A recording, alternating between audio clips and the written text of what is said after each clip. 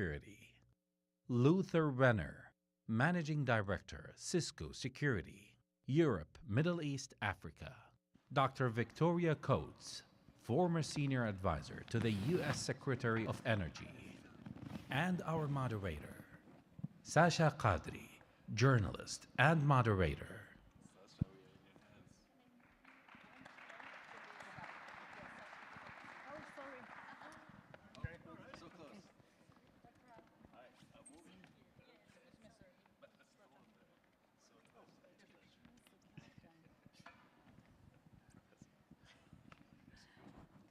Good morning, everyone. Welcome, and welcome to this fabulous panel I have here today. If you cannot hear us in the audience, please do let us know. We are going to speak loudly, but if you can't hear us, please wave your arms.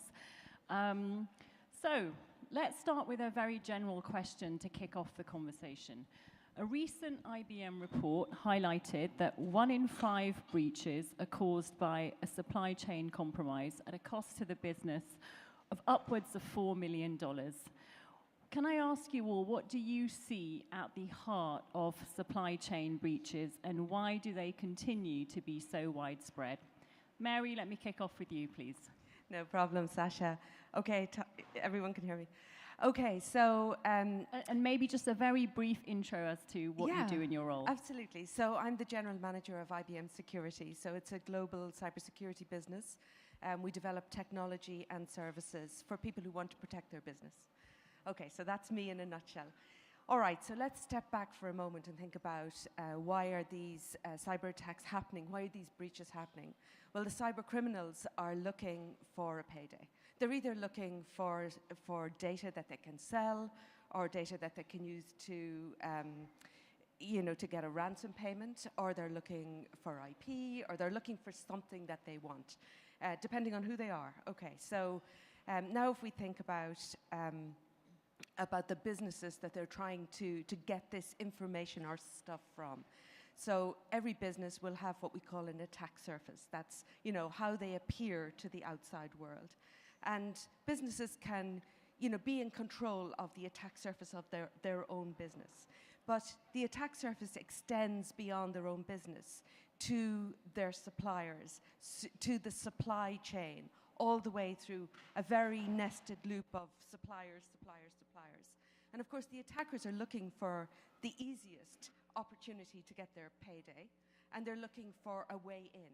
And very often, it's very easy or easier to work their way in through the supply chain, through maybe some smaller supplier who has a less sophisticated cybersecurity program. So that's at the crux of it. Okay, anyone want to add to that? Or, Lothar. Yeah, good morning, everyone. I'm Lothar Renner. I'm leading the security business for Cisco in EMEA, and I'm glad to be here.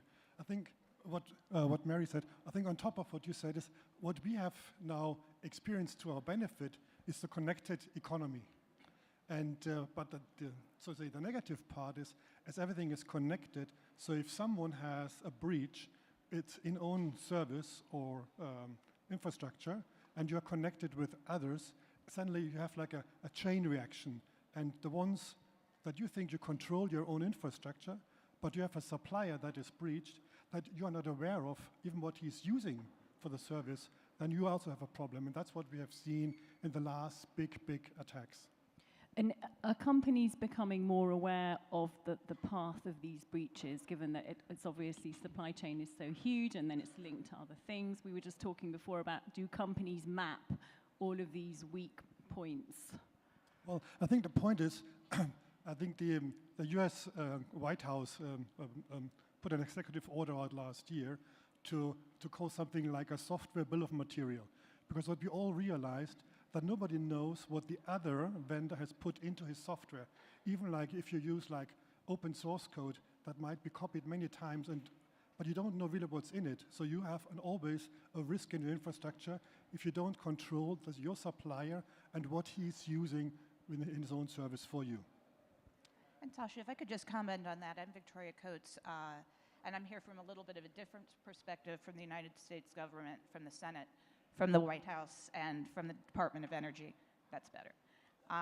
And you might have heard we had an election recently. It was in the news And so one of the things I wanted to come out of this with is recommendations on what, if anything, the Congress should do in conjunction with the White House to take productive steps on this. Because one thing that we've seen over really the last 5 years is that malign actors, be they cyber criminals, be they hostile nation states, are willing to weaponize supply chains in a very dangerous way that endangers us all. So we're very eager to work with partners in the kingdom and around the world on this issue. Thank you. And Ben, let me bring you in, because your career has been focused not just on cybersecurity, but industrial cybersecurity. Are there specific challenges in industrial cybersecurity? Yeah, so Dragos is focused on industrial security, which is really the components and systems that make up things that actuate pumps or temperature or pressure, whether it's in a refinery or a water treatment plant. And the challenge within those environments are the time scales that we're really focused on from a supply chain. We're very traditional on traditionally thinking about a 3 to 5 year time frame for a piece of software, a piece of hardware. In an industrial environment, that could be 15, 20, 25 years. So you have all these latent supply chain challenges that persist for that length of time, can easily be forgotten about as the equipment ages. So that's certainly a challenge that's fairly unique in the industrial side. Sasha, we certainly will see a lot of the challenges that Ben is mentioning in our customer base. So, it's not unusual for some of our customers to have equipment that was, built 50 years ago, and it's working. But it's working and running on outdated, obsolete operating systems, unpatchable operating systems. And we also find that in the industrial sector in particular, there's a very ad hoc approach to how things get updated and patched. And as a result, you can find that pieces of equipment become out of date, and actually unpatched or vulnerable hardware and software is the biggest it's the biggest input point for ransomware attacks. And what, sorry, Lothar. No, I think, just to add what you said, I think the point is that what you see now is that many OT systems have now been connected to the IT world. So suddenly, if you have a breach coming from an OT environment to an IT, many IT systems and security systems are not designed to understand OT protocols. So by opening up, that's a challenge, and many customers, at least in Europe, maybe it's different in the Americas or somewhere else, but in Europe, many CISOs are only responsible for IT. So the OT and the industrial side drive their own strategy, and companies have to come together as one to unify IT and OT security in order to be more resilient. And to your point, Mary, how do companies deal with the risks when they have such old equipment? Because that's a challenge and it's a cost. So how do they manage that? Well, basically, understanding what you've got is the first underpinning of every cyber program. So having a good inventory of what you've got. So you've got visibility, and you understand where your risks are. So you understand the equipment or the infrastructure that can cause the biggest impact to your business, and then you look to protect it. So it's like layers of an onion. You keep your crown jewels at the center, and you build out your layers of protection around your most critical assets, I would say. Yeah, and not to add fear into the conversation, because that's certainly not my intent. But historically, we've had much better control and understanding around our corporate infrastructure, servers, our email servers, our ERP solutions, than the critical systems such as our refinery. So gaining visibility into the assets that are in there has been a challenge that is certainly being felt in the market today. Thank you. Albert, we haven't heard from you yet. You're going to talk more from a national perspective. Talk to us about what's happening in Ghana. Very attached, thank you. Just to also add my voice by... I think you're going to have to... we're competing with some noise out there, Albert. Kind of contextual reflections on the subject matter. I think I head the agency responsible for cybersecurity in Ghana. Both from the regulatory standpoint, but also the developmental mandate as well. And I think the issue of supply chain, third-party cybersecurity risks, primarily we look at it from the concept of dependencies. You know, it's very important we look at. We have primary organizations, for example, a critical information infrastructure owner, but the confidentiality, integrity, or availability of services or operations of these primary institutions are very much dependent on suppliers and partners. And I think that is where we see the risks from the national contextual analysis. It is important that once we have such reflections, then the national response in terms of risk management response ought to be considered in a kind of 360-degree angle. So, for example, Ghana had designated 189 institutions as critical information infrastructure owners across 13 sectors. You know, the usual suspect: telecoms, banking, energy. Now, the concept we adopted to address the issue of supply, third-party, risks, the designation of a CI is not just the operator, but also the suppliers. You know, it has a huge impact. I mean, we have some of the institutions we are regulating who comes up and say, well, but we do not operate, we are not operator. But once you provide, the question is, are you providing a service? Are you, let's say, providing a software that helps these operators run? And if your software system, for example, is not available, will that affect the availability of the critical services that is being rendered to the country? Once you run them through the analysis, then they settle. They come to appreciate that, yes, they are not operators, but they are a core component of this critical ecosystem that we're looking at. And I'm saying I'm looking at it from the national angle. My headache is really to protect the national system, the banking infrastructure, energy, that runs our economy. And I think that has led us to developing what we call a baseline cybersecurity requirement that also applies to third-party providers. Sometimes we find a bit of challenge because you have multinationals also providing services in your country. And I want to be very candid. Again, my reflection is from a certain context. Ghana is heavily dependent on technologies produced elsewhere, right? So it's likely that most of the systems running our critical services are actually what? Owned and hosted outside the country. How do you ensure that some of these regulatory measures applies to them, but does not also undermine their what? Operations in the ability to offer the services to you?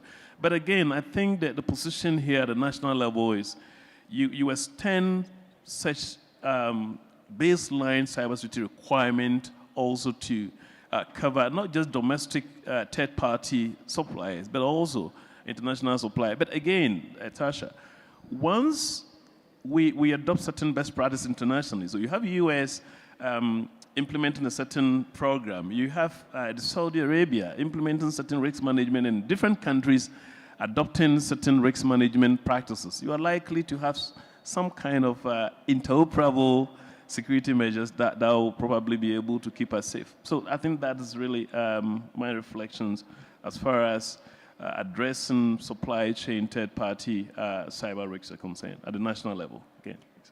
Thank you. Well, you mentioned the third-party risk. Lothar, I'd be interested to ask you, what advice do you give your clients on third-party risk? How are they supposed to isolate that risk?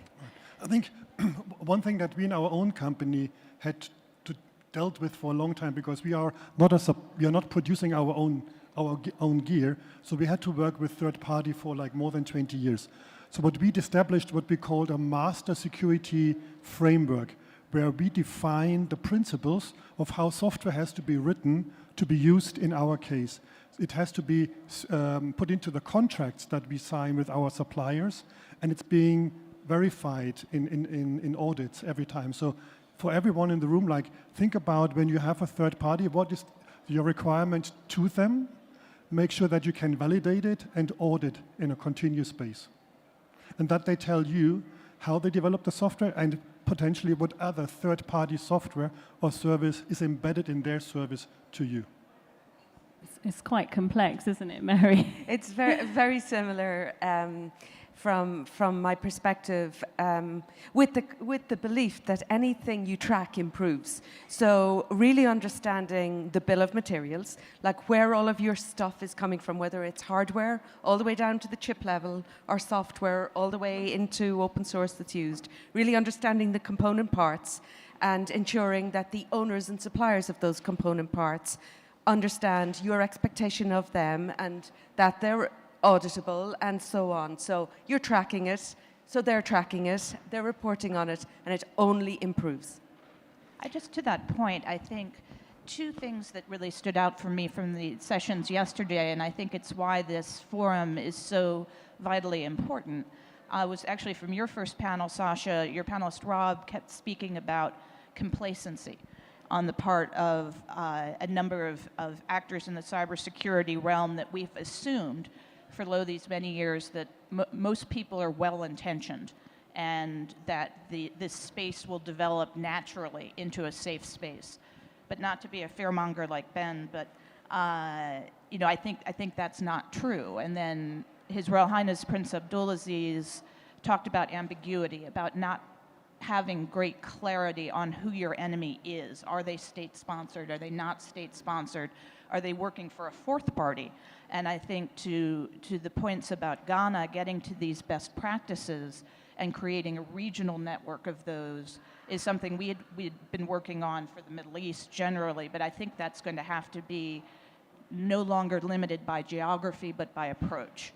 And so that's why I think this is a critically important opportunity for us. How does that work in practice, not limited by geography, but by approach? How would that work?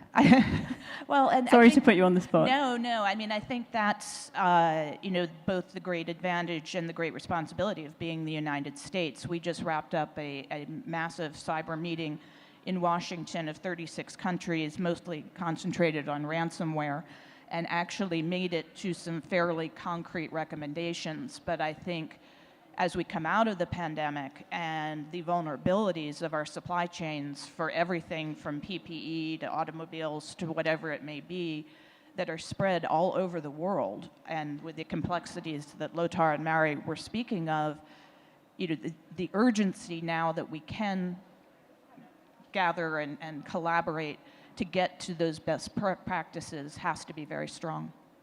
What do you think things like SolarWinds have taught us? What have the learnings been from that? Because we sit here and we talk about what needs to be done and what companies are doing, and then you have SolarWinds, and then you think, right, what were the learnings from that, Ben? Yeah, I'd say the pervasiveness of SolarWinds being attacked is really not just that SolarWinds is attacked, but all of their customer base is attacked. So it's not impacting one or two companies. It's affecting the global market in many ways. And that's the challenging aspect of the amplification around that. And then it's a question of, is it about data or is it about disruption? And if it's about disruption and you're looking at that scale, then that's a really significant event.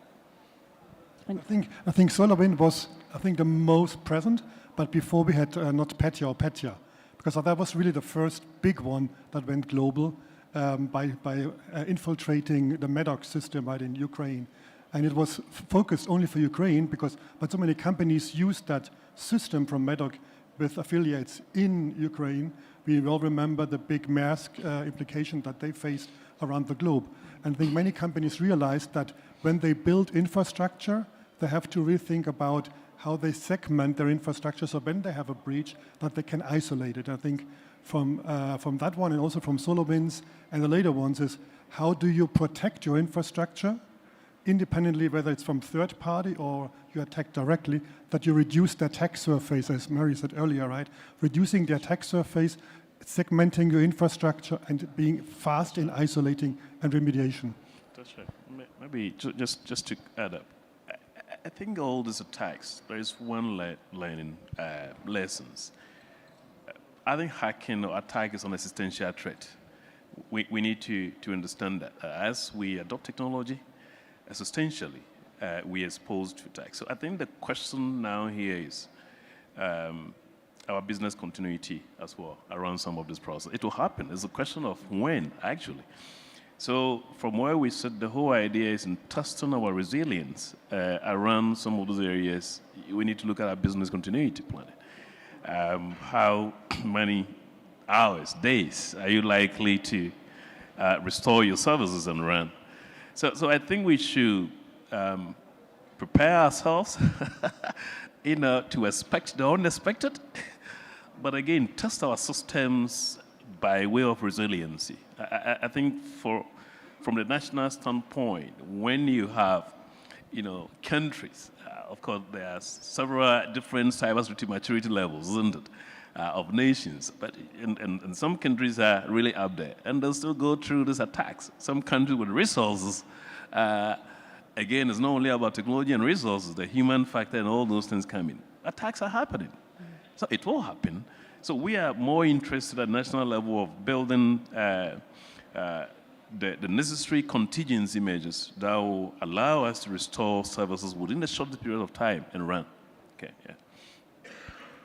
Ben, were you going to come in? Yeah, so a lot of the supply chains attacks, really all the supply chains attacks we've seen to date has been focused on traditional IT infrastructure, IT systems. We've yet to see it on the industrial side, which is a good thing on the OT side. However, we're starting to see indications of that. Dragos identified a piece of malware called Pipe Dream, and that is focused on impacting PLCs or controllers within these industrial environments. That by itself is pretty terrifying. But as we did our research, we found that the software that was really focused on attacking was not on that individual controller, but on a subcomponent that's spread across hundreds of vendors on thousands of product lines. So that becomes a real challenge when you think of what does supply chain look like in these industrial environments that last for 10, 20 years within this infrastructure. Will I go? Okay, so I would say one of the things we've really learned is, you can have huge defenses around your business and the supply chain, and have all kinds of sophisticated means of looking to block and tackle. But we've learned that there's always a way in, and the adversary will get in. Yeah. So it's as important to have the capability to actually track what the adversary is doing, to firstly understand where your crown jewels are, make sure that they're protected, but also have the capability to watch for anomalous behavior within your business so that you can find that attacker, so you can find that threat and you can alleviate it. You can minimize the damage and you can really cut it down to a minimum. But I think I want to point another very critical point. Many times, so first of all, we all get hacked one day or the other, right? So the point is, the best way you can do is always to protect yourself and find anomalies. But there's one simple thing that many companies struggle with, because many attackers use vulnerabilities that are even known in the market. But the companies really struggle to prioritize their vulnerabilities. So which patch do I need to do? I don't have the time. So I think look back into your own infrastructure. Where are your most vulnerable known risks? And go after those first, next to all the things that we discussed earlier. And many companies today still struggle to do so, or they are focused on other things. Is that struggle down to budget, down to time, down to resource? Like in a normal enterprise company, you have maybe 10,000 of vulnerabilities that your system is telling you. So hallelujah, right? How do you select the right one, right? What is the priority? And companies start to look into that. But in the past, they just were looking, okay, how can I secure? How can I reduce the attack surface? But going after the vulnerabilities, the right ones, I think that's critical next to what we discussed before. Mary. So I would boil it down to this. Ransomware is the top attack type that we're seeing in the market at the moment, and it's been the same for a few years. And the three primary ways in are unpatched vulnerabilities, stolen credentials, and phishing attacks. That's where you get an email that's got, click on the link, and you click on the link and you download a payload, a malware payload. So they are the three big ingress ways. So if you patch your software and systems, you look to have strong credentials, multi-factor authentication, really up the level of security around your identity and access management system. and you educate your people not to click on a link, and you test them. So you make sure that, you know, you're trying to see how quickly and how often can you get them to click on a link. So you up their muscle memory to not click on those links. Then you've actually protected a level of your environment, I would say. Yeah, and certainly in big corporations where they have the budgets to do that, you do get the phishing emails, you fail them, then you have to do the online IT quiz, whatever. But in the medium size and the smaller companies, that may not always be the case. So are they the kind of companies that are then more vulnerable to attack? Definitely. Like I remember a case in Austria, without going into details of the customer name. We were in discussion with the customer for a long time, right, where they should invest. And the board didn't release the budget. Then they got breached seriously, stolen data from their own and from their customers, and suddenly then the board acted. So I think in the smaller companies, they do kind of a risk assessment. Oh, how much is it that I really get attacked or not? But they get attacked, and then they get breached, and data is stolen, and then they are in a trouble zone. So today I would say in smaller companies, it's still a board or an owner's challenge that they see the necessity to do it. Well, and I think just on Mary's point, I mean, the ransomware is what an old boss of mine would have called a known known. We now know about ransomware. We know these are the three principles. And it's when we get into the unknowns that I think, to Ben's point, that's the conversation we really need to have, both in a public forum, but then, you know, in a weedier fashion. How can, you know, the United States help with our partners to start to guard against what's coming down the pike? And that's really what I think Washington will be grappling with in 23. I'm aware we have just 5 minutes left of our conversation, and we haven't really touched yet on zero trust, which I know is a very critical part of addressing this situation. Mary, I'd love to get your thoughts on it. It's very important for you at IBM, right?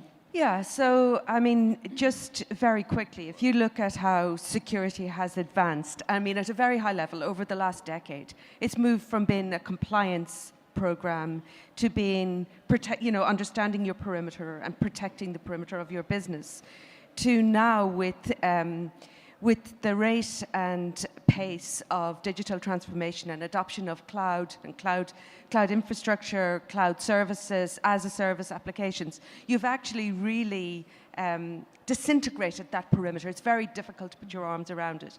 Now, couple that with the fact that some companies have been around for a very long time and have very old networks that were created long before people were aware of network segmentation and the tricks of the trade to stop an adversary from moving around. So really, rethinking security means you've got to consider the opportunity for the adversary to get in this modern environment.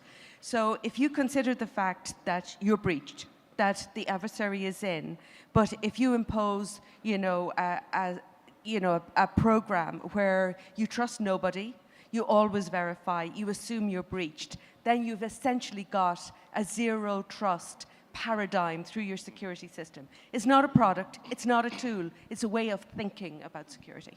But that's a big challenge for many companies. Specifically the word zero trust. I think I spoke to customers that they said, I cannot change my company's culture of trusting to not trusting.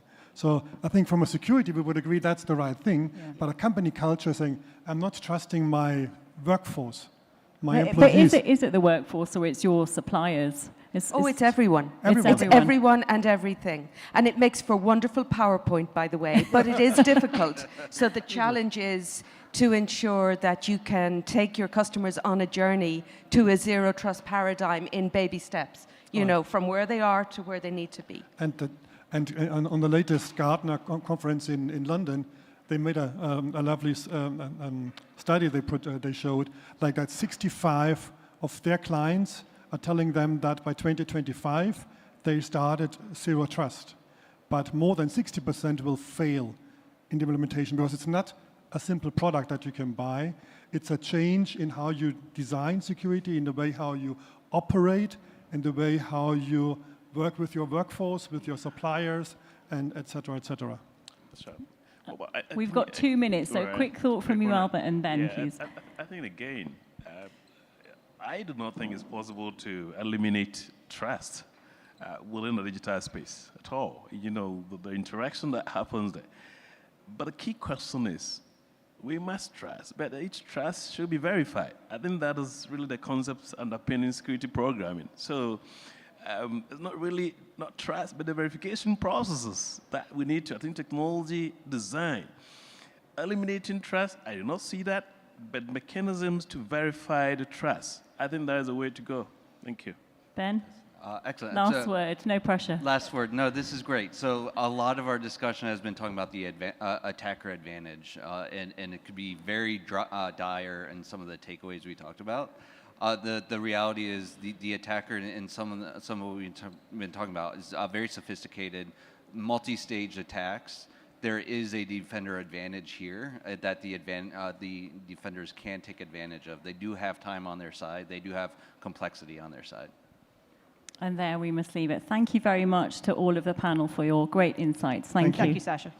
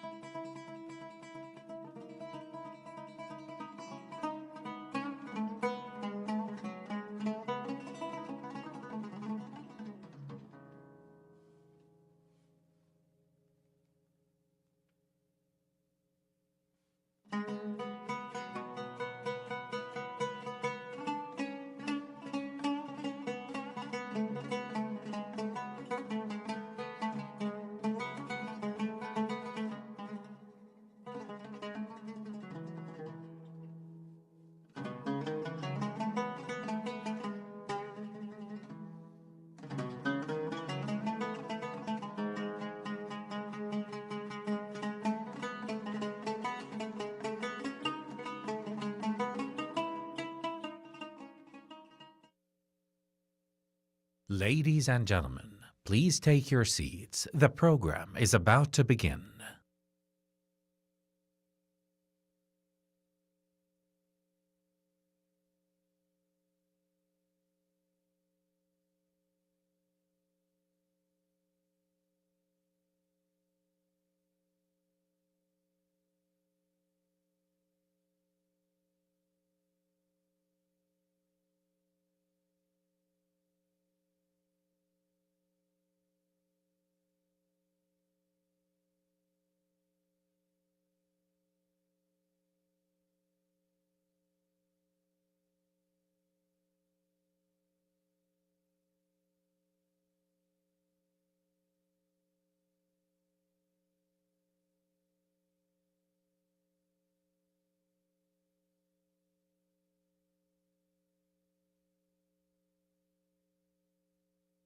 Your Excellencies, ladies and gentlemen, we will begin the panel discussion.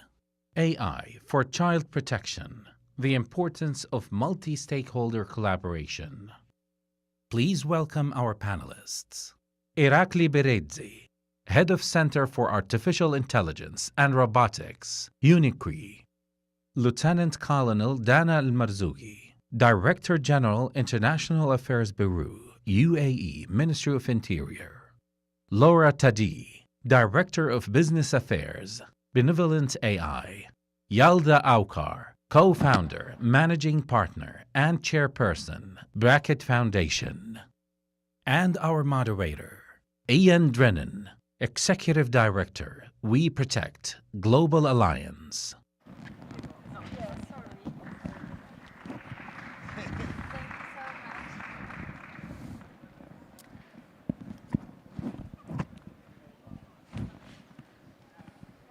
So, hello everyone. Welcome to this wonderful session on where we're going to talk about collaboration. We're going to talk about artificial intelligence. And just quickly to introduce myself, We Protect Global Alliance is the largest and most diverse international network focused on ending child sexual abuse online.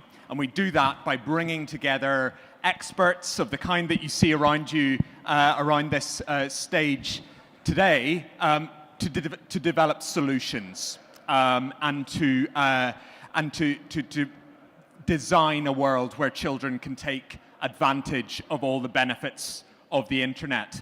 And I was very struck by Professor Mary Aitken's opening session yesterday, where she talked about the human factor in cybersecurity. And I think that's what we're going to look at today, that interface between the human and the technological. Because children are more exposed to technology than ever before. We're seeing in many parts of the world where technology is leapfrogging, and you are having children who are more adept and more skillful in technology than their parents, than their teachers, than law enforcement. This opens up threats to security and privacy, abuse and exploitation in particular. But this panel is going to talk about opportunities. And we're going to focus on how we can harness artificial intelligence and other kinds of technology to fight child sexual abuse online and indeed prevent it. So working with government, working with civil society and technology to invest in and implement these kind of tools. So first of all, I'm going to hand over to Lieutenant Colonel Dana, who's going to offer a government perspective on how to address these kind of harms. Lieutenant Colonel.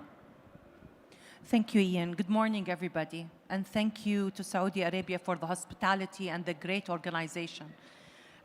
When we talk about a multi-sectoral approach, I will be reflecting as a government servant, but particularly as a law enforcement officer. As a law enforcement officer, multi-sectorial approach, working with stakeholders, collaboration is very critical when a child is at the center of the problem. Using artificial intelligence is very crucial because working with caseloads, working with a lot of decisions that has to do with early detection and with investigation require the use of technology. We are fighting a problem that's happening in the technological sphere using technology. But artificial intelligence is not the sole decision maker when it comes to a child at harm. There has to be the human element, and we as law enforcement officers should make sure that we work with multi-stakeholders in order for us to be able to deliver. So allow me to reflect on three factors or three elements of collaboration when it comes to law enforcement and working with stakeholders. The first is law enforcement and law enforcement together. We need to talk to each other.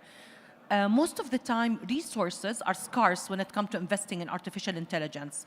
Not all countries are able to invest in artificial technology.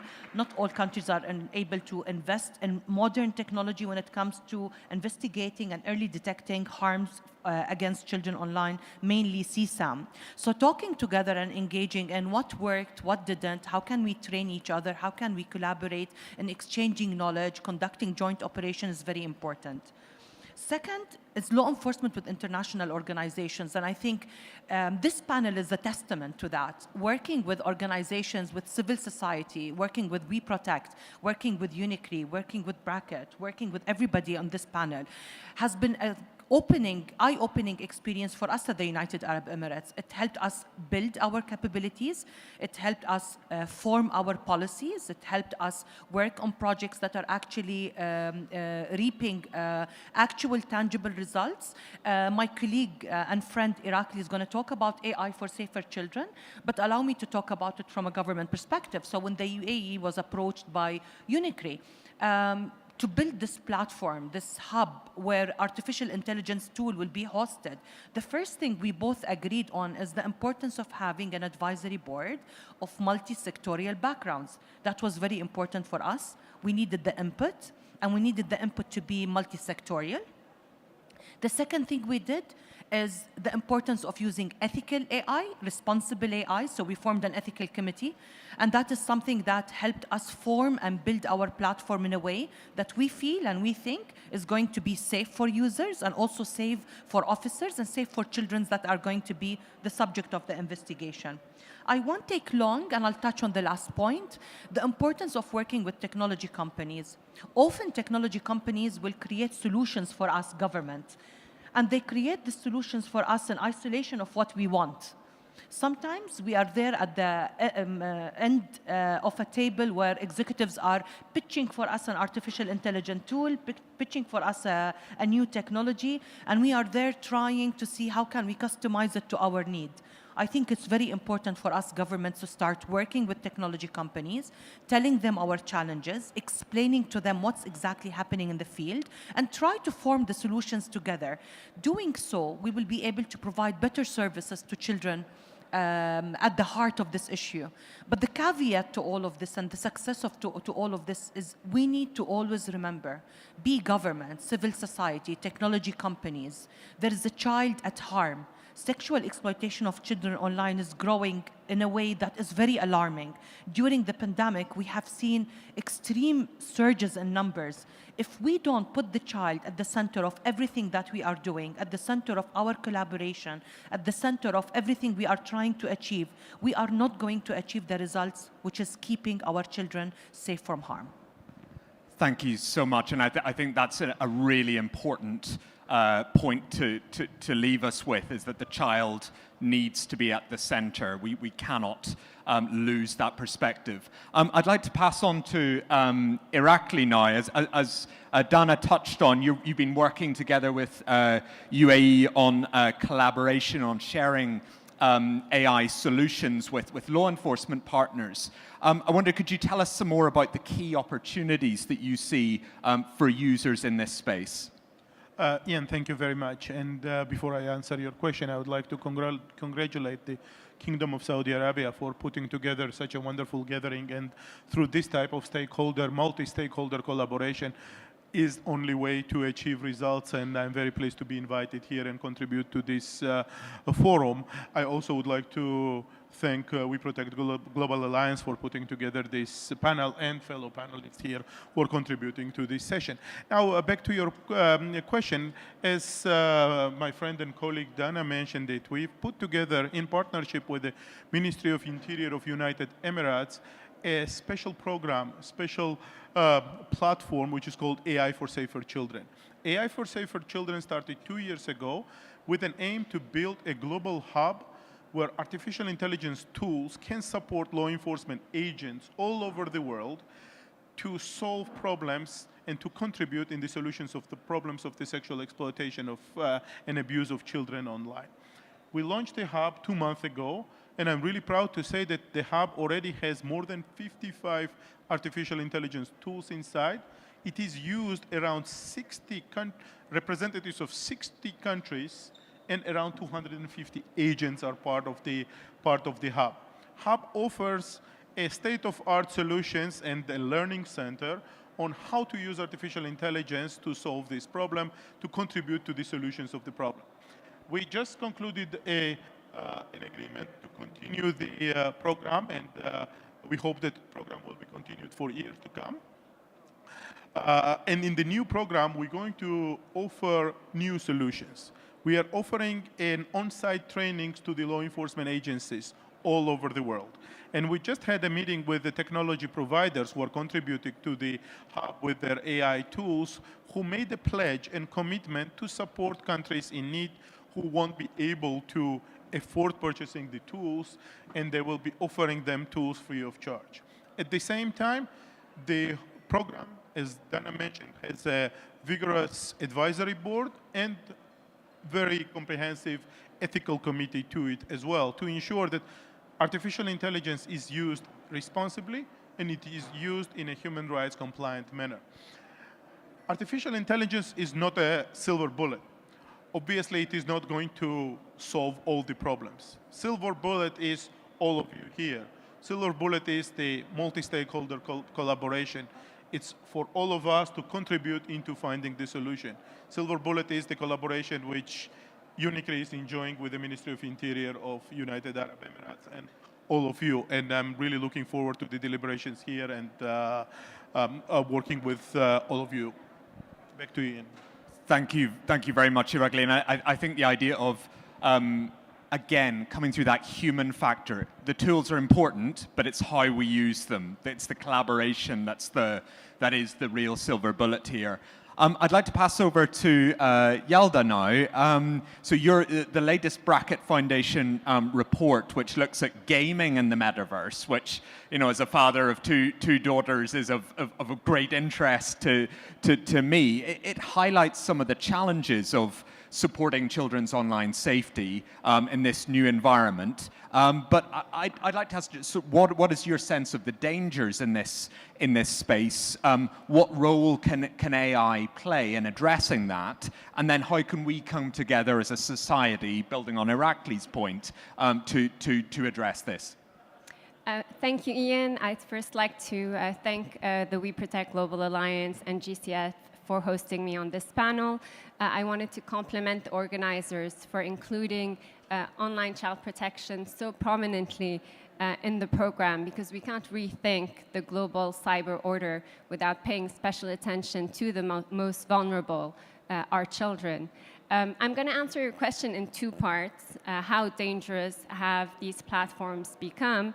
The short answer is very. And what role can AI play? AI can play a very important role to safeguard our children, but as Irakli said, AI alone is not a silver bullet. I'll walk you through how big gaming and the metaverse industries have become. So gaming and the metaverse industries are two of the fastest growing industries in the world. There are over 3.2 billion gamers, and 30% of them are under the age of 18. It's the fastest growing segment of an already imploding pie. Gaming today is very different to gaming in the 90s, when most of us in this room were growing up. When we were growing up and, you know, logging into our Nintendo consoles, for example, games had a beginning and they had an end. Nowadays, games are not that simple. They're social networks. They're platforms where children log in to hang out, to make friends, to collaborate with other friends, to generate content, to make in-app purchases, to watch a Travis Scott concert, and they do so expecting to be safe, but they're not. When we published our 2019 report on how to leverage artificial intelligence to combat online sexual abuse of children, Bracket Foundation already sounded the alarm that these platforms, where children and adults are mixing in a predominantly unmoderated environment, were really hunting grounds for predators, where children were falling victims to different harms like online grooming, sextortion, generating CSAM, and the implosion of CSAM, child sexual abuse material, that we've seen over the last decade has increased 10,000-fold. And this is happening on platforms that are among the best funded platforms in the world. Gaming in 2021 generated over $200 billion in revenues. That's more than the music and movie industry in North America combined. Metaverse is expected to generate over $600 billion by 2026. That's nearly the GDP of the Kingdom of Saudi Arabia. But most of these platforms, instead of allocating resources to to solutions for protecting children, are driven by different KPIs. They're driven by increasing in-app purchases, increasing growth, and are not really allocating the appropriate resources to designing the safety protocols that are required on these platforms. And to answer your question about what role artificial intelligence can play, maybe what I can do is walk you quickly through what our researchers experienced when we logged into these platforms for the purpose of our second white paper, which looks at the growing threats on the metaverse and gaming. So let's start with the first gaming platform. So on a gaming platform that we experienced without naming any names, all parental controls are turned off by default. The burden is on parents to make sure that these controls are turned on. So effectively what happens is in order to activate the parental controls, you have to navigate through 3 menus, 13 subcategories, and obviously that requires a certain level of digital literacy. On the VR platform that we researched on, within minutes of logging onto that platform, we experienced abuse. There was one avatar that was raising the middle finger, another avatar that was throwing racial slurs at us. We interviewed a journalist that went undercover as a 12-year-old girl on another augmented reality platforms. And again, within minutes of logging in, she experienced verbal abuse, assault. There was one user that said, "Oh, 12-year-old girls, that's just my thing." And let's not forget that trauma that we experience online is no less severe than trauma that we experience in the real world. So let's go to solutions now. And obviously, our white paper highlights numerous solutions that exist. I can walk through a few. So there are, image recognition softwares and voice recognition softwares that can be used on device. One specifically that we looked at called Privately, where the data stays on the device that recognizes if it is indeed a child or an adult logging into a child's gaming platform or metaverse platform. Another solution that we looked at is an NLP solution called Game Safer that can alert parents if the child is experiencing some sort of distress on these platforms. Another solution, also an NLP solution called Safety Net, prompts children to reconsider their actions before following through. So for example, if a child is taking self-generating child sexual abuse material, they will prompt them, "Are you sure you want to send this image over?" before happening. Or something very simple that these platforms can do is just design code that prevents an avatar from raising the middle finger or removing their clothes. But as Irakli said, AI is not a silver bullet at all. If there are clear legal and policy frameworks in place that ensure that companies are embedding safety by design protocols into their platforms without clear legal and financial ramifications for companies that fail to do so, then obviously companies are not incentivized to prioritize safety over unhindered growth. And I'd like to end by saying that we're actually at an inflection point. There's a huge surge in these platforms that's occurring, and without urgent reforms on how these platforms are designed, moderated, and held accountable, we are sleepwalking into a new era of online abuse of children. Thank you. Many thanks, Zelda. I think there's a huge amount of food for thought there. And I'd like to sort of shift now in terms of context. So Laura, you work at Benevolent, which has a huge amount of experience in applying AI to the health sector. You've also been working with the Global Partnership on AI. For you, what are the key lessons on international collaboration and how to apply this to child online protection? Yeah, thanks, Ian. And first of all, I would like to echo my co-panelists' thanks to the Kingdom of Saudi Arabia for organizing this event and to We Protect for the opportunity of joining this panel. By all means, as you say, Ian, I've been very privileged to witness firsthand how AI-driven innovations are really changing both the public and the private sector. And this is thanks to the experience of working at Benevolent AI very closely with our CEO, Baroness Joanna Shields, who's also the founder of We Protect and a board member of the We Protect Global Alliance. But also thanks to my experience in working inside in Baroness Shields at the Global Partnership on AI, where she has been co-chair for the past 2 years. Very quickly, just to give you all a little bit of background, as Ian was saying, on one hand, Benevolent AI is a leading clinical stage AI-driven drug discovery company, where essentially what we do is applying advanced artificial intelligence and machine learning to cutting-edge science in order to decipher complex biology, and in so doing, reach novel and more efficacious treatments.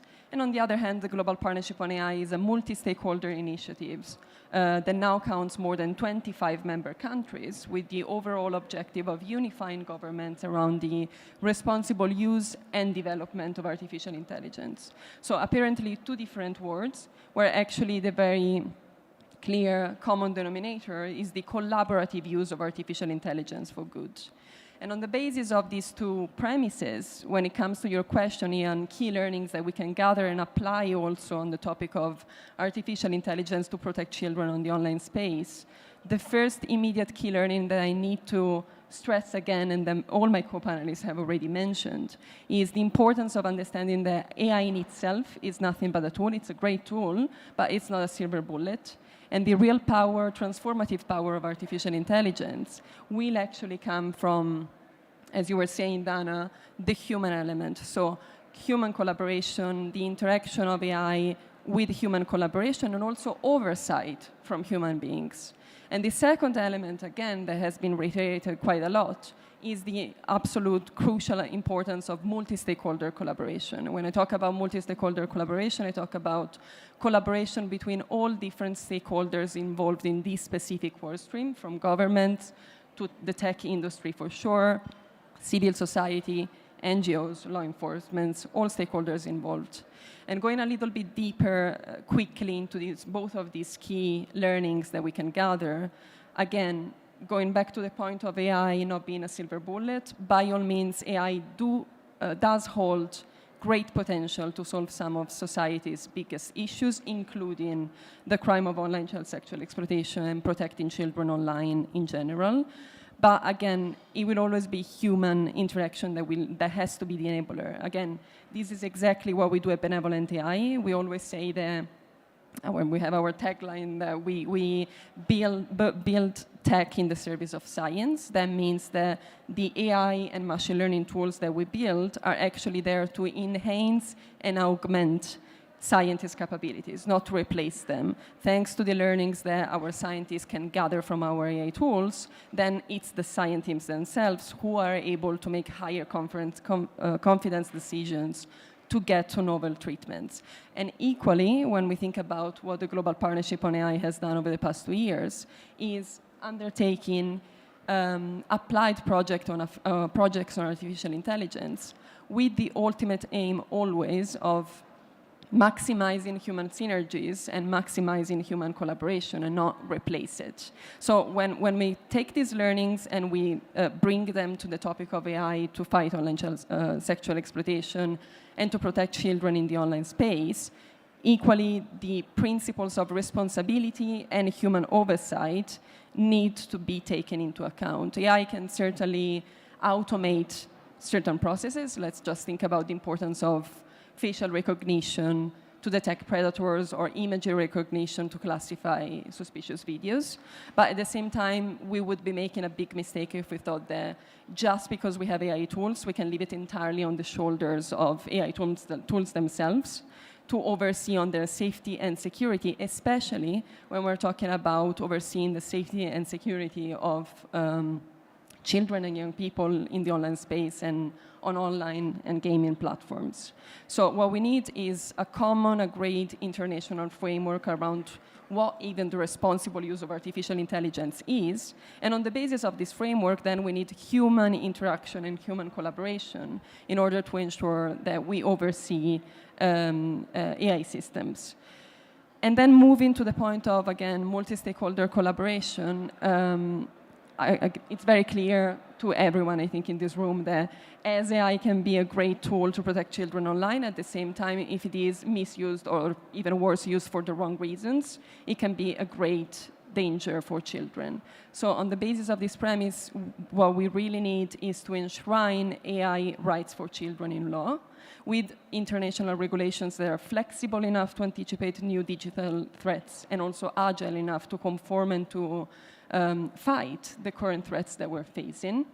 And this is a key point where governments can really play a central role in making sure that we do create, again, common international frameworks and agreed standards. I'm going to give some numbers, which I think are always useful to frame the issue, and I can refer to a project done by UNICEF in 2020, where basically as part of their overall AI for Children project, they analyzed 20 different AI national strategies.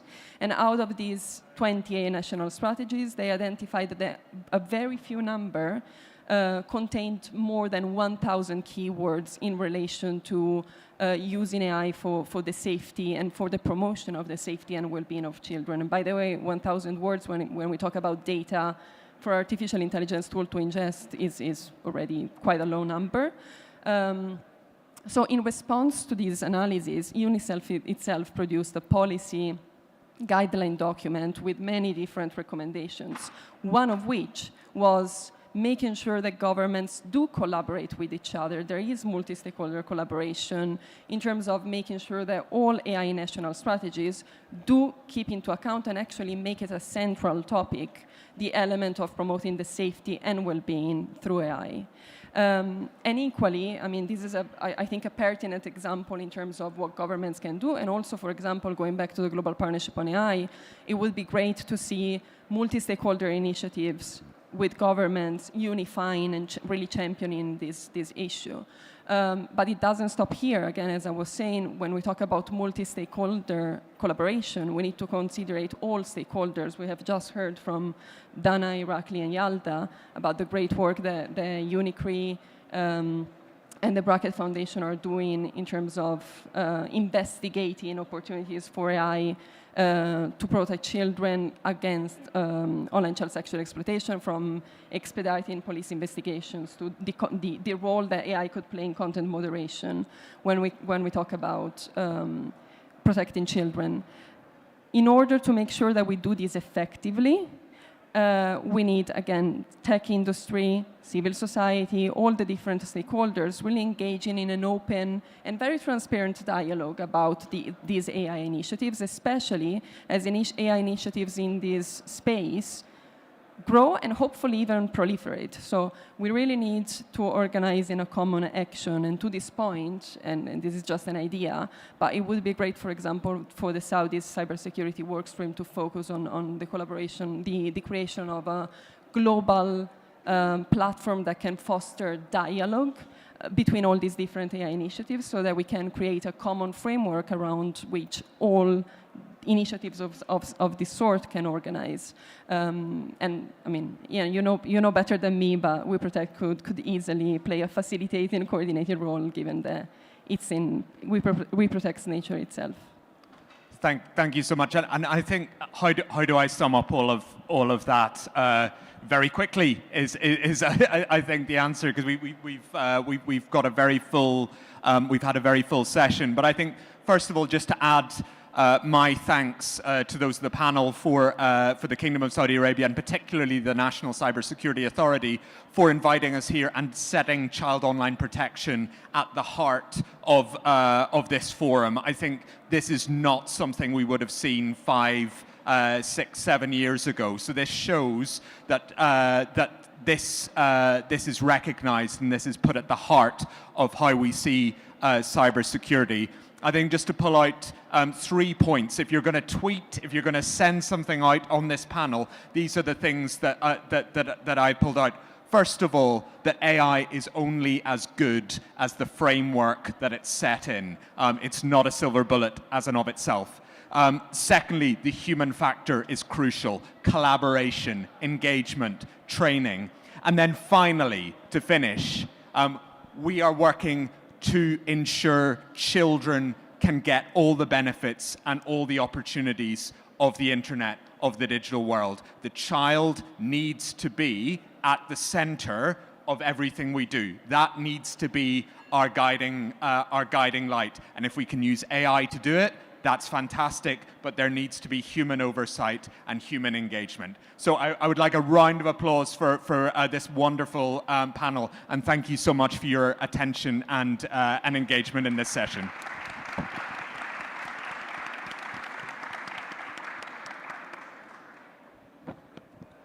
Thank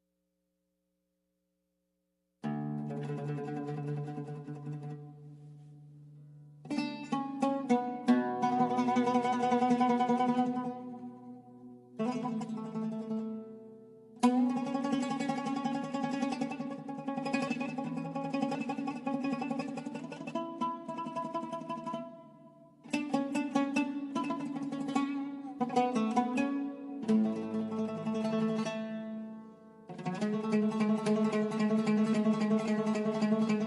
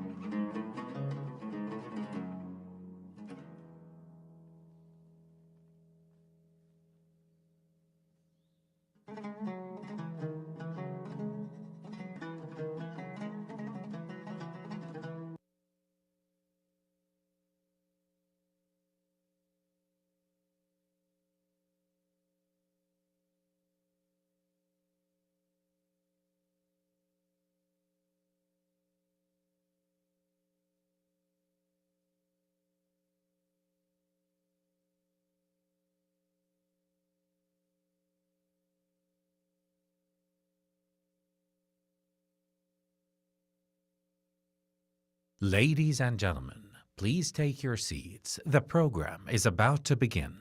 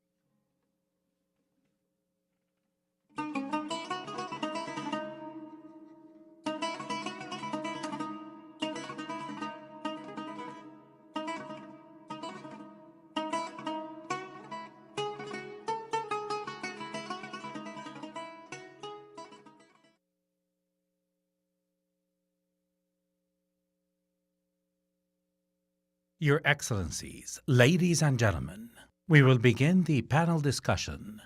Mind the Gap, identifying and responding to the challenges for women in cybersecurity. Please welcome our panelists. Olga Botero, co-founder and chair, Security. Juliette Wilco, CMG, Cybersecurity Ambassador, Department of International Trade, United Kingdom. Anna Maria Mishkorti, Head of Marketing, Communication and Engagement, Fangit. And our moderator, Stefan Dutcher, Partner and Associate, Director, Cybersecurity and IT Infrastructure, BCG.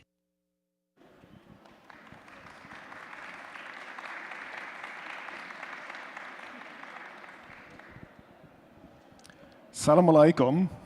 Good morning, bonjour, and muy buenos dias.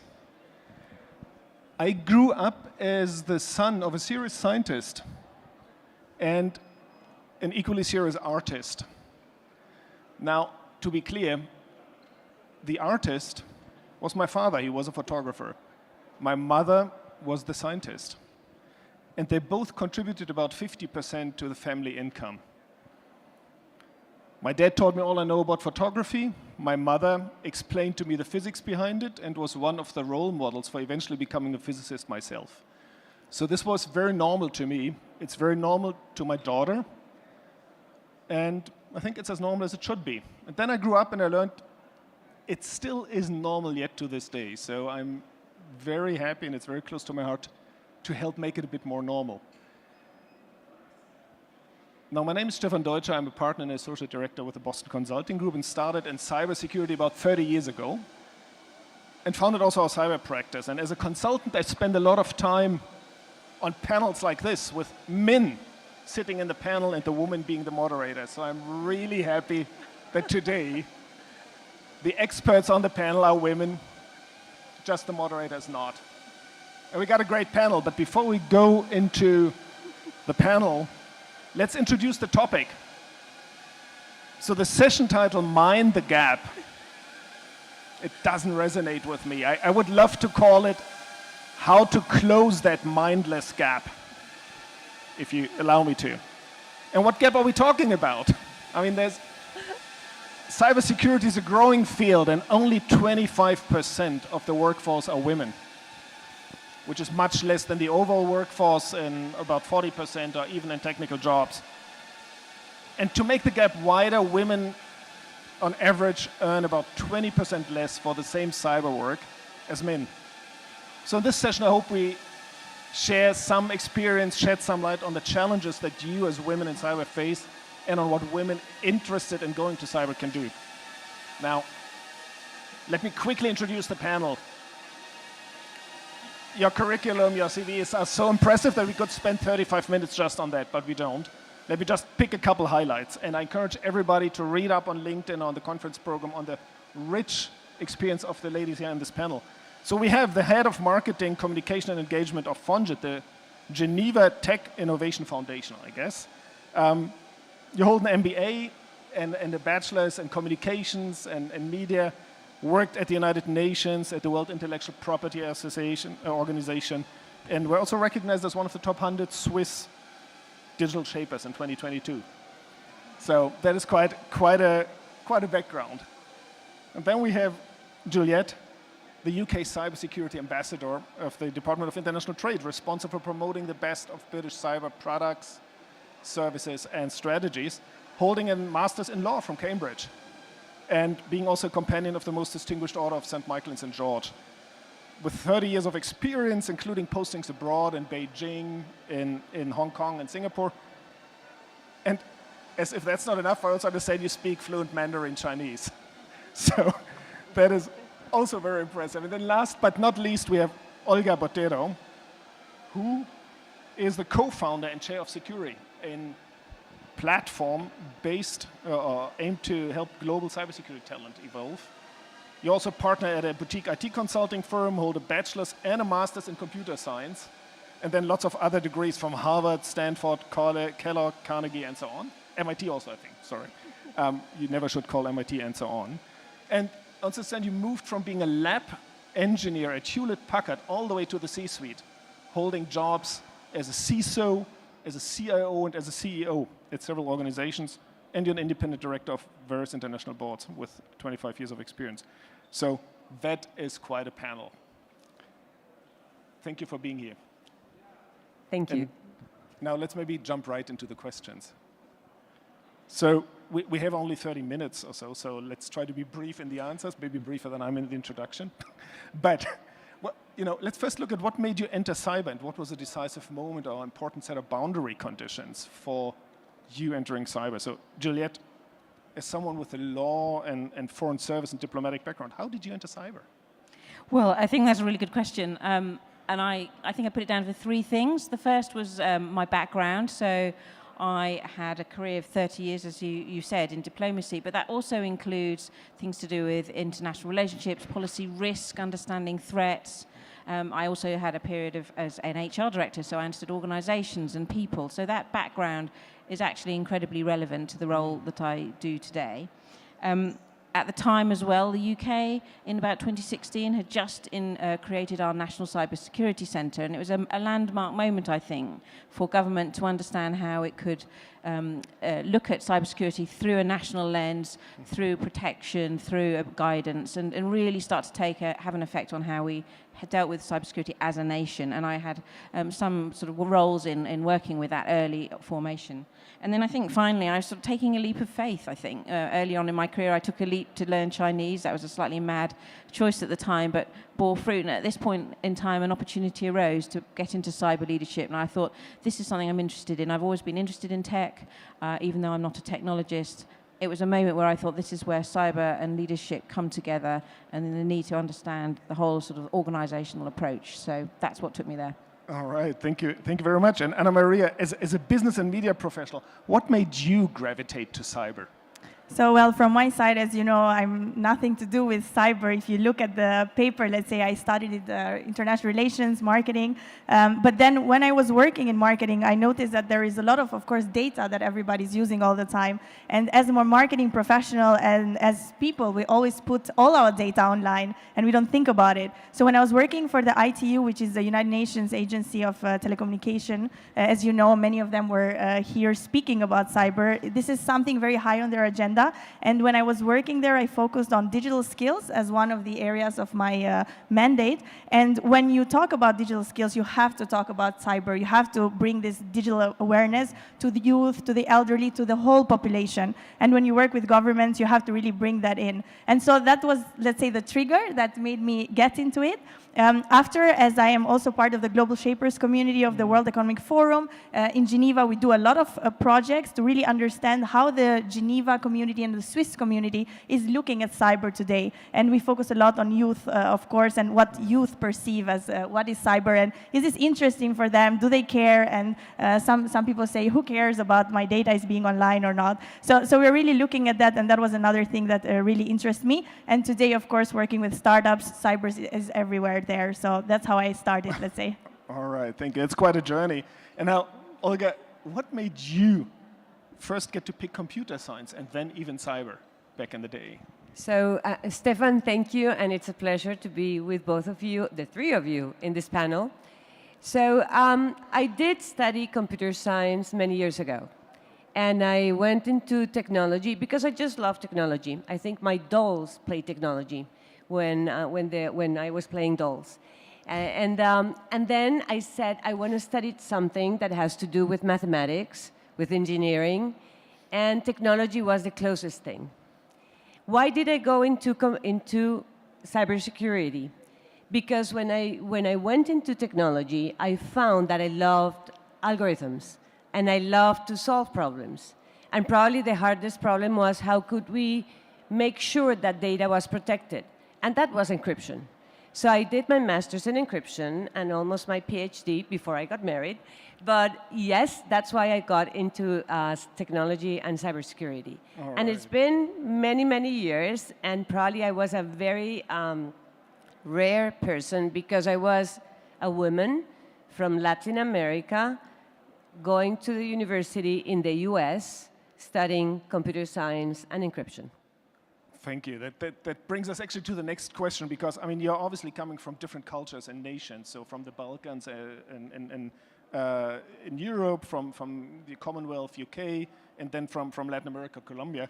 So what was the biggest challenge or hurdle that you experienced on your way to cyber, and which ones do you currently see for women wanting to enter that field? So maybe Anna Maria, yeah, so from my side, maybe I can tell a quick anecdote. There was this Albanian girl, and I'm from Albania, so I met her many years ago. 90-second anecdote. And exactly. And she told me that she wanted to study computer science, but then she was the only one or out of 3 women in the university. Then when she went to work for an IT company, she was the only one there. And so eventually she gave up. She went to study policy. And then many years later, I met her at a cyber event, and I said, how come you came back? And she said her passion really led her to come back. So I don't like these questions, to be honest, about challenges, because I find that we always focus on the challenges and what stops us, and I think we know what the challenges are, so we should really focus on these stories like hers, that your passion keeps you and you come back. So let's forget about the challenges and really focus on being those role models that we want to see out there. Cool, thank you. And Juliette?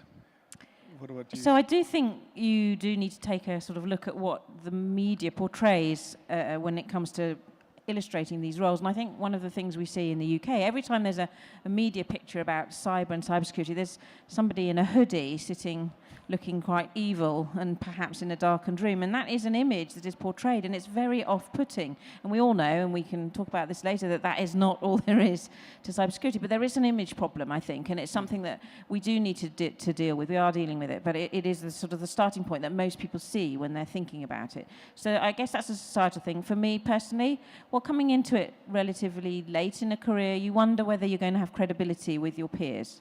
You wonder whether, and particularly if you're not non-techie, how's that going to feel for other people? Well, as I found, it isn't an issue at all. There are lots of reasons why it's not an issue, but it is something that you do think about. And I think the more we can spread that idea that it isn't an issue, there are leadership roles for a wide range of skills, and credibility is actually easily won. All right, thank you. And Olga, what were hurdles or challenges you experienced or see now? Yesterday, I was sitting on the other side, on the other room. And at what point I looked at the row in front of me, everyone who was sitting besides me, and then everyone who was on the back. And they were all women. And I couldn't believe it, because probably when I started my career, I did not see so many women sitting on a room. So we see that there are hurdles, and I imagine that many of the women sitting here from the kingdom and from any of the other countries have had the same issues that I had when I started. Because probably 30 years ago, I was the only one sitting in the room. And yes, I had long hair. I did not have it short. And I tried to be very feminine in a men's world. The hurdles, I think, are there, and probably first is perception, because we believe that there is a cultural perception. Mm-hmm. And we just have to ignore it, I think, as a woman. And we just need to go and do our best work. Second, there are differences, because even today in the world, salaries for women in cybersecurity are lower than for men. There are studies that show that they are between 16 to 17 or even 20% lower than for men in many countries. So that was a hurdle that I culturally had to live with. So not just the perception, but also the differences in salaries and in positions. Then thirdly was probably, how can I get to the top if I want to be and go to the top? And there is this whole perception that I cannot do it. And probably you mentioned something already that it's very interesting, because it's all about trust. But the first thing that we as women need to do in trust is we need to trust ourselves. Mm-hmm. And if we trust ourselves, then we can really reach whatever we want. So let's not pay too much attention to the assumptions and the culture, but trust ourselves that we can do it. And that's probably what happened to me. Thank you very much. That reminds me of a saying of Henry Ford: if you believe you can do it, or if you believe you cannot do it, you're probably right. Now, you come from different cultures, but also from different educational backgrounds or disciplines. So you as a computer scientist, you with a business, media, comms background, and you with a law background. So technically only 1/3 of you is actually hardcore tech background. And 2/3 are law and comms. So that reflects an analysis we did at the Boston Consulting Group, that about 1/3 or 1/4 of the cyber breaches are due to technical failure. The rest is people, process, and organization. So how important is a deep tech background for women wanting to enter cybersecurity? And Olga, let me start with you again, just quickly. I mean, you wrote your master's thesis on cryptography when it wasn't a thing yet, right? Now, do you have to be a hardcore tech person or even a geek with a hoodie to get traction in cyber? There are cases and certain roles that will require us to be very techy. So if we want to be a forensics person, if we want to be in a red team, if we want to do very hard and very specific defense work, yes, we need to be technical. However, if you want to lead a team of cybersecurity specialists, you need to ask the right questions. And therefore, you do have to have a certain degree of knowledge of cybersecurity, but probably you need to be a better leader than a techie. Thank you. So I would say choose whatever you want. Cool. Thank you. I mean, that brings us actually to you as a serious policy expert. So was not being a techie a hurdle for you entering cyber? Well, cyber needs policy too. So, policy, whether it's to do with standards or skills or education or, negotiations, policy is all part of cyber as well. So policy is very valuable. But so are the other things you mentioned. People are one of the main things that you need to deal with in cybersecurity. So having an organizational understanding, having a people background, having some of those soft skills, having that ability to present to a board, these are actually pretty critical as well. So one of the things I've discovered is that the range of different skills required and the kinds of jobs you can do are actually really, really varied. So I completely agree with Olga that the need for tech skills is critical for a great number of jobs, but so are the needs for all sorts of other skills, including law, when you're in the cybersecurity field. All right, thank you very much. And Anna Maria, last one goes to you. I mean, there are perceptions of cyber being a boys' club, of people who are good at coding and, let's say, less gifted at communicating, right? Now, given your work with various entrepreneurs and professionals, do you think a background in comms and marketing helps or hurts a career in cybersecurity? Yeah, definitely. So I own a hoodie, by the way, just to clear the record.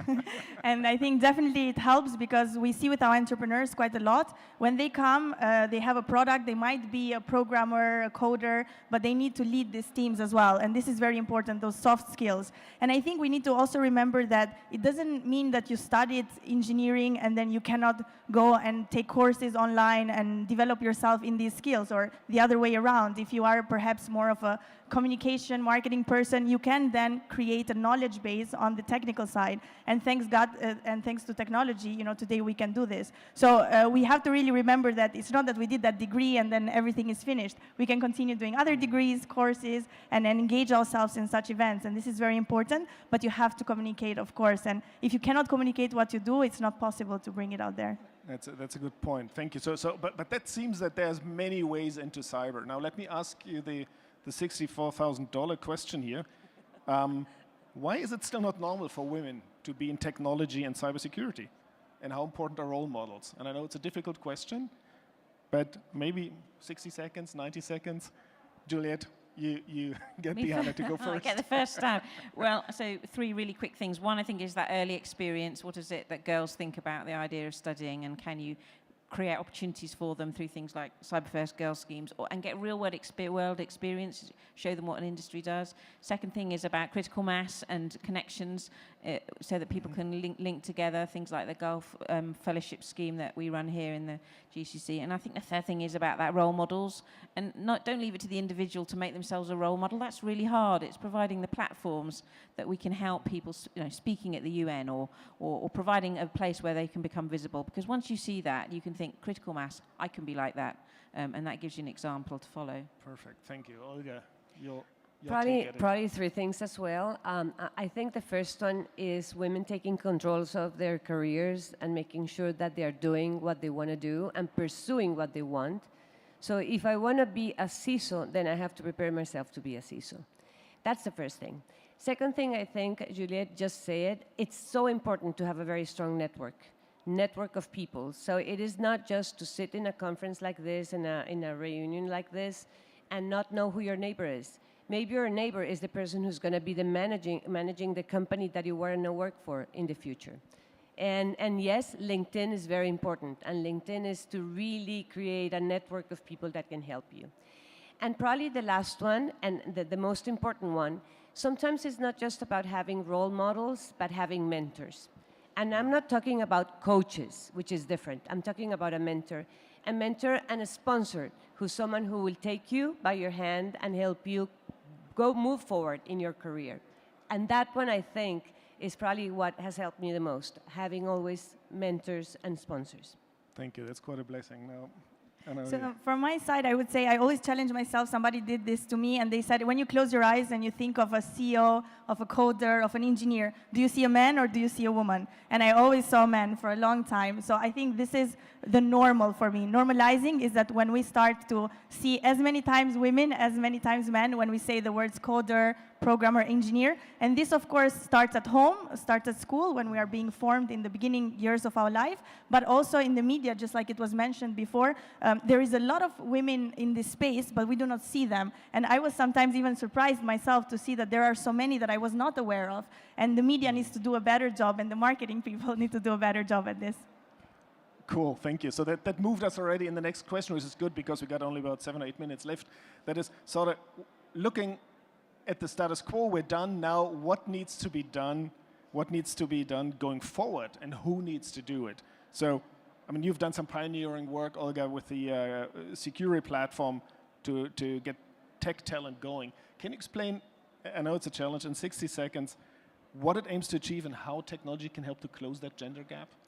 We need to get more women into the workforce. We are closing a gap of almost 4 million people that we need in cybersecurity globally.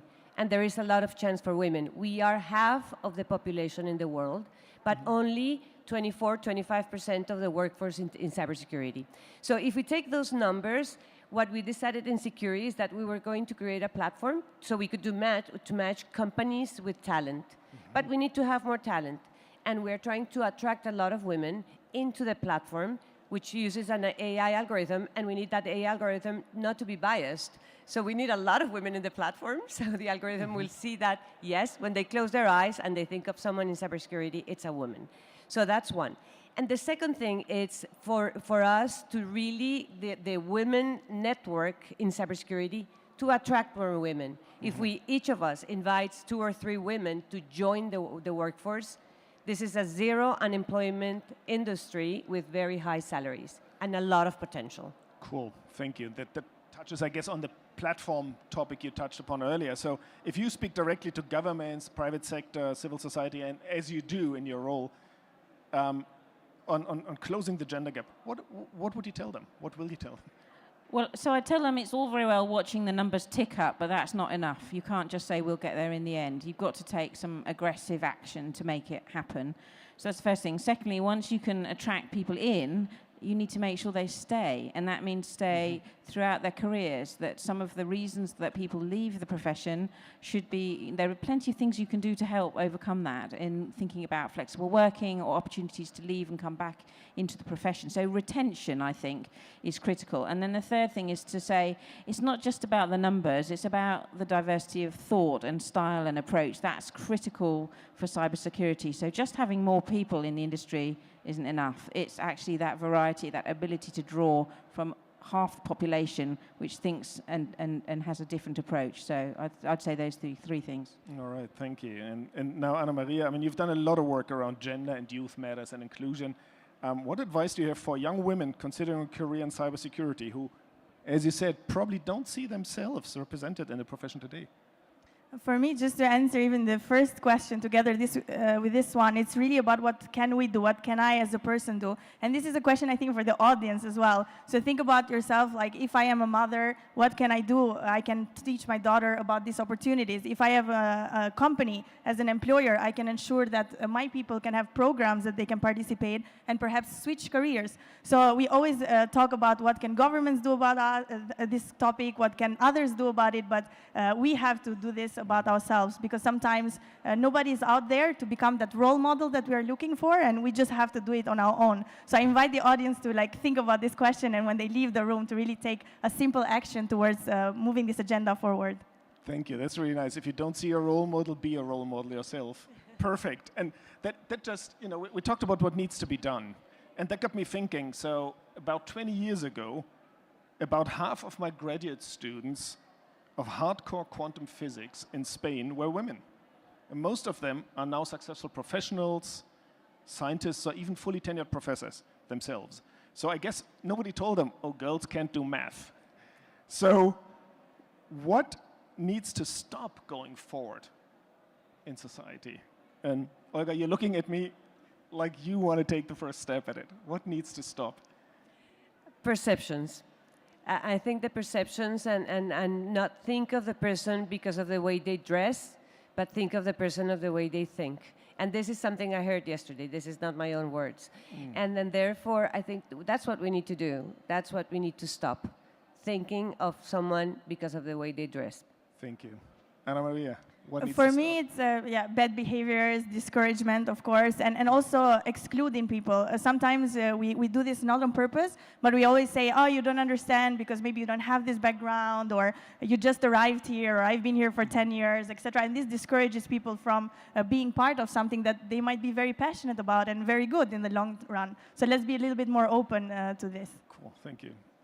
Well, I think your example demonstrated that where people can see variety in the range of careers, then they're encouraged to stay in it. And I think you stop the perception that cyber careers are all based around coding, programming, or something that feels very restrictive. The men in the profession know that there's variety, and they're enjoying it. So open that up. Stop keeping it as a closed profession that people don't understand.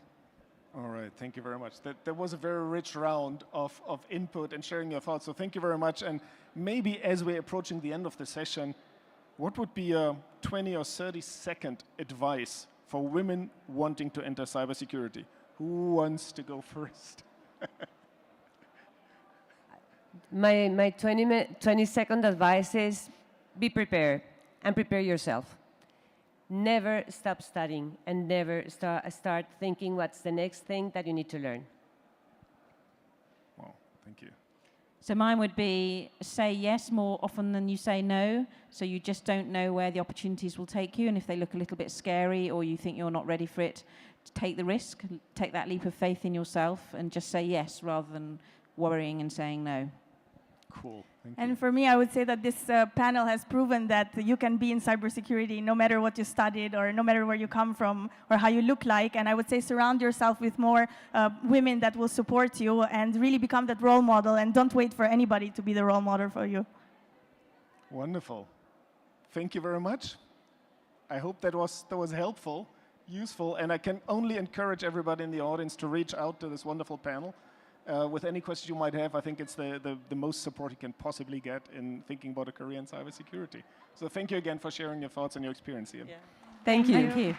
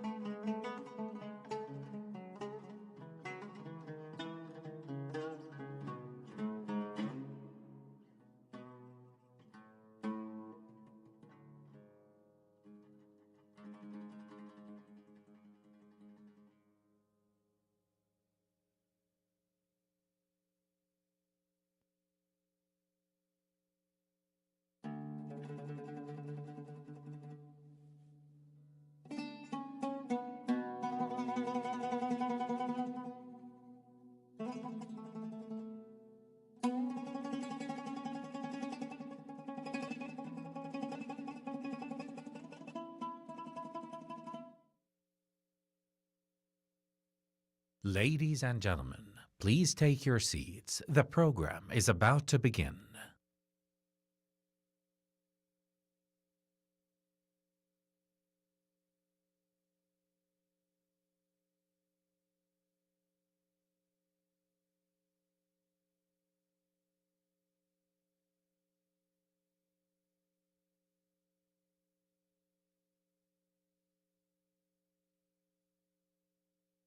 Your Excellencies, ladies and gentlemen, we will begin the panel discussion, FinTech, Catalysts for Transformation, Realizing National Transformation through Responsible FinTech.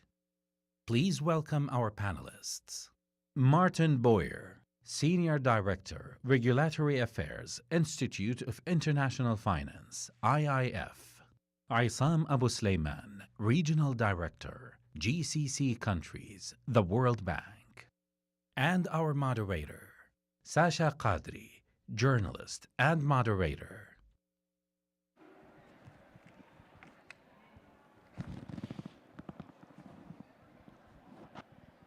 Good morning. Welcome to you, Isam. Welcome, Martin. Thank you for joining us for this very interesting conversation.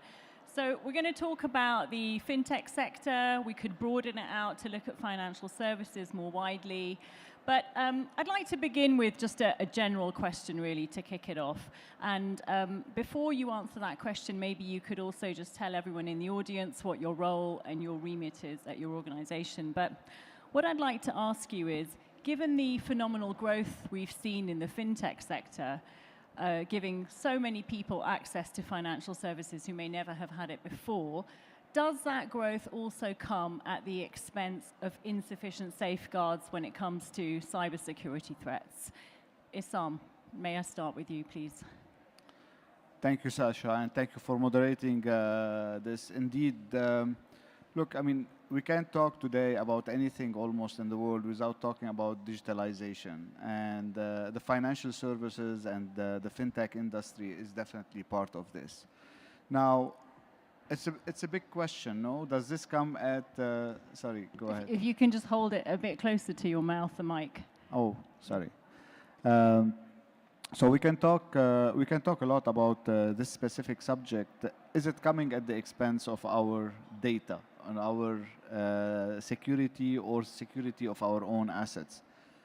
It depends. It depends which country you are in. It depends basically what type of cybersecurity strategy you have in that country, but also it depends on the regulator and the public sector. So it's usually a general question, but yes, we have seen over the last few years a ramp up in cybersecurity attacks, and the main target are really financial assets, and the financial industry is where we have seen a lot of those. But we have also seen attacks like ransomware, even on individual, trying to extract money from them just for holding their information. So cybersecurity has become really a big focus.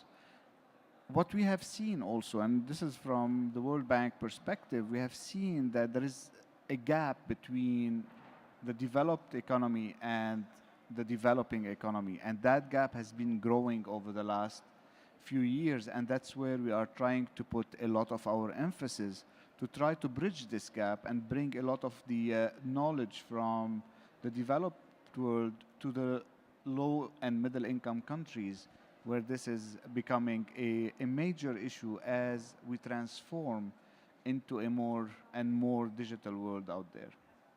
Thank you. And could you also just tell us a little bit about your role and your remit? Sure. I'm Isam Abu Sulaiman. I'm right now the World Bank Regional Director for the GCC countries.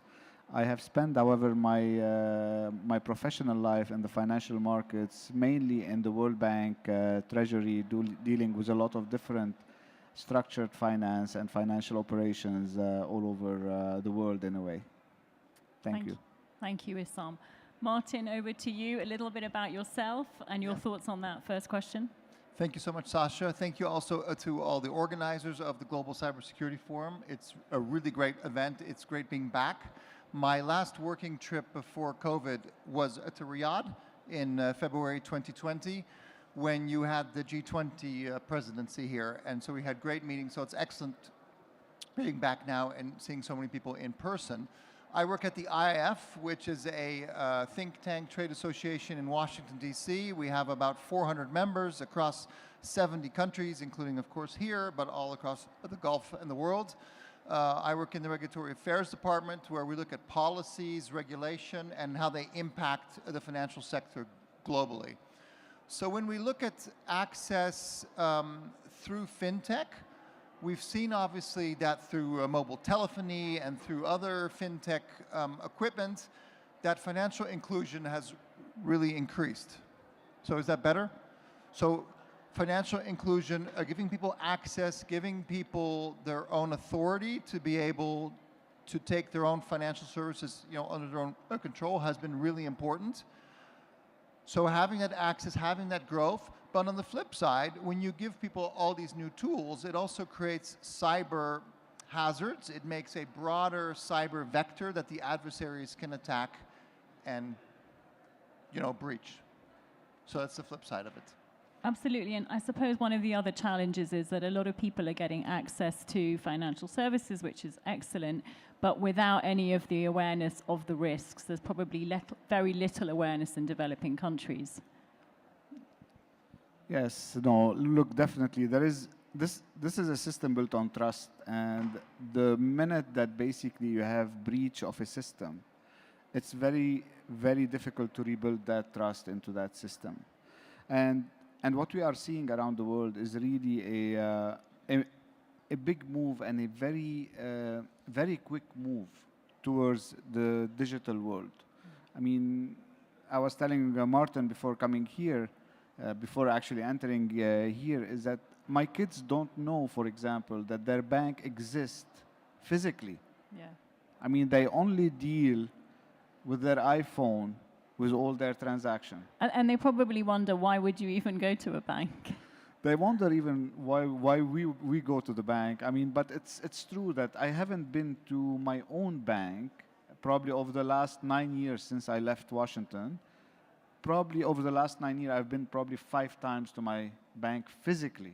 Yep. Okay, so this used to be a very different world, which means that we are using a lot of the infrastructure that exists today in the digital world to access a lot of services, including financial services. And when we access this, it depends where we are, no? So I might be accessing this from Saudi Arabia to my bank that exists in the United States, doing a transaction to send some money for my mom who is in Lebanon. So that transaction is as good as the weakest link in this for cybersecurity. So along this route, it's going through a lot of operator, payment system, and infrastructure, and it's getting somewhere that is totally different from where I am, where my bank is, and where the last recipient of this transaction is. And that weakest link is very important when we look at it from an international perspective, because we are becoming a more and more interconnected world within a country, but also with other countries and globally. So those transactions, when we see, for example, Saudi Arabia moved so quickly up the ladder on cybersecurity, other countries are still in the bottom, but Saudi Arabia and Saudi Arabian company has to deal with other companies there, and their transaction will be as good from a security perspective as the weakest link in that transaction. So I want to make sure that this is not, how good only we are in one country or one system, because we are in this interconnected world. Absolutely, and I'd like to ask you both, what do you think are the greatest threats within the fintech sector? And if you want to broaden it out to financial services, Martin. Yeah, I mean, cyber risk is a huge threat. We run a survey with EY, we're in our 12th year now, where we ask CROs and boards across the world, what are your top risks that you're looking at? And this year, #1, cyber risk, #2, credit risk, #3, geopolitical risk. And the last 7 years, it's always been cyber risk #1. So if you just look at the last 10 months, the amount of attacks we've seen globally is twice as many as all of 2021. we're seeing DDoS and malware, and we're seeing ransomware, and even state-sponsored attacks, zero threats, really big attacks. In financial services or just generally? We're seeing them everywhere, but also in financial services. Financial services tends to be the most attacked sector in the world because that's where the money is and the data. It's the center of everything, but also lots of experience there. When you ask me, Sasha, which risk, which cyber threat I'm most concerned about, I think the easiest one is also the largest one, and it's the human risk. So we have all these employees, all these customers who are clicking on things, who are forwarding things, opening things, malware, and it's relatively easy to solve. So we need better cyber hygiene, better training. If we get the humans on our side, that's really going to help there, I think, for about 80% of all cyber attacks. Is that also what you think, Issam? Is that the biggest risk, the biggest threat? Look, there are a lot of threats in this world, no? I mean, but I think from a data perspective and how the cybercrime are moving, definitely cybersecurity is playing a big role. And we have seen basically the attacks happening, and not only on like financial services. I mean, if we go back few months ago in Costa Rica, the whole system was down. They did not have an emergency system how to deal with that. No. And they basically they had most probably to pay a ransom to get out of that. The thing is that on the financial front, okay, we used to protect ourselves very differently before the digital world came alive. So this security that we used to have around our assets is changing in nature, and it's becoming more digital. And that part, most people don't know how it operates, how the cybersecurity is protecting actually our personal data, but also our assets, which is very different than when we go 20 years ago. It was very difficult basically to go through an internet at that time, and probably with some sophisticated and hackers get into a system and be able to extract from it financial rewards. So that cybersecurity is extremely important, and some of the estimates out there, we're talking about trillions of dollars of losses, probably in the next few years, just because some of the countries and some of the system will not have enough basically to secure the border, if you want, of their digital world. And this is extremely important. And I'm talking here not about border like country border. I'm talking about company borders, you know. I'm talking about a very different world that didn't exist 20 years ago. It's not physical, and most of us don't understand how really we are secure in this specific world. And that's where government and regulators have a major role to play, along with the private sector and also the innovator and the research in this area, to make sure that they keep up with what's going on. Because, you know, every time you create a new secure system, there are other people who are trying basically to get in. But to get in, you are better because others are weaker, you know? Because they'll go to the weak link and go through that link. And that link, unfortunately, is connected to a lot of other people around the world. So it is actually a very complicated part of what we are seeing growing around the world that Martin has mentioned. I mean, this is a growing area of really getting to steal other people's assets or government assets. Well, here's also where a fintech comes in, right? So fintech, ABCD, is AI, blockchain, cloud, and big data. And the financial firms, financial sector, like all sectors, use these tools to try and stop these cyber attacks. But it's a two-sided street, right? So you have, on the one hand, these new tools help us, so we can use machine learning to try to identify where are the adversaries, who is attacking us, what can we do about it. But the adversaries are also using these tools, including new technologies like quantum computing, to try to break through our encryption. So it's very much a fast-moving space, and this is where I agree that a cooperation between public sector, private sector, private sector, private sector, public is super important, because we can't, you know, try to stop them on our own. So we have to work together, share information. So this is where this all comes into. And to that point, how much collaboration is there? Is that still quite nascent, or is it happening? There's lots of collaboration. So you have here also in Saudi, obviously, there is large collaboration between the cyber agency, SAMA, and the private sector across sectors. You have that also in the US, the EU, other jurisdictions. We have information sharing platforms like FS-ISAC, where lots of firms share information on when they were breached, how they solved it, how they patched it, and that's very important because then people can quickly get that information to try to protect themselves. What's sometimes missing, though, is the cross-border cooperation and the cross-sectoral cooperation. So really trying to share between your biggest firms in your countries and between countries, where you can. It's also very helpful. Go ahead. Can I add something to this? I think what Martin has mentioned is extremely important in collaboration, and there are a lot of different collaboration taking place. And for us, for example, at the World Bank, it has become part of our work with a lot of countries. But with the IMF and the World Bank, we have something called the FSAP, which is a financial sector assessment program. And just 6-7 years ago, cybersecurity was not part of it. And 6 or 7 years ago? Yes, just 6 or 7 years ago. And now it becomes basic because it has to do with the financial stability. I mean, you get a systemic institution that gets basically attacked and kind of like put out of the system. You get a whole system, and sometimes you might get actually a financial instability that would go global very quickly. So it's very important for us to do that. The other part that we are doing is we are simulating with a lot of countries where we are working cyber attacks. And we are keeping a lot of knowledge base on like the type of laws, regulation, the institutionality, and how things basically can move into the best practice around the world.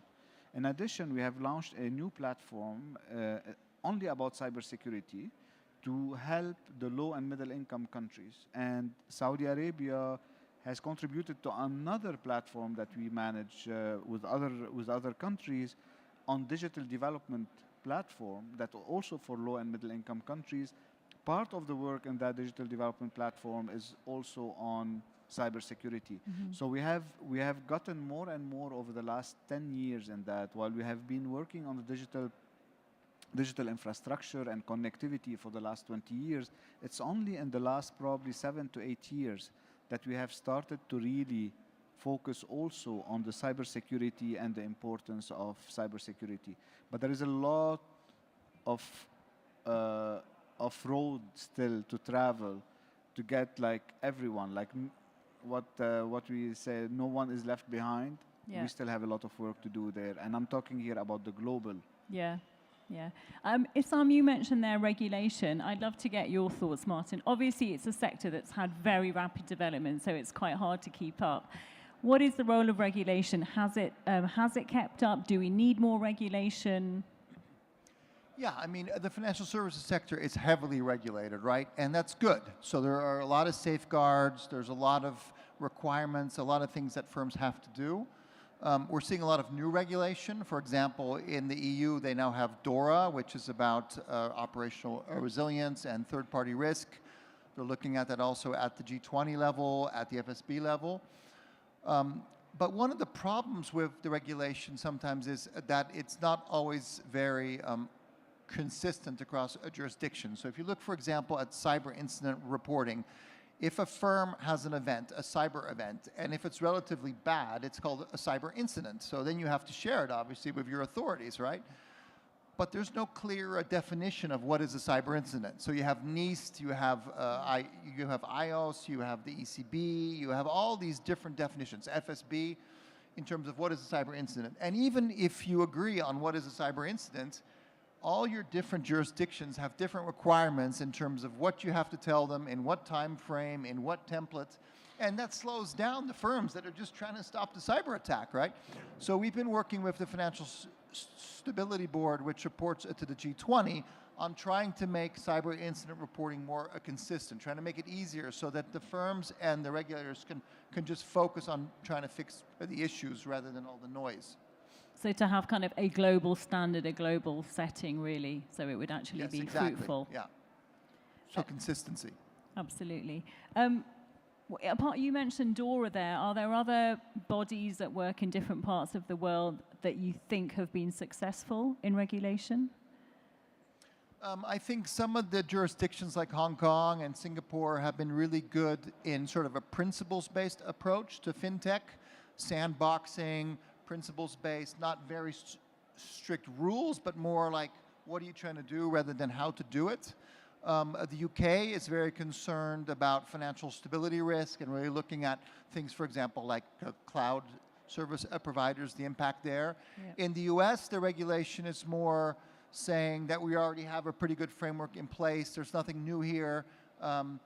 So it's different across jurisdictions, but the technology shifts have been so extreme and have such an impact, of course, also on cybersecurity, that jurisdictions are all trying to figure out what should we be doing differently. Absolutely. Isam, were you going to come in there? Look, I mean, it is actually a developing world. I don't think basically this work is going to stop anywhere. I don't think anyone can say, look, I'm good, let me sit down and relax. So, I mean, we have seen a lot of good examples around the world on cybersecurity, for example. Saudi Arabia is one of them. I mean, if you go to the ITU index on that, just a few years ago, they were like ranked 46, their score below 90 and so on. And today, they are number 2, just after the US, same level as the UK. But other countries also in the GCC have made a big leap also in cybersecurity, like Oman and the UAE and Qatar. And those are important, but the innovation in this field is tremendous. So you don't only innovate to do the cybersecurity, there are other innovations that basically the same thing that Martin talked about, you know, what are the blocks that makes it happen, are also the same blocks that makes it happen on the other side. But I want to touch on something that is extremely important, and I think not only basically we have to look at it from the system perspective, we have to look at it from a human capital perspective. From which perspective? Human capital. We don't have enough actually professionals that are needed around the world today for the cybersecurity. And I want to touch on a very small thing here, a very big thing actually, very close to my heart, which is in this region, only 5% of cybersecurity professionals are women, even though women are more in STEM than in other parts of the world in this part of, in the MENA region. In Africa, only 9% of cybersecurity professionals are women. The lag or the lack of professional is approximately 4 million cybersecurity professionals around the world. That's the statistics that we have, and that's basically a huge potential. There is some regulation, some laws that needs to be developed, and we have seen this basically to allow women to work in certain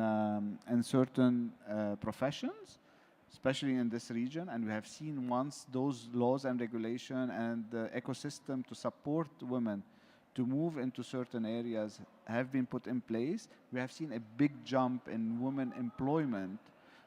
Saudi Arabia is one, you have UAE on the other side is another one, Bahrain and the GCC have all done a lot of work to encourage, incentivize, and protect women on the job so they can go do the job. So my plea here is for those, I know it's a man's world out there on the cybersecurity, is to put probably some KPIs, like you have a lot of KPIs around, and some of those institutions have done that, to bring more and more women into that space, because women in our region here, in the MENA region, are more educated than men. That's statistics also in terms of high level of education, but they are less actually in the workspace, and cybersecurity is one of the lowest actually when it comes to number of women in that space. And do you think that's going to change in the next 5 years? Yes. I hope that it will change, and I hope that here in this part of the world they'll take the lead on making sure that it changes. And that we have seen basically that reforms can happen very quickly, and it will contribute to their own vision basically of how they want to move forward. And I hope it will have a big spillover in the rest of the MENA region. Yeah. Actually, I did a panel on this, on the lack of good talent in this sector yesterday. And they're saying in the US, there are 700,000 job openings within cybersecurity, but that also these jobs they take much longer to fill than other jobs in IT.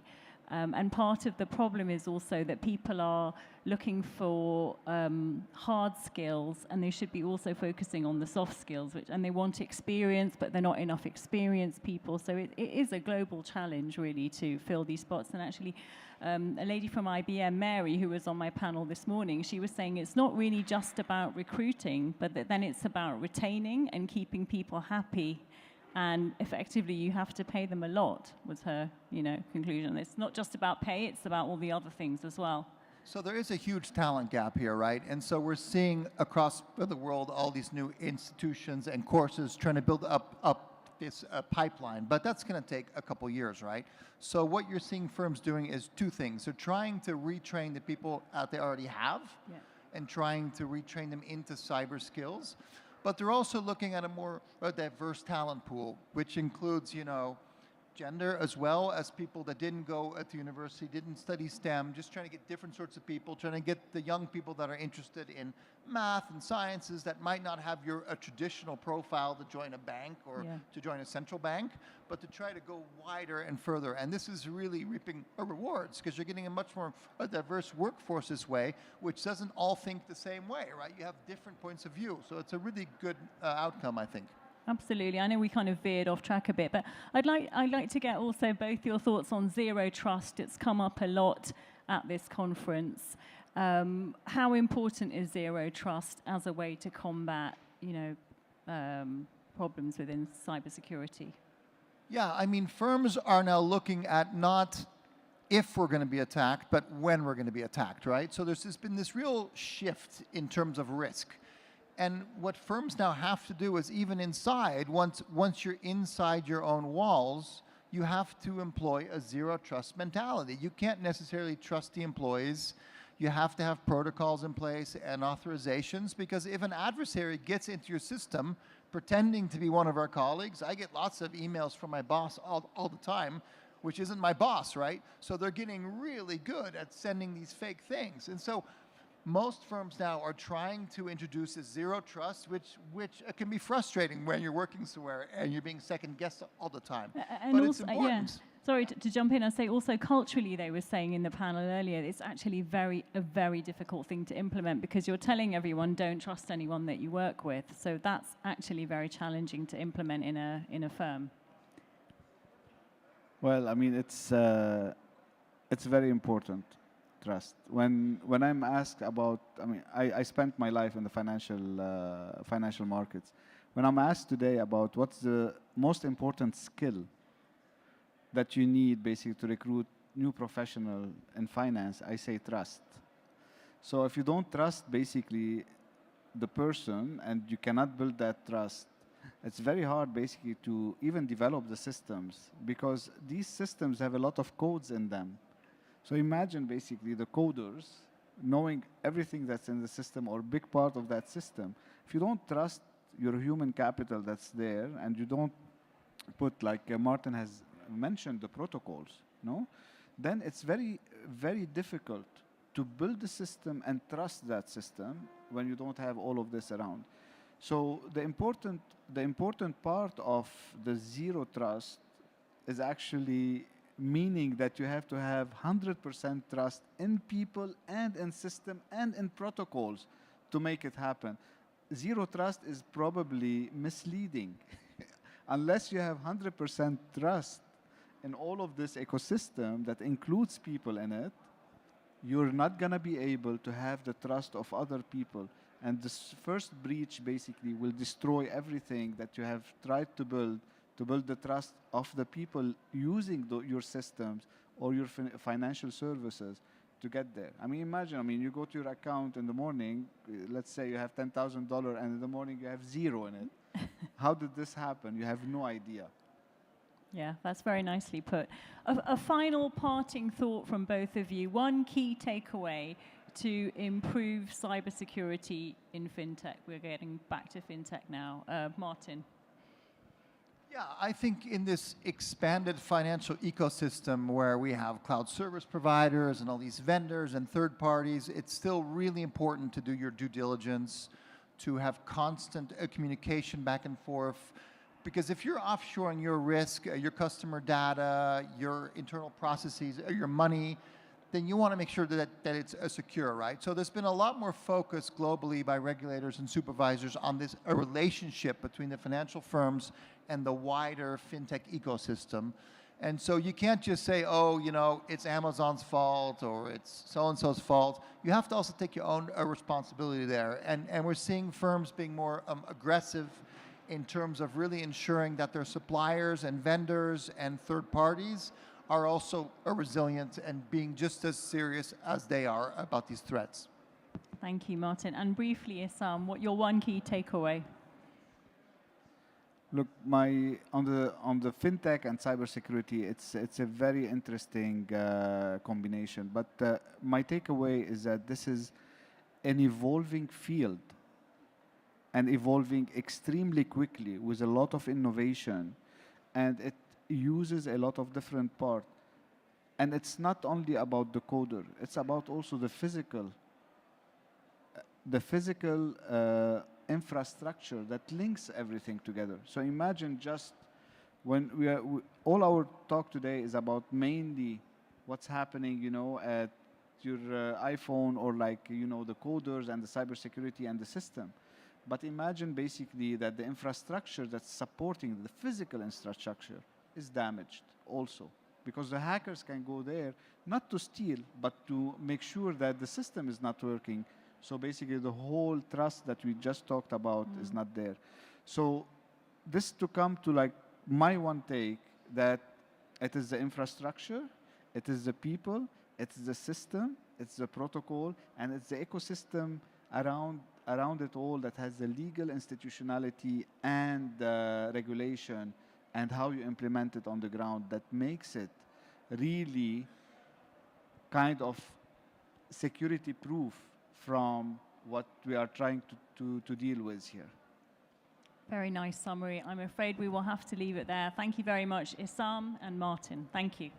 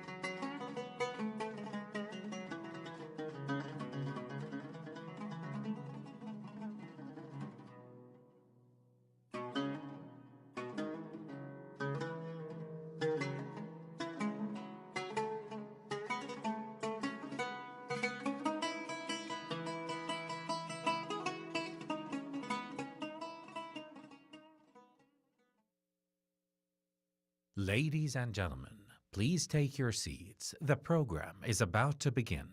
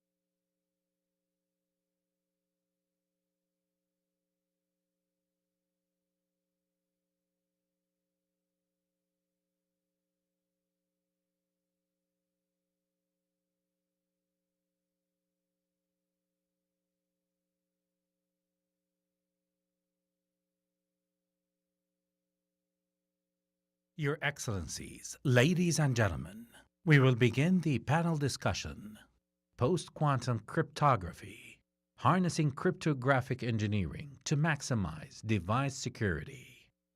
Please welcome our panelists, Professor Sylvain Guillet, CTO, Secure IC, Sang-Yun Chang, Associate Professor, University of Colorado, Colorado Springs, Dr. Godfrey Gaston, Cybersecurity Innovation Consultant, and our moderator, Kim Ik Kyun, Assistant Vice President, Cybersecurity Research Division, Electronics and Telecommunications Research Institute, ETRI. Hello, everyone. Welcome. We're going to have a great session talking about post-quantum cryptography. Thank you all for joining today. Maybe I could just briefly go around the group and get you all to just introduce yourselves, your role and your remit, just very briefly. Godfrey, could I start with you? Thank you. It's a great pleasure to be here today, and thank the organizers for inviting me. My name is Godfrey Gaston. I recently retired from the university in Belfast, Queen's University Belfast. So my role now is really helping and supporting startups in cyber and helping around the innovation piece. So it's great to be here and looking forward to the session. Thank you. Sang? Salam alaikum. I'm Sang-Yun Chang. My last name is Chang, so I go by Sang-Yun or Sang. I'm an associate professor at the Computer Science Department at University of Colorado, Colorado Springs, or UCCS. I research in cybersecurity, computer networking, wireless/mobile systems, and applied cryptography to secure the digital information system. Sang, we might need you to speak up a bit because we're competing with some noise back there. So just, yeah, thank you. Sylvain? Yeah, Sasha. I'm very glad to be in this panel. So I'm Sylvain Guillet. I'm a professor at Télécom Paris, a French university. I'm also an entrepreneur, so I founded a company 12 years ago, so the name is Secure IC. This company is designing cryptography for embedded systems. You can think about the chips for smartphones or automotives. And so we deploy actually billions of chips every quarter, okay? So I'm involved into standardization, and I will come back to this point during the panel. Super, thank you. And last but not least, Ikyun. Okay, thank you. I'm Ikyun Kim, Assistant Vice President at ATRI in South Korea. The Electronic Telecommunication Research Institute, called ATRI, is the largest national research institute in South Korea. I'm in charge of the research division of cybersecurity area. Above all, I think it's a very great honor, pleasure for me to have a chance to participate in GSHEP 2022 and to introduce our activity, research activity at this forum. Thank you. Thank you. So please, can I remind you, just keep your microphone almost on your lips, because otherwise people won't be able to hear you. So let's start with an overview, shall we? What is post-quantum cryptography, and why should anyone care? Who would like to jump in? Sang. Sure, I can provide an overview of post-quantum cryptography. And maybe I'll start with talking about what a post-quantum threat or post-quantum attacker can break. So cryptography, modern-day cryptography does provide the fundamental tools, for security, for digital security, and we all knowingly or unknowingly are beneficiaries of cryptography. Cryptography relies on what is known to be the computational hardness assumption, which are mathematical problems that anchor the security of public key ciphers. If in the future we have attackers who are equipped with quantum computers, then they can actually break these mathematical problems. So they can efficiently solve them, and that actually threatens the security of these public key ciphers. The impact will be big because all our digital transactions, networking, internet access rely on cryptography. Yeah, but like we have, if the attacker has quantum computing capability, then we now have known algorithms to actually crack these mathematical problems and threaten the security of the modern day ciphers. Sasha, it's maybe just, if I can chip in as well, it's just a definition which sometimes causes confusion. So as Sang said, post-quantum cryptography is really quantum computing, breaking the encryption. But there's also quantum cryptography, which can be confused. So this is where quantum can actually be used in the solution. So quantum cryptography is actually using the quantum to distribute the keys and the ciphers in the network. So I think it's just important for the audience to understand the difference between post-quantum cryptography and quantum cryptography, because sometimes this can cause confusion. Okay, thank you. And from what you said, Sang, if that is a reality shortly, that's something that we need to be prepared for in terms of cybersecurity. Absolutely. I think in the future, it will be required, not optional, to actually prepare for these post-quantum ciphers. To make an analogy, we all know that DES, data encryption standard, is currently broken and is known to be insecure. And I think for many applications that require high security in the future, they would probably want to make a transition to those post-quantum ciphers to defend against the attackers who have quantum computing capability. Sylvain. And yeah, maybe to add on top of that, quantum computers are great actually because they enable a lot of new fast computations, but indeed they can be used to break the crypto. The problem is that they break the most fundamental crypto, the crypto that allows to initiate a transaction between two parties. So those algorithms are Diffie-Hellman, RSA, digital signatures, which you need even before you engage into encrypting the data, like DES or AES. So for this reason, actually, the new post-quantum crypto algorithms are really fundamental because the quantum computers really attack the fundamental cryptography that we use today. Interesting. Yesterday, I don't know if you heard one of the opening sessions, but the futurist Michio Kaku, he was talking about the inevitability of quantum and how widespread it will be and the death of silicon. Do you share that view? Quantum computers will be a reality, and what will the time scale be? Or do you think there is scaremongering going on at all? Okay. This is very hard to say whether it's an overstatement. But we can say that quantum security should not be judged only by the number of the theoretical qubit. The historically, quantum computer was proposed by Richard Feynman already in the 1980s. After that, about 40 years later, the performance of the quantum computer has been dramatically improved in recent years. Intel, Google, and IBM seem to take a lead in number of qubits, but we need to consider this point. This is a NISQ era. NISQ means NISQ stands for Noisy Intermediate Scale Quantum. And it means the era of noisy quantum computer with a reasonable number of 50 to 100 qubits. It would be more powerful than classical computer, but it may be difficult to obtain the correct answer due to error rate. According to a paper published in Nature in 2019, the researcher claimed to have solved the hard problem in 200 seconds using Sycamore 54 qubit quantum processor. As you know, it called quantum supremacy. Despite this fact, we are still in the NISQ era. Quantum computer has beginning to replace classical computer, just some problem. Okay, let's look at the case of the RSA 2048 in the NISQ era.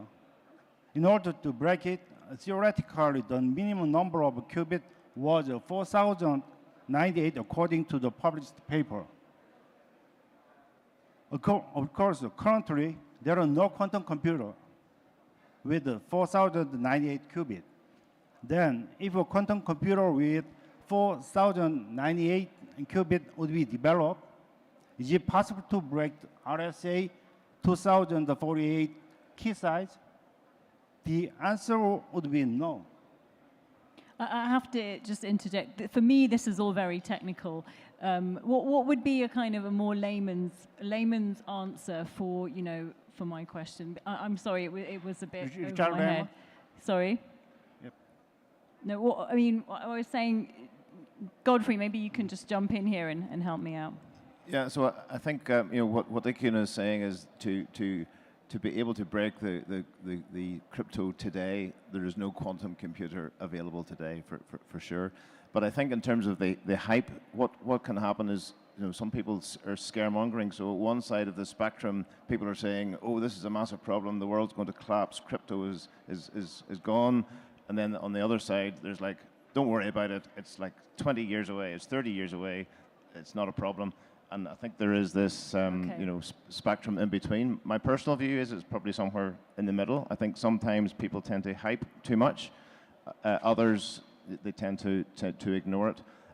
But I think an important point is, and this was discussed the other day, is around what's called retrospective decryption. So what that means is that although quantum computing might not be available for another, you know, 10 or whatever years, anything that's, you know, any important information today could actually be, you know, decrypted in the future when a quantum computer does become available. So it's important now to understand what data is important, what's the length of importance, if you like, of that data, because this is also an issue. So it's not just about, oh, this is 20 years in the future, I don't need to worry about it. You actually probably need to worry about it today because it can be a problem depending on the data. And just to add on that, we already experienced some transition in crypto. The DES to AES, for instance, the SHA-1 or MD5 to SHA-2, for instance. And clearly, it took decades, actually, for the new algorithms to become really widespread and for the old one to be really deprecated in the field. So actually, yeah, it's a question today it might look a bit anticipated, but if we want that in 10 years our information is protected, we need to act now. Yeah, actually the two gentlemen, sorry Sang, I'll come back to you. The two gentlemen who were on the panel with me before, just as we were going off stage, they said, yeah, we think this is 2 years away, if not sooner. Sang, you look surprised or not? I mean, we have the cipher selected by US NIST already. Sang, if you can hold it closer to We have the cipher selected by US NIST already. But if we're talking about the attacker, you know, those who actually have quantum computer, then I gotta agree with Dr. Kim. Right now, currently, we do have proof of concepts. We do have prototypes which try to support greater number of qubits, but it's not at this time practical enough to actually execute Shor's algorithm. So I do agree with Sylvain, you know, that it's a bit futuristic. You know, what is the timeline? That's a difficult question. The timeline for implementing the defense we can probably get started right away. But when would the attacker happen? Yeah. Now that's a little bit of a tougher question that involves, physicists, engineers, and so on. Yeah. I suppose, though, doesn't the attitude have to be that the attack could be tomorrow? Because in all these conversations that we've been having at this forum, it's about not being prepared for the attack, not being prepared. The attack's inevitable. It's not when, but if. So is that the same approach that you have to take when it comes to these kinds of attacks that are bound to come in the future? Absolutely. Just to add on to what Sylvain was saying, to give you an example, going back to the symmetric ciphers, which is different from public key ciphers, but going back to data encryption standard or DES, as well as advanced encryption standard, they're currently very popularly used for symmetric cryptography for message confidentiality. And think about when they got standardized. Like DES in the 1970s by US NIST, AES in the 1990s because NIST and academics realized that DES is insecure. Yeah, so we do want to prepare, for the future threats, including those, that are quantum capable. So I think I would argue that even though quantum is not necessarily here, as we've agreed today, what we can do is we can actually plan for implementation. So even though, let's say it's 10 years before a big enough quantum computer is available, we can debate that timeline. But let's say it's 10 years, it could take 10 years or 20 years to do the implementation. Yeah. So let's not wait until there's a quantum computer and then do the implementation. We can do that now, and I think that's one of the important points, is to prepare and get ready for that in the knowledge that at some point in the future it will be needed. Yeah. And actually that leads me to a question about what do you think the commercial and the business considerations of implementing post-quantum cryptography are? Ikun? No? Sylvain? Maybe let me start on this topic. So just to give you one example, my company already implemented post-quantum crypto for applications like secure boot, so firmware verification, so the authenticity of the firmware for automotive chips, because automotive players are designing chips today that will be deployed in 2 years and in really operating in 3 years, okay? And they really care because there is this question of, let's say, responsibility. In case of any accident, they will be asked, okay, did you consider all the possible threats, including quantum computer, you see? And because they are liable of the safety of the car, they take action already now. That's very interesting. Was someone else going to jump in there, Sang or Ikun? No. Any other thoughts on the business considerations of implementing this? Sylvain. So definitely the potential is huge. So let's see it as an opportunity. Yeah. So any device which is using cryptography basically needs to be modernized, so updated. And many systems are not designed to be updated. So it means that they will need to be renewed. And so there will be a big effort of inventory, of checking also for compatibility with existing protocols. We're talking about TLS, IPsec, HTTPS. All those protocols actually will need to transition, okay? And they are not meant to work with PQC. So actually, it's really, I would say, dramatic, but also an opportunity in terms of business. So I think if I was involved in research and development, or if I was a venture capital investor, or if I was looking in the future as to what are key areas where there's an opportunity to grow and to, I guess, make some money, I think this is a key area. I think the important point here is, while we might not know exactly what the future is going to look like, I think we're pretty clear that this is going to be an area where there's going to be billions spent. And if you're entrepreneurially minded, if you're thinking in that sort of area, if you're looking to invest, I think finding companies or finding research institutes, universities, people who have expertise in this area, I think this is going to be absolutely key. So I think it's an opportunity, for business and commercial. I mean, clearly there are security issues, but I think there's also opportunities in the commercial world. Yeah, and it makes me wonder, is it quite a small pool of talent then that works in this field? Because already at this conference, people are talking about the acute shortage of recruiting good talent, just generally within cybersecurity. And then if you're honing down onto this area, is that an even smaller pool? Yeah, I mean, I think it's partly what was discussed at the last session, or maybe, sorry, it was the session before, where, having the expertise needed in this area, it's highly technical, so you need to be highly skilled. Yeah. So clearly, you can't just do a short course in cyber and become an expert in post-quantum crypto. Clearly, that there's a high level of skills. So that obviously reduces the numbers significantly, because I think the entry level is quite high, but that's not to say, there's not opportunities, because clearly there are. Yeah, Sang. There are two communities in play here. The first community, which, the first community are the crypto community.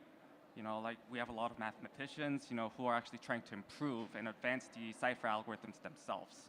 And we kind of went through that process. With US NIST, they went through, 5+ years trying to, throw those ciphers out there and get them cryptanalyzed or get them attacked.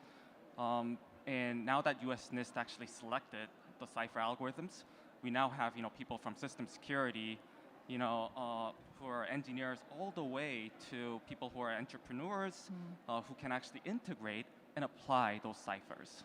So, there are a couple of communities in play here, and I think it probably needs some type of interdisciplinary and joint effort for us to actually kind of reach to that goal of implementing and applying post-quantum ciphers. Mm-hmm. Let me ask you about standardization then. You mentioned NIST there, the National Institute of Standards and Technology. What plans do they have in place for standardizing post-quantum crypto? Actually, I checked the NIST status. NIST initiate a process solicit, evaluate, and standardization one more quantum registered public key cryptography algorithms. NIST has completed the third round of the PQC standardization process, which select public key cryptography algorithm to protect information through the advent of the quantum computers. The total of 4 candidate algorithms have been selected for standardization, and the 4 additional algorithms will continue into the 4th round. After careful consideration during the third round of NIST PQC standardization process, NIST has identified the 4 candidate algorithms for standardization. NIST will recommend the 2 primary algorithms to be implemented, most use crystal Kyber as key establishment and crystal dilithium as digital signature. In addition, the signature scheme Falcon and Sphinx Plus will also be standardized. Okay, and actually I think another question for you, Ikun, which is, given that it's quite advanced in Korea post-quantum crypto, could you enlighten us a little bit on what is the approach that you've used that's worked, that's been successful? Of course, I cannot say we are advanced in the research, the activity about the PQC. Just want to say different consideration and the different approach about the quantum security. As an effort of quantum security research, I'd like to introduce a quantum security evaluation platform. We call it the QCrypton.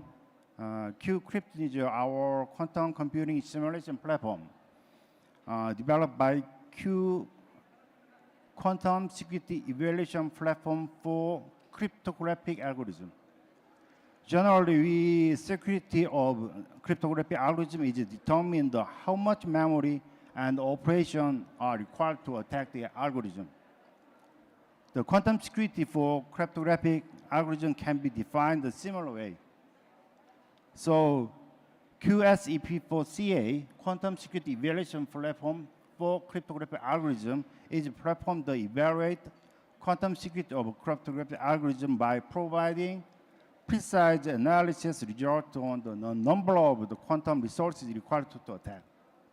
IBM, ETH, Microsoft, and others also have their own quantum software platform. Although they differ slightly than language they use, the number of qubits they support, and other features. They all allow the design and testing of quantum circuit for general application. However, our QCrypton has a quantum resource analysis function in multi-level and quantum libraries for arithmetic use in the cryptography. Maybe we will be able to predict when crypto-relevant quantum computer will appear compared to the trend of the development of quantum computer. That's our approach and our goal. Silva. So you see, the fact that USA is standardizing, that Korea is standardizing, is for me the main driver as a businessman to invest into post-quantum crypto. The reason is that I'm not so much afraid of the quantum computer, but I'm really happy that there are standards that I can have products that comply to, you see. That's the main driver. Okay, we've just got a few minutes left. Maybe I can just go around the group and say, if you're a CISO or a CIO, what do you need to be doing to prepare for post-quantum crypto? Just a brief comment, please. Godfrey. Yeah, so I think we've had an interesting discussion, but maybe the audience might be thinking, well, so what? What does that mean for me in my day-to-day job and what's important? And so I guess a few points for me very quickly. One would be, if I was involved in this or responsible for this, I'd be wanting to at least be aware of the NIST standards, be aware of everything that's going on, and if you're not familiar, get familiar. I think the second thing is about classifying your data. So understand, how important is your data, and is it time sensitive? So you can nearly think of a quadrant. So in the top right-hand quadrant is, if your data is highly sensitive, and also it needs to be sensitive for a long period of time, then this is the data that you need to most focus on. If the data is not sensitive in a year's time, well, you probably don't need to worry. No. So anyway, highly sensitive data with a long period of time, focus on this area. But at least start doing that analysis now, so you need to start doing that now. I think one other thing is, from the procurement side of things, I think what might happen is in the future, people might request, if you're buying pieces of equipment, that it has to be post-quantum safe.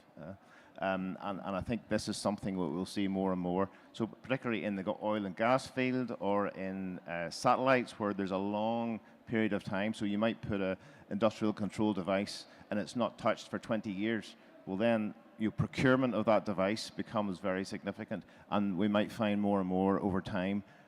If you work in purchasing or procuring equipment, this becomes important. So I guess the last point, and then I'll let my fellow panelists chip in. The last point is probably just to develop a plan. Don't bury your head in the sand. Don't think it's not a problem. Have a plan and start working to that plan, and then at least you know where you are. But I suppose you need some experts to help you get to this point, right? No, absolutely, and I think clearly the larger corporations or larger organizations, governments, etc., are likely to have that skills in-house. Clearly, for smaller organizations, they're not going to have this skill in-house, so they clearly need to buy that in from third parties. Yeah. Sang, we might also just have time to hear from you. What would you be doing if you're a CISO or a CIO? Sure. If I'm a CISO, I would hire somebody, to get that expertise to prepare for the post-quantum era. I would hire an applied cryptographer or cryptographer who can actually not only understand the ciphers, but also help with the implementation and integration to the system. Thank you. Sylvain? Yeah, just to add on top of what Sang was mentioning, post-quantum crypto resists classical cryptanalysis, quantum computer, but if it is badly integrated and, for instance, nonces are not refreshed or the randomness is static, it won't work. So indeed, there is some level of expertise, not from the mathematical point of view, but from the way how to use it, okay? Okay, thank you. I'm afraid we have run out of time, but thank you all so much for joining me for this discussion. Thank you. Thank you. Pleasure. Thank you.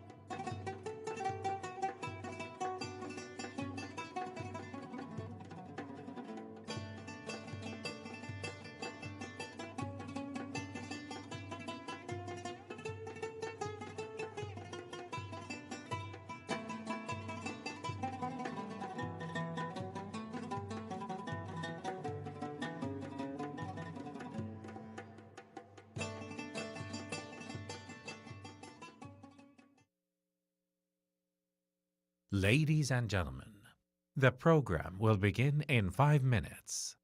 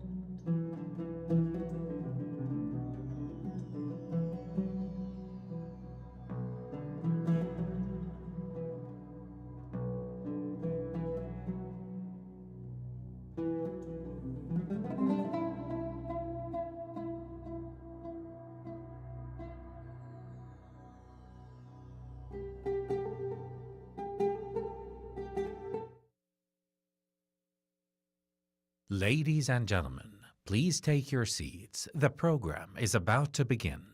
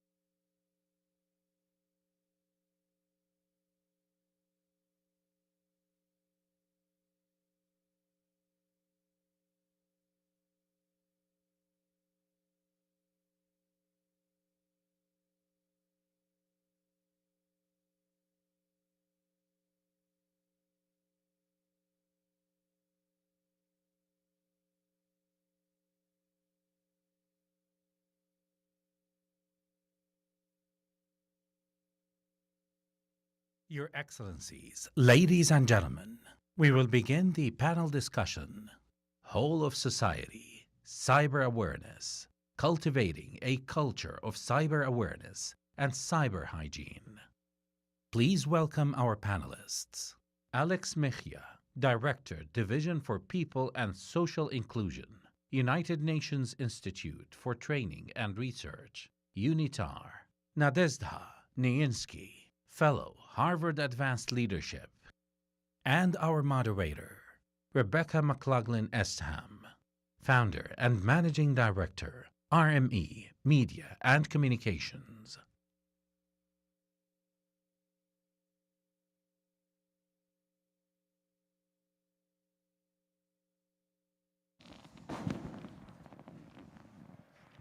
Everybody, good afternoon. Assalamu alaikum. Thank you for being here for what promises to be another fantastic panel discussion. It's always more friendly in the round, isn't it? Much more engaging. We have a very important topic. Of course, we're talking about awareness and cyber hygiene, not just domestically or regionally, but for the whole world. We're talking about access, inclusivity, we're talking about education, awareness.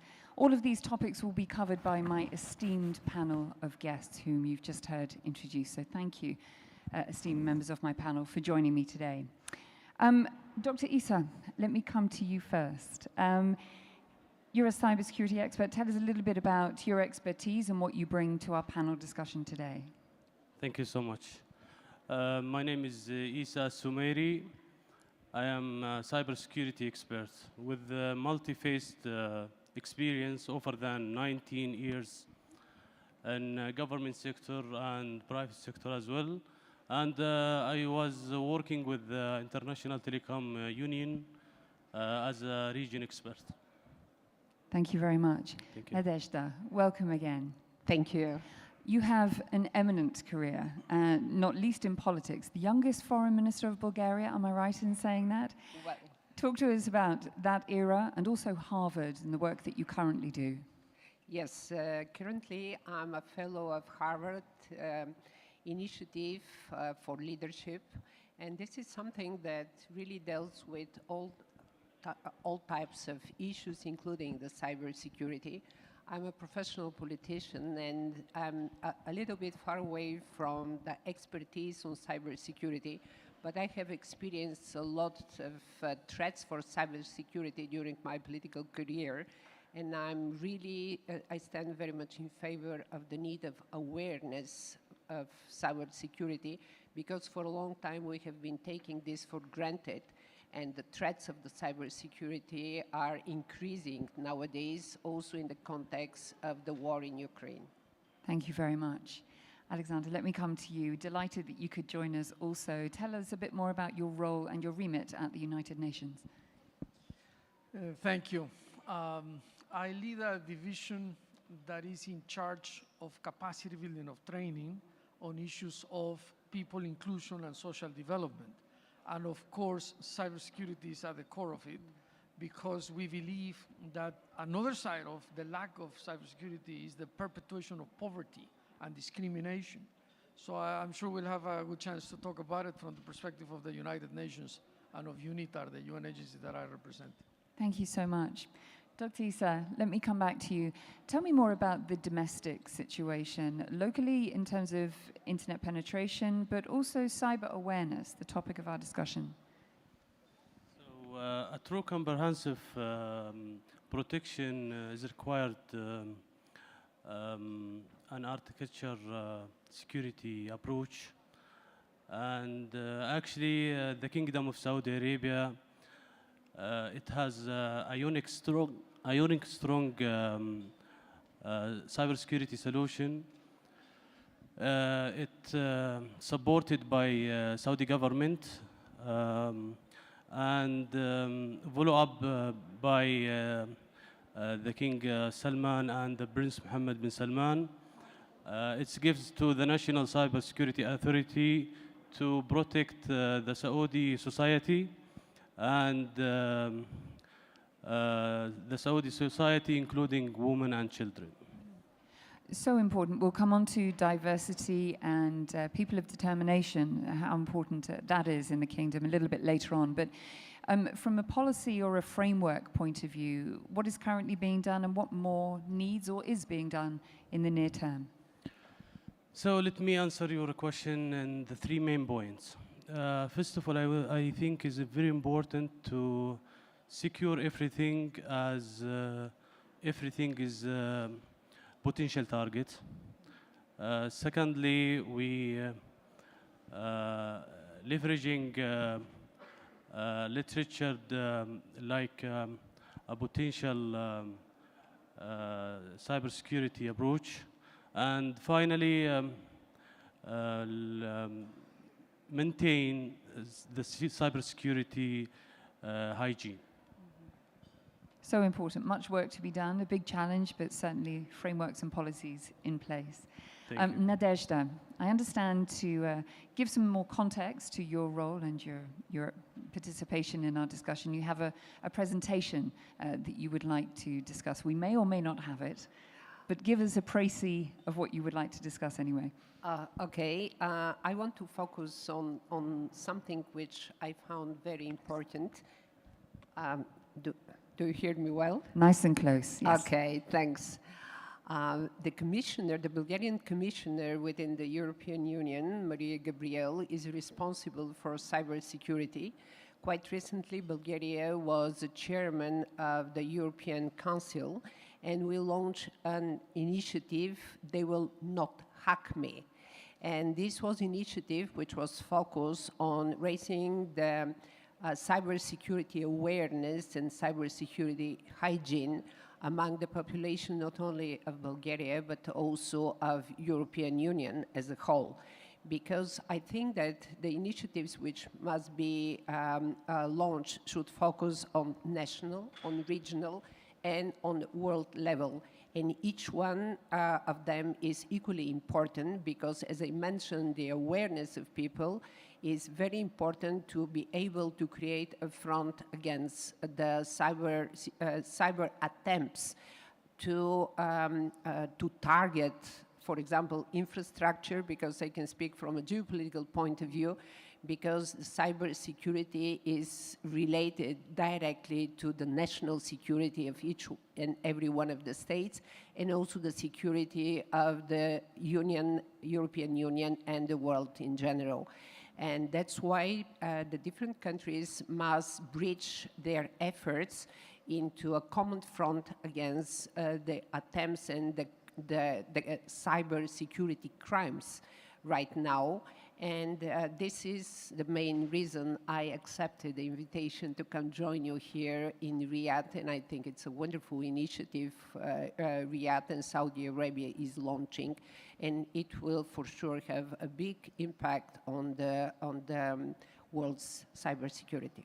Thank you. We're delighted that you did make a very long trip to be here. You're very welcome in the kingdom. You make some valid points. We know that governments need to help each other. They need to talk to each other. But often, as with organizations, they can work in silos. The transfer of data and information might not be as strong as it could be. How do you encourage, especially within the light of our conversation about increasing societal awareness all over the world, how do you boost cooperation, not least between developing and developed countries, vice versa? I think that raising the awareness will help also the developing country to reach the level of security of the developed countries. And that's why initiatives as such here in Riyadh is a very important step towards achieving this goal. And as I said, the different initiatives on the regional level must be bridged among each other and try to help for accomplishing this very important goal. Thank you. And you have applause for your answer just outside the room. No pressure, Alex. We need applause for your answer too. I understand that you have a brief presentation that you would like to. I do hope so, yes. Let's see. Yeah.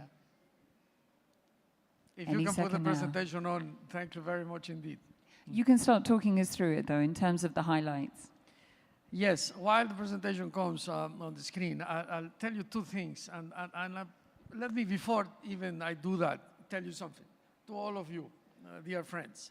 When you come to a conference and you leave the conference, it's so much information that you need to select what is it that you are going to capture.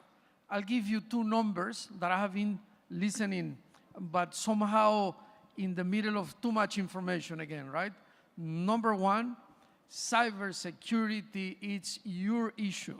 It's not only a national government issue, it's not only for big corporations, it is for you and I. The numbers, very simple, just to remember. 5 years ago, 5 trillion was the cost. Last year, 2020, that's 2015, 2020, 6 trillion. 2025, if the progression was to continue, it was supposed to be 9 trillion. The progression is 10.5 trillion. Guess where all this money is coming from? It's coming from you, it's coming from me, it's coming from everyone. It's a societal problem. We have to address this as a society. First number, 10.5 trillion. Second number, I was gladly surprised because I am in the part of the United Nations that does training and capacity building. I was very happily surprised to see the emphasis yesterday on these two numbers, the number of professionals needed on cybersecurity and the numbers of professionals that actually exist, 4 to 8. Right now, we have 4.2 million professionals working on cybersecurity, and the projection as of now is that we need 8 million. Where are the other 4? Right? So we need to invest in education. But that's the presentation. If you can go next, the idea was to talk about, yes, the importance of cyber awareness and cyber hygiene. When you talk about cyber hygiene, it's important to remember what it really means, right? You have it on the screen. I'm not going to read it, but it's a set of practices that ensure the safe handling of critical data and secure networks. And this goes beyond the institutional, as I say. The government, and in this setting, I really want to say in the most sincere manner, I admire the Kingdom of Saudi Arabia. I do, and I think before I speak, why do I admire what this beautiful country is doing? Because you committed to actually build that. You committed to create institutional capacity with the National Cybersecurity Authority, and you committed to actually go to the forefront. Today, Saudi Arabia is number 2, soon to be, I think, number 1 when it comes to cybersecurity, instilling cyber hygiene wherever, in all the levels of society. Next, please. The increasing number of cyber attacks, there you have it, globally 30,000 websites daily. Next, please. This rising by 600%. This number rise 600% during the pandemic. Next, please. There you have one of the very many platforms that show you the real-time cyber threat attacks. That's just number 1, and that's for Saudi Arabia. Next, please. The types of cyber attacks, of course, against confidentiality, integrity, availability of computer data, then computer-related offenses like fraud, credit card fraud, internet banking fraud, and so on. Next. Content-related offenses as pornographic material, hate speech, and so on. And finally, the infringements of copyrights, also a problem of cybersecurity. Next, please. So you can divide the cost of cybercrimes amongst direct costs, financial losses, data losses, remediation costs, and indirect costs, reputation, client trust, opportunity cost, and productivity. Very important that the whole of society understand what is the true cost of cybercrimes. Next, please. The US leading when it comes to the average cost of cybercrime, 9.4 million per attack. Next, please. The cost of cybercrime, there you see per sector, healthcare. I have to make a confession. When I started reading about these things only 4 or 5 years ago, I never thought that the issues of health were so important when it comes to cybersecurity. Look at the screen. Number 1 when it comes to the cost of cybercrime. Then financial, which is what I thought was the first. Next, please. Now, what is the solution? The solution is many. It's creating the institutional capacity, as Saudi Arabia is doing, of course, leveraging technologies, and several other aspects, public policy, funding, the whole of society awareness and so on. But particularly, from my point of view at the UN, I work for a UN agency called UNITAR, which is specialized on training, is exactly to focus on what you have on the screen, the digital divide and building cyber literacy. Next, please. There you have a map of the percentage of individuals that own a mobile phone between the year 2018 and 2020. Next. The mobile phone subscriptions. So everyone seems to have a mobile phone, but there are some countries that are leaping ahead. Next, please. There you see the access to 4G or 5G or 3G. Next, please. And I'm sorry that I'm accelerating, but it's important that we get to the last slide. There you have the number of people using social media platforms from 2005 to 2029. The Facebook, YouTube, WhatsApp, WeChat, Instagram, TikTok, and so on. Completely, it's about to reach an algorithmic growth. So there is nothing to do but to understand that everyone is vulnerable. Why? Because everyone has this, and everyone is using it to the best of his or her possibility. Next, please. The digital transformation and the internet uptake has accelerated during the pandemic. Those 2 years of the coronavirus, I don't have to tell you. We were basically depending on this, even for our personal family relations. Next, please. The whole of society approach is essential to cyber hygiene. The United Nations developed Agenda 2030 with the support of 193 countries. The Sustainable Development Goals, that I'm sure most of you know, do not directly touch on the issue of cybersecurity, but the whole of the agenda, the whole of development has to be seen from the magnifying glass of cybersecurity and access to technology. Otherwise, as I say, poverty will be perpetuated. And to finish, the next slide basically tells you, if you can go to the next please. I just want to, next. I want to leave you with one right there. This is a model that I hope you can take with you when you go. How do you engage the whole of society in trying to build awareness and to build capacity so we can deal with this problem? There you have it. There are several models, but this is the one that we use at the United Nations. You have to create a process in which instructional design and pedagogical approaches, how to teach people from elementary school all the way to people at the highest level in government, how to do the right analysis, how to design this process of learning, how to develop the process of learning, how to implement it, and finally, how to evaluate. So I propose that capacity building is one of the solutions. Thank you. Thank you so much. Capacity building, so important. Education, starting at grassroots, equally so important. Your Excellency, apologies, we don't have your presentation. We did get the headlines from you, but in terms of what you've just heard from Alex, there must be a great deal of overlap and agreement that we need to start at grassroots, not least with the children, but talking about increasing awareness, unless you have access, how do you do that? I think that one of the things we didn't mention was the impact of the COVID pandemic on the awareness on one hand and also on cybersecurity. Because during the pandemic, a lot of people worked for their homes and also a lot of people trade from their homes. And this raised the risks for all of them, for the companies, for the different personalities, and for the states in general.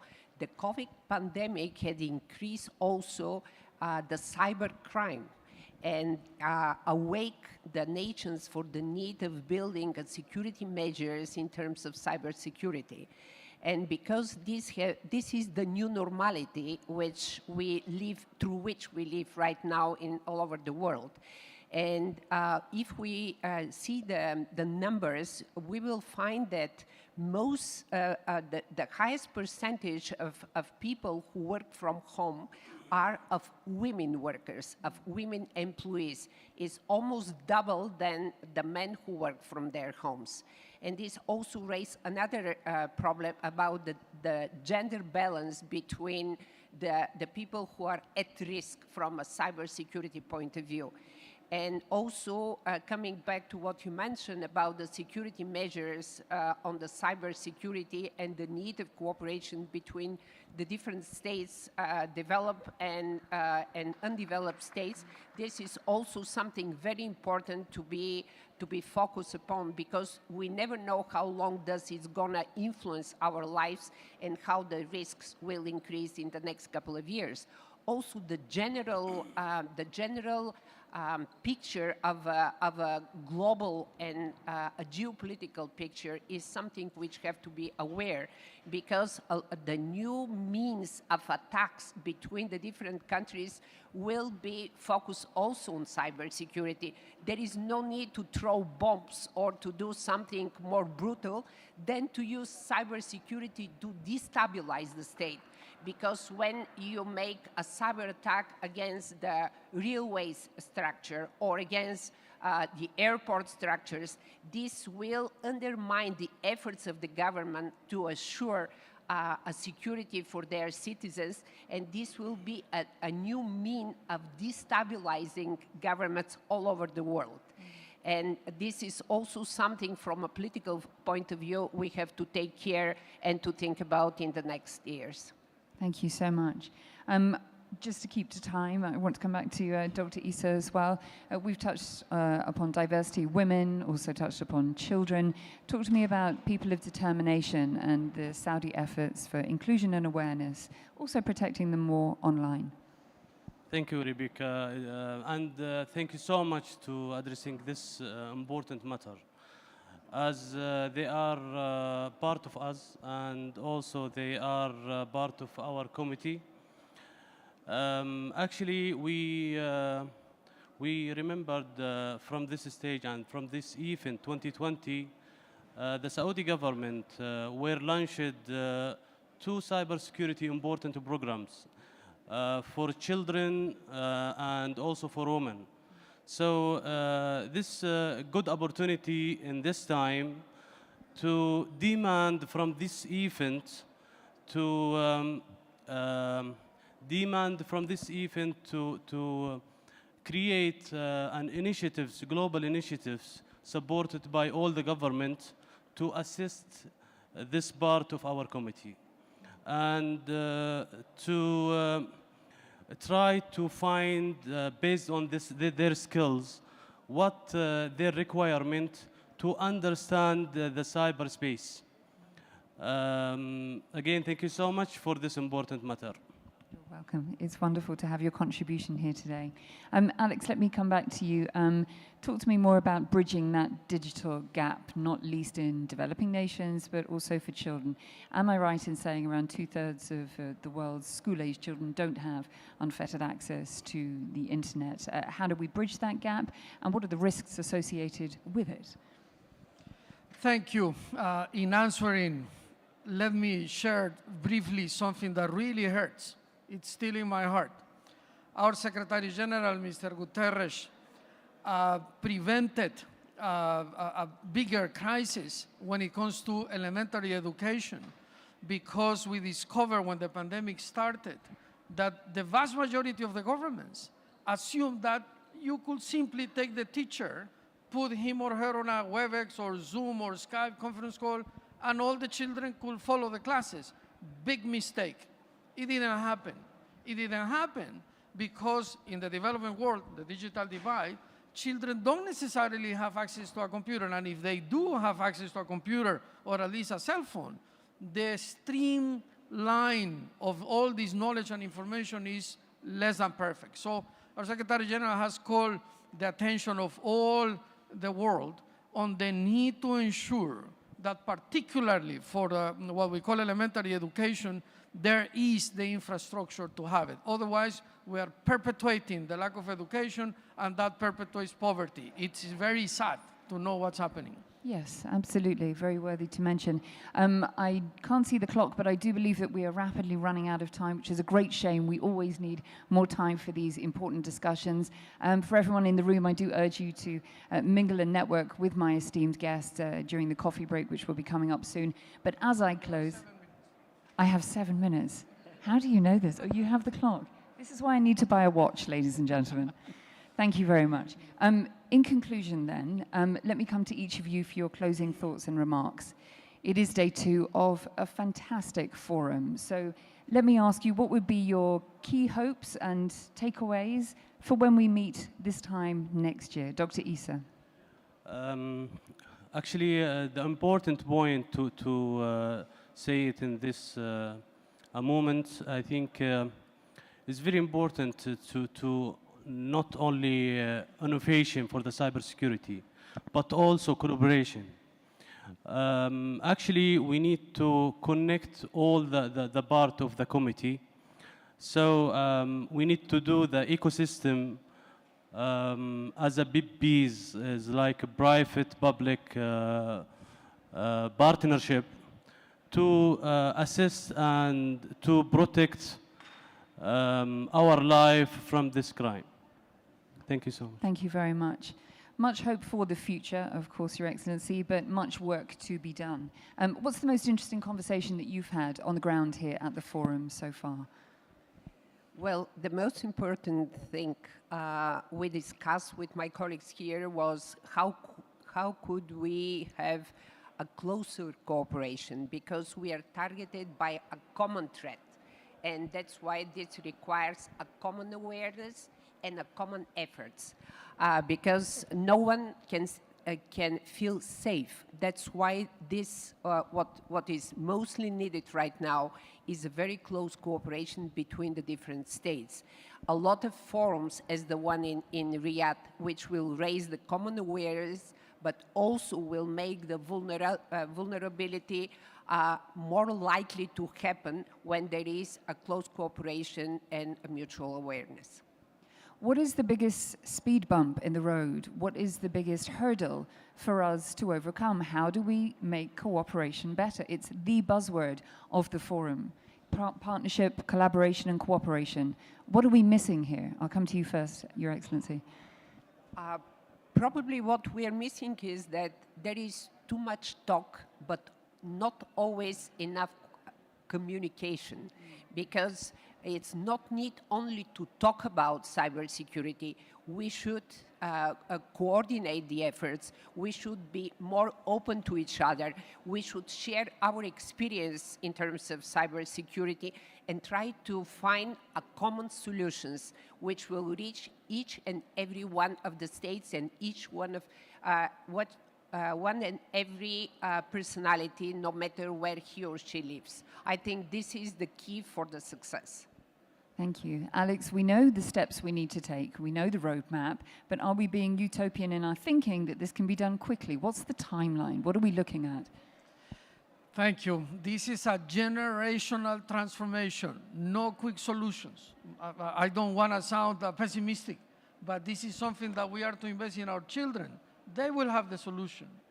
And again, I believe in the value of education, so if I can just share as a conclusion, we are committed to follow best practices, as we call it at the UN. I believe Saudi Arabia is building a best practice. I believe the National Cybersecurity Authority is an organization to be emulated, and particularly, I believe in the developing world where I come from Latin America, we have to learn from best practices. We have to learn from countries like Saudi Arabia. Congratulations to you all for what you are doing.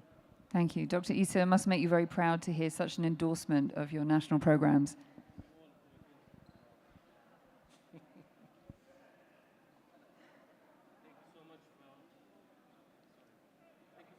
The nice word, really. Thank you a lot. Yeah. Thank you, shukran. And on that thankful note, I would like you all to join me in thanking my revered panel of guests for their contribution here today.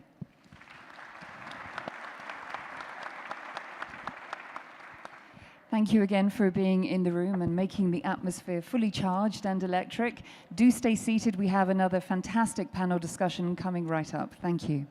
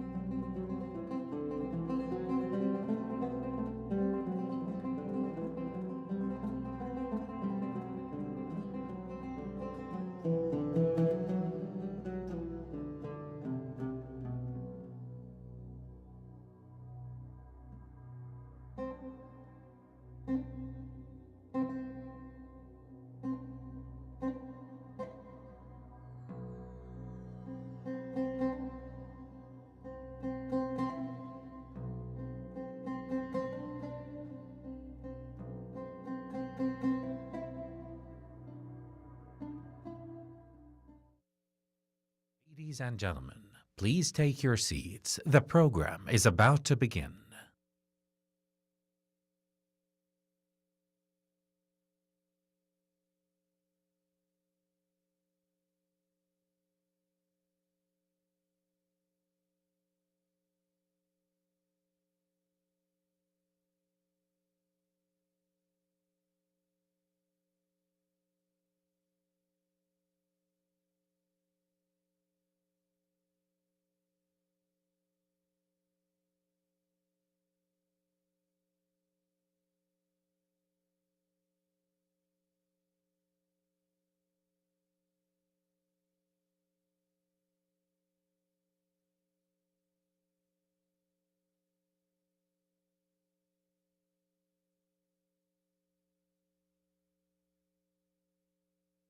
Your Excellencies, ladies and gentlemen, we will begin the panel discussion, Securing Development, How to Accelerate a Trusted and Secured Global Development. Please welcome our panelists, Mohammed bin Amr, Secretary General, Arab ICT Organization, Rodney Taylor, Secretary General, Caribbean Telecommunications Union, John Omo, Secretary General, African Telecommunication Union, Masanuri Kondo, Secretary General, Asia Pacific Telecommunity, and our moderator, Sasha Qadri, journalist and moderator. Good afternoon, everyone. Welcome to this session on securing development. I have an esteemed panel with me today. Maybe just to kick it off, I could just briefly go around the group and you could all just do a very brief introduction, your role and your remit. And let me just remind you to hold the microphone super close to your mouth. Masanori, maybe I can start with you. Okay, I'm Masanori Kondo, Secretary General of Asia Pacific Telecommunity, which locates in Bangkok, Thailand, and established back in 1979, more than 40 years old. And we have more than 38 member countries and affiliate members, which is private companies, so ICT members. So our purpose is basically to support our ICT development in the region. Thank you so much. John, welcome. Good afternoon. My name is John Omo. I'm the Secretary General of the African Telecommunications Union. We are a union of both the member states of Africa, 48 of them, and indeed the private sector, 56 of them. And so we deal with ICT, coordination of ICT programs and projects in Africa. Thank you. Thank you as well. It's a pleasure to be here. I'm Rodney Taylor, Secretary General of the Caribbean Telecommunications Union based in the beautiful Caribbean. And we have 20 member states in the Caribbean. And like my colleagues here, we represent the interests of our member states in promoting ICT-enabled development. Thank you. Thank you. Good afternoon, everyone. My name is Mohammed bin Amr. I'm the Secretary General of the Arab ICT Organization. Our headquarters is based in Tunis. We started effectively working since 2008, and we represent almost 22 Arab countries. Thank you for bringing us as a regional organization, and I think this is an innovation to bring all of us here. Thank you. Thank you so much. Mohammed, if you can also hold your microphone closer to your mouth, that would be super. Thank you. So thank you all so much. Let's just break down the title here. When we talk about securing development, what do we mean? And what comes to mind as the main priority for developing countries? Whoever would like to jump in, go for it. John, I think you do. Thank you very much. Securing development essentially recognizes that ICT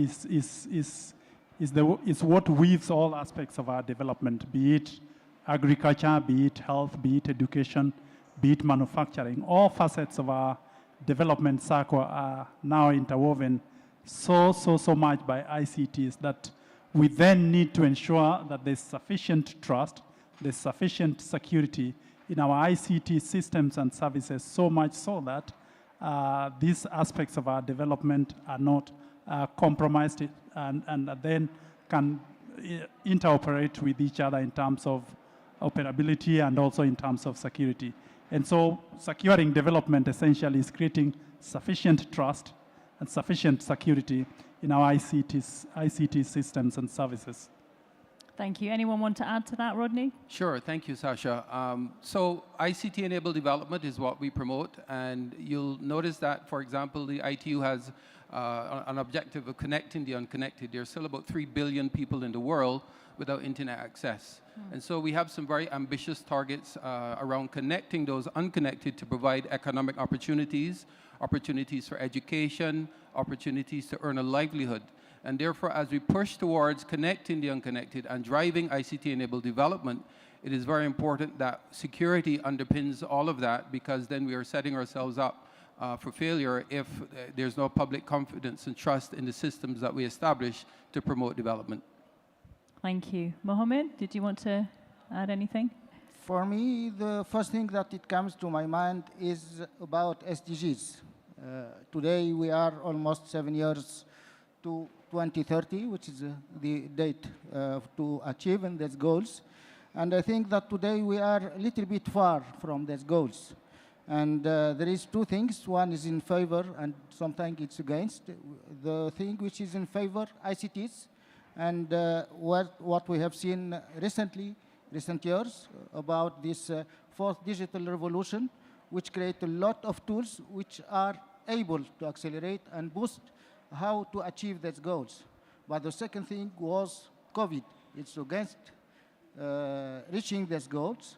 And I think that the good thing for the COVID pandemic was the rise of the importance of the ICTs, and we need to build on that in order to use ICTs and digital transformation in order to achieve digital goals. Thank you. Masanori, did you want to add anything?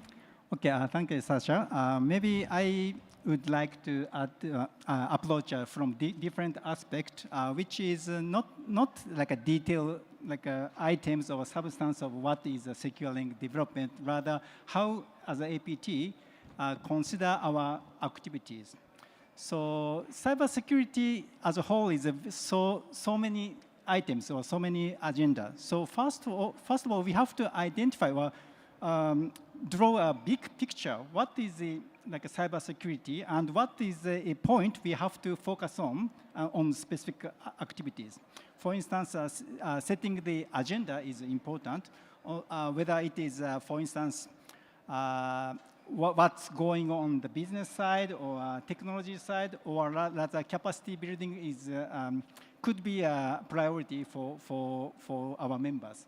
So as such, first thing is what we will do. We usually do is to identify what is a priority and what is the agenda for them, and then we can consider how we plan and in what sense our members needs to secure their development, ICT development.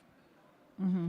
Rodney, you made a point about the fact that cybersecurity needs to underpin a lot of the work that you do, and I'd like to come back to that. But before we go to that, I'd like to ask, to what extent do you feel that this conversation should touch upon the unequal development when it comes to funding? Is funding an issue in developing countries? Well, yes, it is. And I would certainly say it is from where I stand, from small island developing states in particular with limited resources. So funding to invest in the infrastructure, funding to develop the necessary skills. We've been hearing for the past 2 days about the shortage, for example, in cybersecurity skills. And that shortage is felt most acutely in developing countries. And therefore, funding to build the infrastructure, to develop the skills, to provide the platforms is an issue. There are international financial institutions that do provide funding, but that funding does come at a cost. And therefore, yes, funding is an issue. And certainly I would recommend that to address the issue of funding, that perhaps you can look at international cooperation, technical assistance, and so on that would help developing countries. Thank you. Mm-hmm. John, come in. I'd like just to follow up on what Rodney has said, that a lot of multilateral cooperation and indeed funding that is associated with it comes at a cost, and it comes to my mind that there's then a fundamental problem here, that much of our cooperation is still underpinned by aspects of our state sovereignty, aspects of too much of commercial interests, and the perception that if I can, secure that which is within my borders, then I'm okay. But I think the transboundary nature of the issues that we are dealing with are such that the strongest point is only as strong as the weakest point. And so if there is that much of a problem in our developing countries, and indeed we see a problem of skills gap largely, we see a problem of systems not being adequately secured, we see a problem of a lack of policy frameworks and indeed institutional systems that can support cybersecurity, then the global cybersecurity systems are only as strong as the weak systems in developing countries. And so I think cooperation needs to be underpinned on the notion that financing may be at a cost, but at what cost to the global system?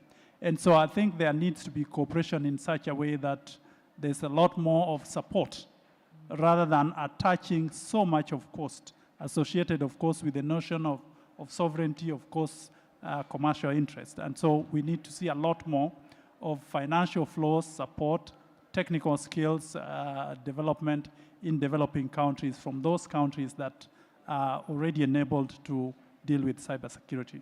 Thank you.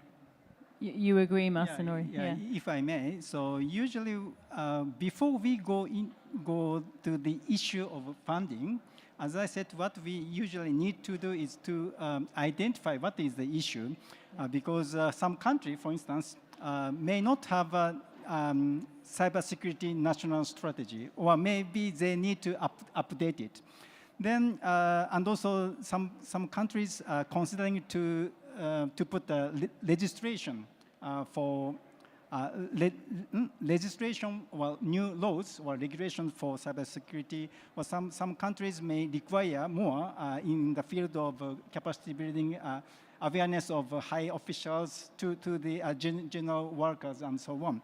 So first, we try to identify those issues or agenda, we call it agenda.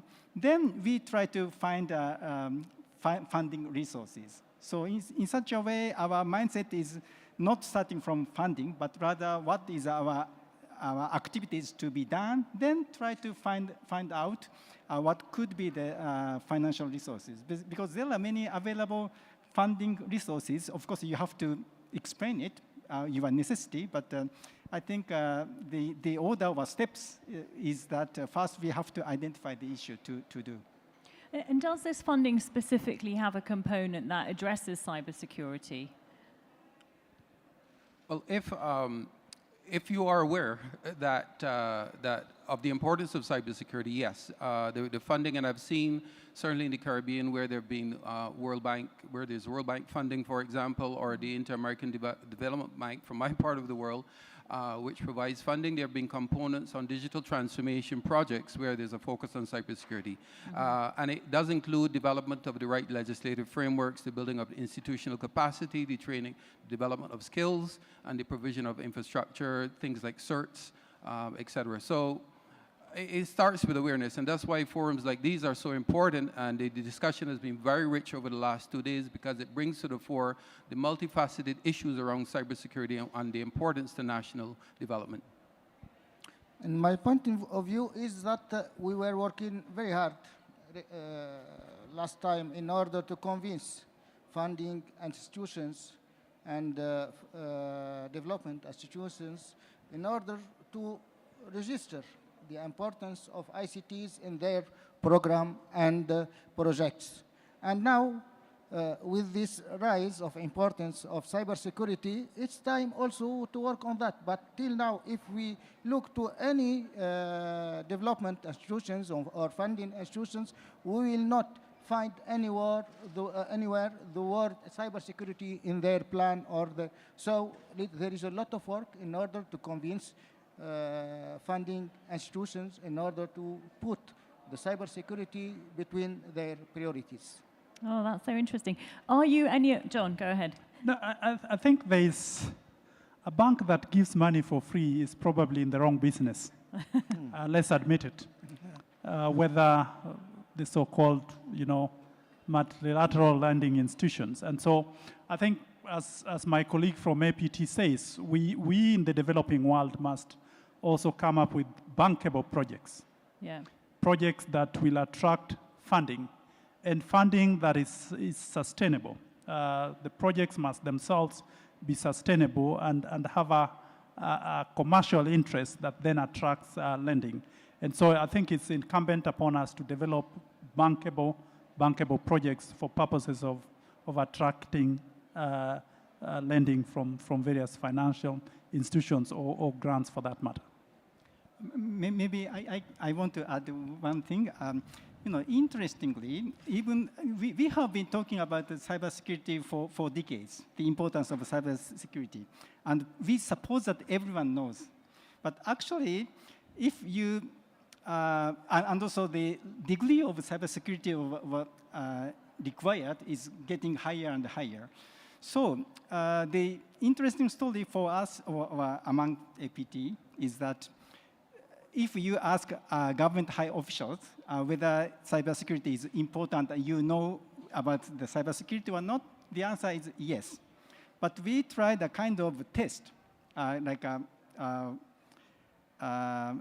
anonymous test to those high-level officials, sending an email, and please click this link because of blah, blah, blah. The phishing email. Yeah. Then, actually, many of them click it. So even though you know the importance of cybersecurity, it's just an example. Then once you experience that you are kind of so much vulnerable to those cyber attacks, then those high officials start to seriously consider how to finance or allocate their budget to the security. So the personal experience is also, and awareness is also important. Absolutely. Are any of you worried about funding maybe being cut because of what's happening in the global economy? Is that something on the radar, Mohammed? Let's say that today we are seeing development of cybersecurity market. And this is something which we need to deal with. So there is many opportunities today to invest in startups who are working for cybersecurity tools, and something we can attract many investors that are interested in the cybersecurity market. Today, the amount of cybersecurity budget is getting higher and higher, and we expect that around 2025, this number would be around $10 trillion per year worldwide, and this number is very important to attract all stakeholders in order to enter this market. Can I also add to that certainly there's been a fallout in revenue from the COVID pandemic for many developing countries. In the Caribbean, many economies are based on tourism. That was practically closed. And so I agree with John that banks will always have money to lend. The ability to repay those loans, however, is a totally different question, and many developing countries are heavily indebted as a result of the loss of revenue from things like tourism and so on during the global pandemic. So the ability to repay these loans, I think, is an issue for many developing countries that are already heavily indebted. ICT is in the scope of things may not be as high as the provision of road infrastructure or water or healthcare, but it underpins all of these sectors, and so it is a question of prioritizing. And I will still suggest that there perhaps needs to be even greater emphasis on multilateral cooperation and technical assistance beyond just the funding and borrowing of money from financial institutions. John. Yeah, again, I'd say that a bank that gives out money for free is in the wrong business. But I think we need to realize that there's a lot of charitable work that is required in this sphere. And so much of our financial institutions, private companies, need to develop funds for this particular industry because I mean, if your systems are attacked, you are going to spend perhaps a lot more. Yeah.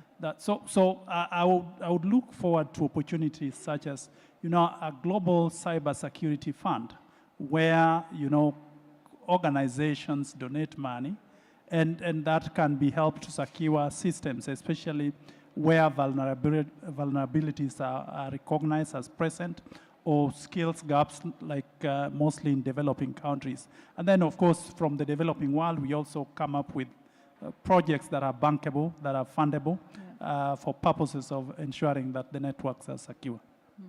Just to touch on one of the points that you made, Rodney, how much knowledge sharing is there between developed and developing countries, with the aim of leveling the playing field? And to your point that you're only as strong as your weakest link. So really, it's in everyone's best interest. Yes, certainly. There's a significant knowledge sharing that happens certainly within multilateral institutions like the ITU, for example. ITU provides a wealth of knowledge, opportunities to network and interface with global experts. Within the Americas, there's also the Organization of American States that provides support in terms of development of national cybersecurity strategies. And certainly, I'm sure that countries like Saudi Arabia would be more than willing to share its expertise, having come such a far way in a short space of time. So coming out of this, I certainly would be reaching out to Saudi Arabia and other countries that are ranked highly, because it took certainly a concerted effort and a clear strategy in order to be able to achieve so much in a short space of time. Absolutely. Yes. Let's say that when looking to global cybersecurity index, the major lacks for developing countries is around human capacities. So in order to help and assist developing countries, there is a lot of efforts to do in order to develop their human resources capacities. And allow me in this point to answer my brother from the African Union and to say for the projects for human resources building capacities, the projects are not bankable. And banks has already the responsibility to have what we call societal responsibilities. And under this line, we need a lot of efforts in order to build human resources capacities. Okay. I have a follow-up question to that, though, because I think one of you indicated when we spoke before this conversation that actually international cooperation is rather sluggish despite the magnitude of the cybersecurity threat. Why is that, and how can that change? John. Thank you very much. Yes. I think as we heard yesterday, diplomacy multilateralism is predicated on diplomacy, the ability to sit down and discuss and negotiate issues. Diplomacy, as we had yesterday, is based on giving as little as is possible and extracting as much as you possibly can. Now, for organizations where I've been involved, and unfortunately I've seen this quite a bit in the last 20 years that we've been discussing cybersecurity, there's a lot of brinkmanship. And the challenge is laced with, unfortunately, again, a lot of private sector interests that then clouds the debate quite a bit. And so I think there are, countries that, think of themselves, unfortunately, as cyber sovereign, and that then, takes the issue away from what it should really be, that it's only one network. The internet is one network. Ideally, it should be one network. And so you can't divide portions of it into national jurisdictions and international jurisdictions. So much so that, again, if one part of the network in Saudi Arabia, as an example, is weak, then the system in Iraq or Iran or Russia, US is weak. And so I think we need to see less and less of brinkmanship at the international plane. I have seen quite a bit of that, and less of private sector interest. I think the other challenge that I've seen again comes from the nature in which the ecosystem developed. That is the suspicion between industry, the private sector industry, and governments. And again, fortunately for us, the internet developed in an ecosystem of freedom. And governments have been seen as, adding bureaucratic layers into the system. I think governments, if I went out here and committed a crime, if a civilian comes to me to say, this is wrong, as opposed to a policeman, I most likely will respond a lot more favorably to the policeman rather than the civilian. So I think governments have the force of law behind them, the force of enforcement, the ability to enforce that which they talk about, and that's the reason we entrust them with, in our election systems, we entrust them with governance.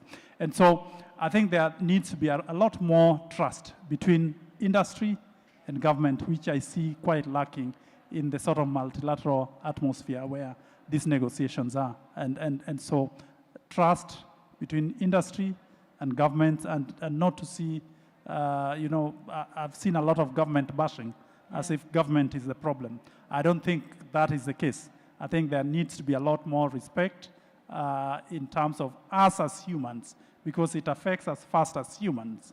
Cybersecurity affects us first as humans. And so any divide between industry and governments is false.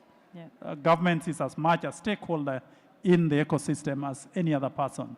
And so I think we need to see a lot more of dialogue between government and industry. Thank you. So still much work to be done. We have 2 minutes. A final thought, okay. Masanori. Okay, thank you, Sasha. Yeah, actually, I quite agree with what John said. And so my observation is that international and multi-stakeholders cooperation is, I think, doing well. But we can improve it further, as you mentioned, or as you pointed out. So the image of the situation is so-called, I usually describe it as a Rubik's Cube. I hope you know Rubik's Cube. So there are many colors. So in order to identify the issues to be and also who is identified, who are the stakeholders to take responsibility of which dimension is important. So cybersecurity, there are so many various issues. So in one dimension of starting point, there are so many colors in one dimension, and you have to try to coordinate and collaborate to make it in one color. Yeah. So that this color, oh, I'm responsible. The other dimension, you have to take a responsibility. So as such, the international collaboration is to some extent working well to some point, but we need to improve, and we can improve further. Thank you. So we will close that session with that image of that perfect Rubik's Cube. Thank you all to all my panelists. Thank you.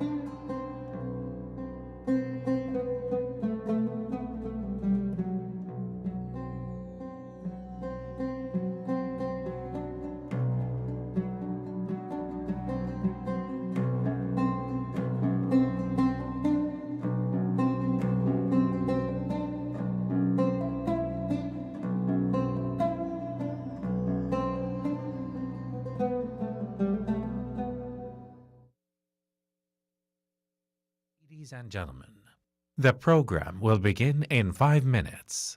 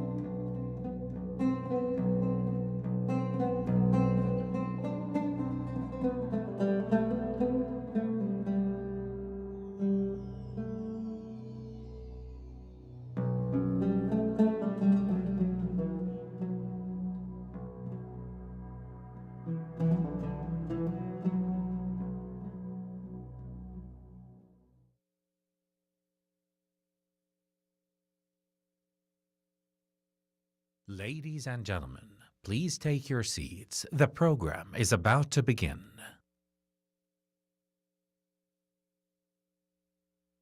Ladies and gentlemen, please take your seats. The program is about to begin.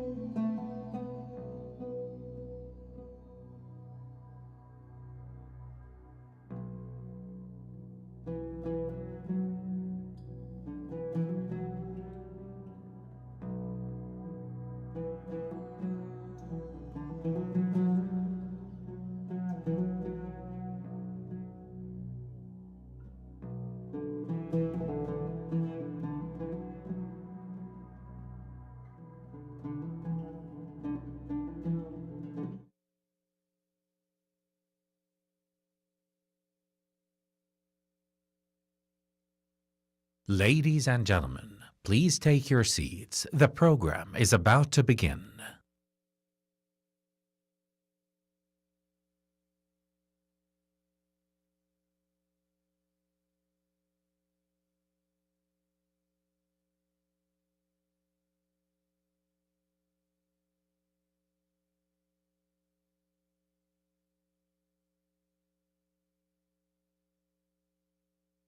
Ladies and gentlemen, please take your seats. The program is about to begin.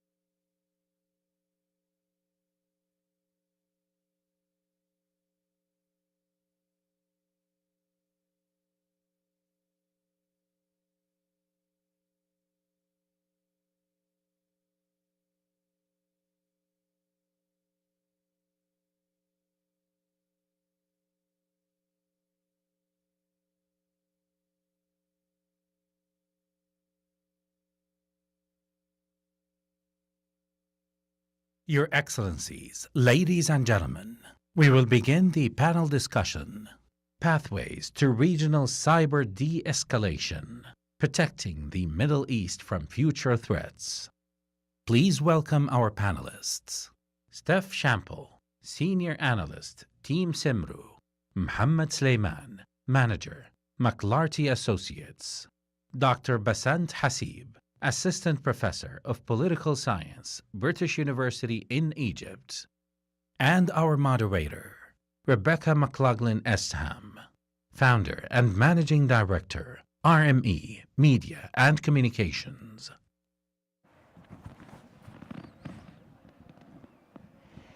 Good afternoon, everybody. Assalamu alaikum. Hello again. Nice to see familiar faces coming back. And welcome to my esteemed panelists. I'm delighted to have such a fantastic lineup of guests for our panel discussion, where we will, as you just heard from the voiceover, be discussing pathways to regional cyber de-escalation. It's a tongue twister. It's a complicated topic, but we will dive straight in. Steph, welcome. How are you? Thank you. I'm fabulous and happy to be here. Thank you. Very delighted that you're here too. Start by telling our audience a little bit about who you are and what you do. Sure. So I do not come from a cyber background, which I think is important to note because cyber requires all perspectives now. I started off as a translator and I have a psychology background.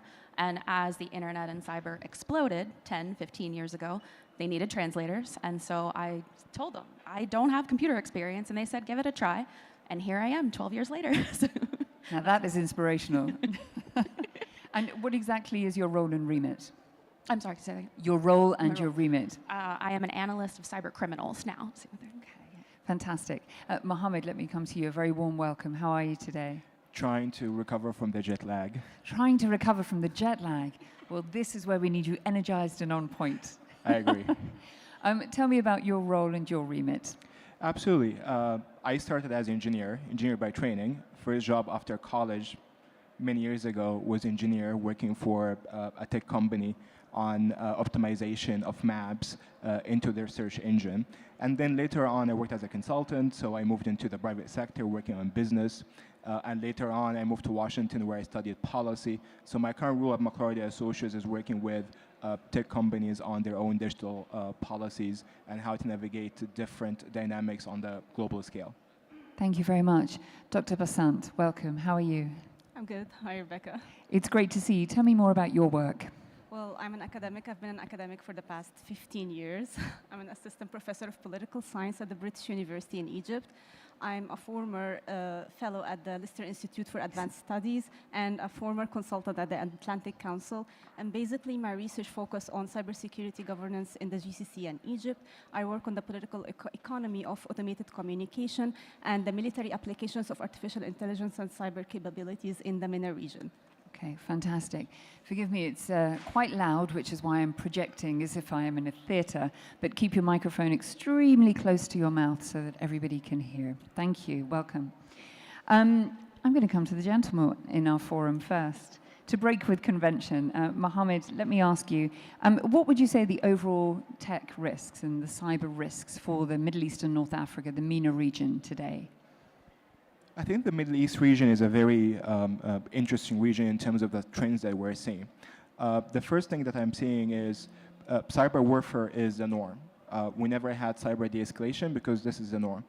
Because we have state actors who believe that cyber warfare is some sort of an expansion of conventional tools, low cost, it's easy to implement, it's easy to achieve your own political objectives. So we have been seeing that trend increasing, especially from the late 2000s until today in 2022, and this trend is going to keep up with us. The second trend I see is there's a digital divide in the Middle East. You have the Gulf countries able to move forward faster than other countries in the rest of the region, in Levant and North Africa. Part of it is a robust regulatory environment, attraction to digital/tech powerhouses who are moving into the Gulf, also working a lot on developing their own human talent. So you're seeing the Gulf moving in a faster way than the rest of the sub-regions in the Middle East and North Africa. The third trend that's also starting to be emerging markets trend vis-a-vis Middle East trend is digital/tech sovereignty. So we're talking about making sure that we are much more resilient in terms of technology, that we are trying to bring supply chain into our own domestic economies. We are trying to make sure that we are saving our citizens' data when it comes to data localization. You're also seeing a lot of joint ventures with other middle tech countries, 5G, Open RAN, data pacts and agreements. So digital sovereignty is a trend that's here to stay and actually going to increase because of the geopolitical tensions. Many trends you've identified, not least in terms of technology, which is moving faster than we are. In terms of our resilience going forward, is there enough investment and innovation within the sector to carry us through? Here, I'm not really worried about the finances or the political will to invest in the digital landscape. I think I'm much more worried about the fight for talent. I think human capital is going to be key in that sort of digital transformation. Right now, we are having some sort of competition over talent, and this fight is not really only from the West. You also have emerging Asian countries from South Asia to Maritime Asia, Singapore, India, and all good things, right? Everyone wants talent, everyone to keep talent, so are you able to build your own native, digital native population that will help you when it comes to that sort of digital transformation with that scale and that pace? So this is the top risk, if you would say, that I see. Okay, thank you. Steph, let me come to you. In terms of the Internet of Things, IoT, its rapid advancements and expansion, not least in the Middle East and North African region, what does this pose? We know the opportunities, but what does it pose in terms of risks? Yes, it's important to address both, absolutely. Tech brings such benefits, but there's, of course, risks as well. So, cyber actors now are realigning, and they're taking their old patterns and using newer technology to act, and that's where we come in to consider IoT. So we all have our smartphones, right? Everybody in here has one, if not two, three. And then let's go to our homes. Our homes are now smart, so now your toasters and your dishwashers can speak to you, right?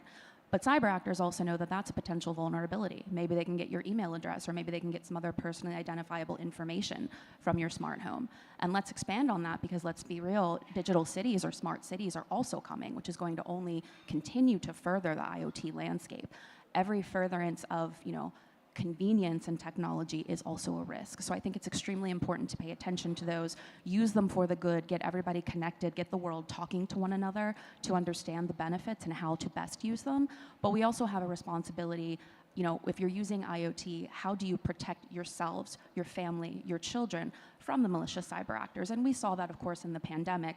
What were the first things that some of the malicious actors went after? VPNs, which every company and organization used to continue to work.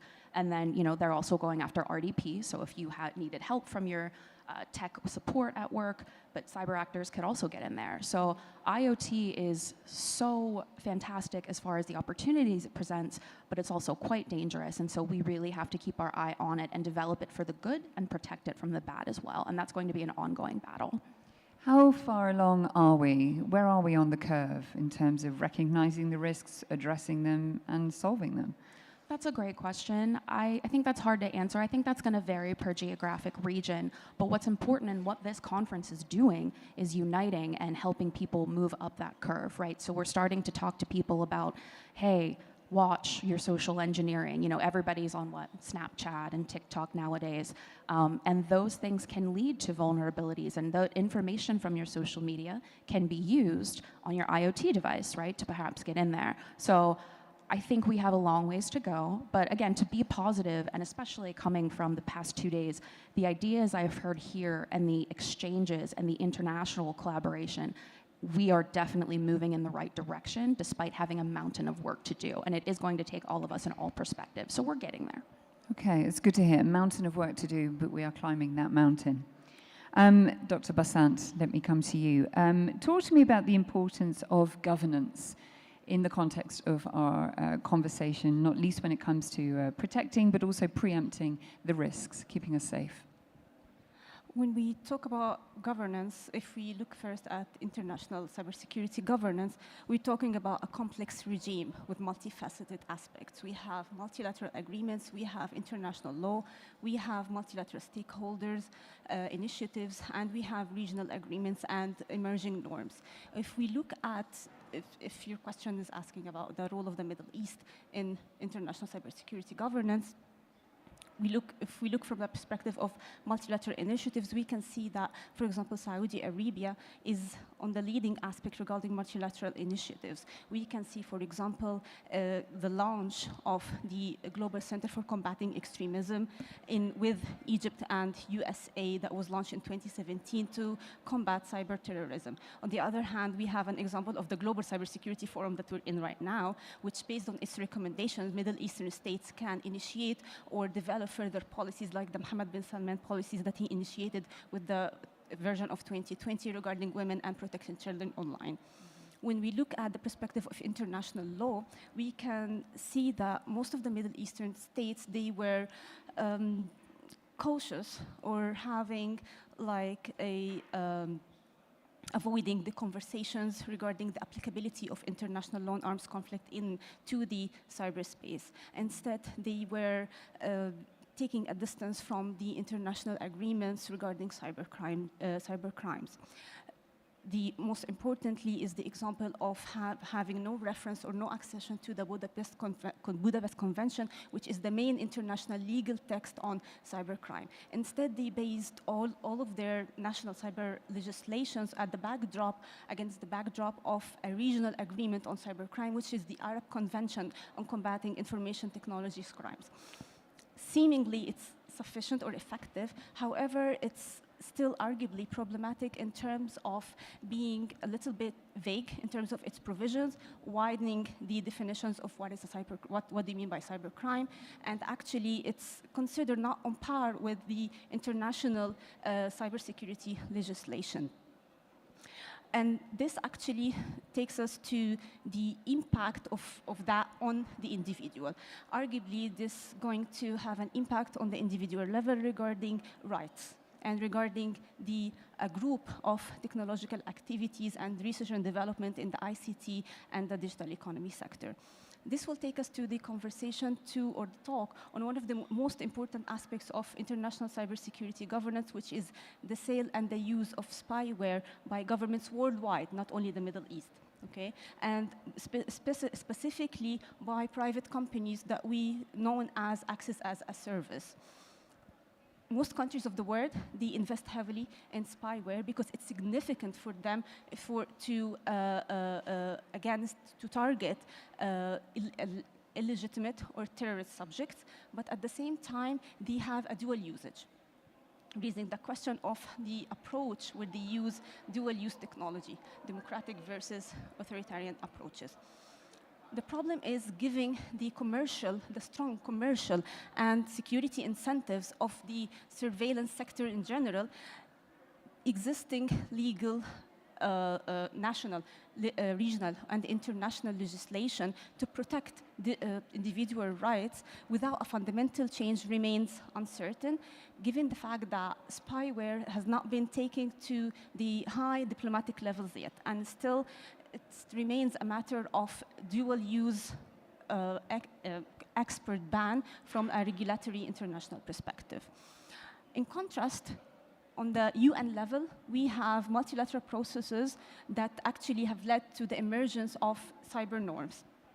Basically, in the group of government experts, the GGE, and the open-ended working groups on cybersecurity. Unfortunately, there is a limited representation from the Middle Eastern states in these two processes, with the exception of Egypt, which has been very active in the GGE processes in 3 consecutive years. So basically, that's it. Thank you very much. Much to unpack there. Mohammed, what are your thoughts on what you've just heard? Very overwhelmed. Am I in the right panel? Well, you certainly are, and here's the next question. We are running out of time, sadly, and very rapidly, so let me come to you with some quick-fire questions, if I may. Picking up on the governance, I think it's an important one to talk about. Of course, the detail and the bureaucracy is often a stumbling block. Do we need a unilateral and multilateral framework, some kind of policy that we can all look to as a guide to protect us, not least in the region, but beyond? Mohammed? I mean, the elephant in the room that we do have a problem with the existing multilateral framework, namely the UN. And that means the other globalized sectors are facing the consequence of the UN not able to be that sort of arbiter between nations. And this is why we're seeing a new and emerging trend of minilaterals, right? Quad, AUKUS, you name it. Sometimes it's econ focus, security focus, regional focus. And I think tech is going to be the next frontier. You're going to have tech-focused, tech-centered, minilateral organizations between countries that do not really share borders, countries that have the same needs, willing to invest the equitable amount of resources to achieve a major objective.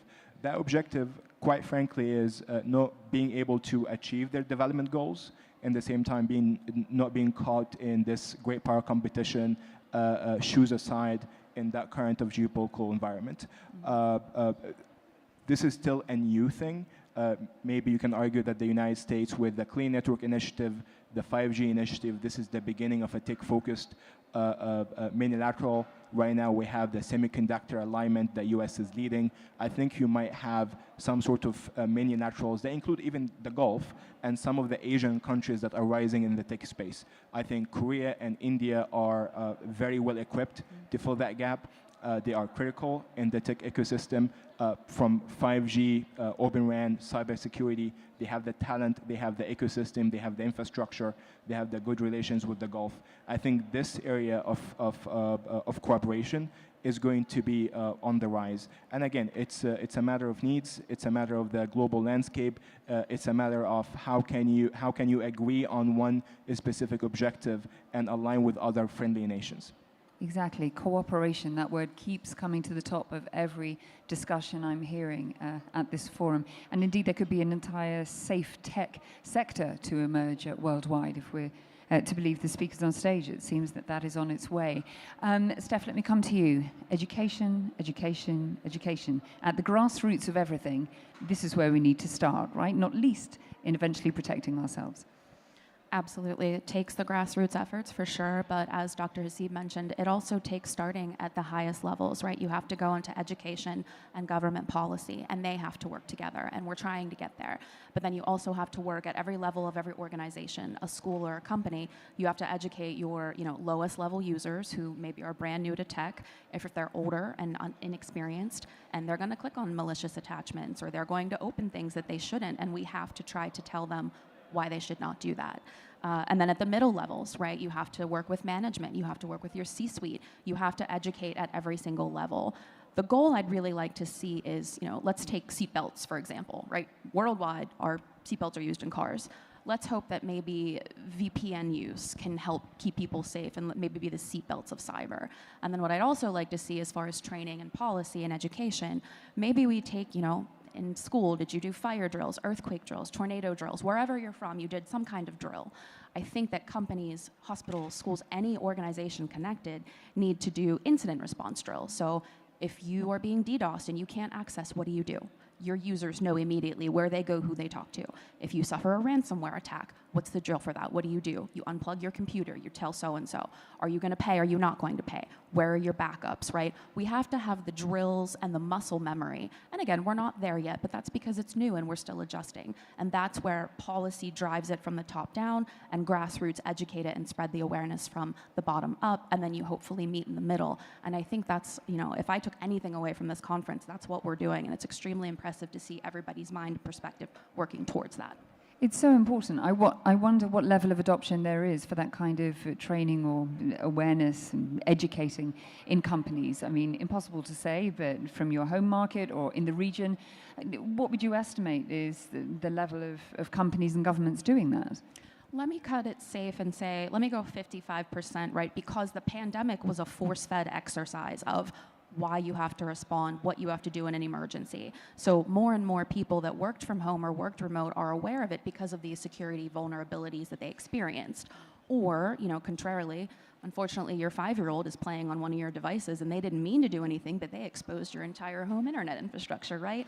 So again, 55%, we're being force-fed and learning. But just as much as we learn, the malicious actors are adapting, so we always have to keep our eyes on that as well. So important to just keep the conversation going, keep everybody informed and educated and empowered, and then we have to also quickly adapt just as the actors do. Thank you. Great advice. The cyber criminals are adapting and evolving, as must we. Dr. Basant, your closing remarks from our conversation today. Well, my closing remarks are my anticipation of how the Middle East are going to shape the future regarding the cyber readiness and their cyber policies and more of cooperation on the international and the regional level. I can see that there are several factors that are going to push the the region forward for further regional and international cybersecurity governance. First, we have the increase of the technology race, specifically when it comes to the military application to autonomous weapon system and cybersecurity. Seemingly, they are supposed to increase security and deterrence, but at the same time, they create vulnerabilities in terms of cybersecurity, because at the same time, we can have like cyber attacks for disruption of function or for espionage. This is one thing. And this is also because of their dependency on foreign expertise. So this is a risk. The other factor is that these kind of technologies, they pose another ethical risk, and they violate the international law principles of proportionality, distinction, and accountability. And this means that they result in civilian casualties. And the region here, they suffer from, or they witnessed some of these civilian casualties by the utilization of such technology by violent non-state actors and state actors that are considered adversaries. And for these reasons, I can see that the region is moving forward. The Middle Eastern states are moving forward to steer regional and international cybersecurity governance and governance related to the autonomous weapons system by engaging more further in the future in the processes of the GGE and the open-ended working groups to find a way to place the autonomous weapons system and cybersecurity under the umbrella of international law and international humanitarian laws. The other thing is that we are witnessing now the development of the digital economy market and the cybersecurity market, which means further interdependence between states regionally and internationally. And we are seeing that on the region, states are developing and cooperating between each other to develop their capabilities in cybersecurity and artificial intelligence. This means that they are actually developing their own know-how, not depending on foreign expertise. And this is very important for them to give them a leverage, not only in terms of comparative advantage, as previously was the case, but now competitive advantage to have a leverage and some sort of autonomy from the foreign policies of external powers in the region. And that's why I can see them having a unified or a common regional cybersecurity framework, in addition to more engagement with international cybersecurity governance framework. Thank you so much. Mohammed, the final word to you. We gave you the first word, now you have the last word on our panel. I'll try to sound smart. It's a privilege. We sit here on the final day, the final few hours of the fantastic Global Cybersecurity Forum in the Kingdom. What have been your key takeaways so far? What's the most interesting conversation you've had on the ground? I think if we had this conversation 10 years ago, it might have been in Shanghai, Silicon Valley, LA. But the fact that we are convened in Riyadh is also a reflection of the changing days, right? That the tech conversations are taking place away from the old traditional tech hubs. There are a lot of emerging middle powers. Saudi Arabia is one of them, right? There is the determination, there is the human capital, there is the will to be in that space. And I think that this is the way forward. Many lateral coalitions that based around common objective, and this is tech.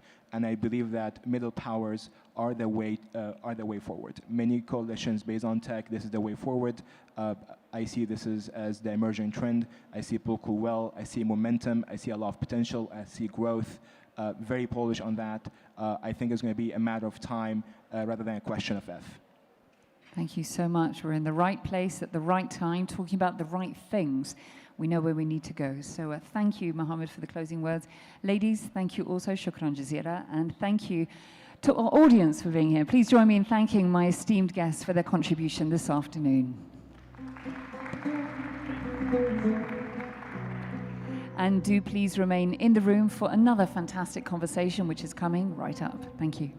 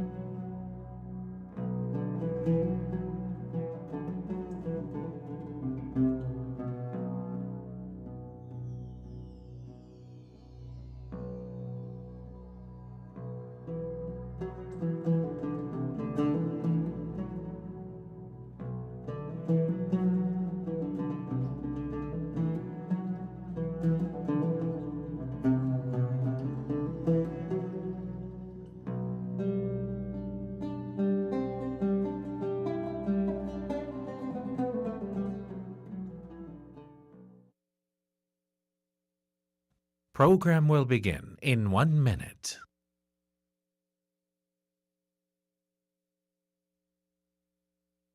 Ladies and gentlemen, please take your seats. The program is about to begin.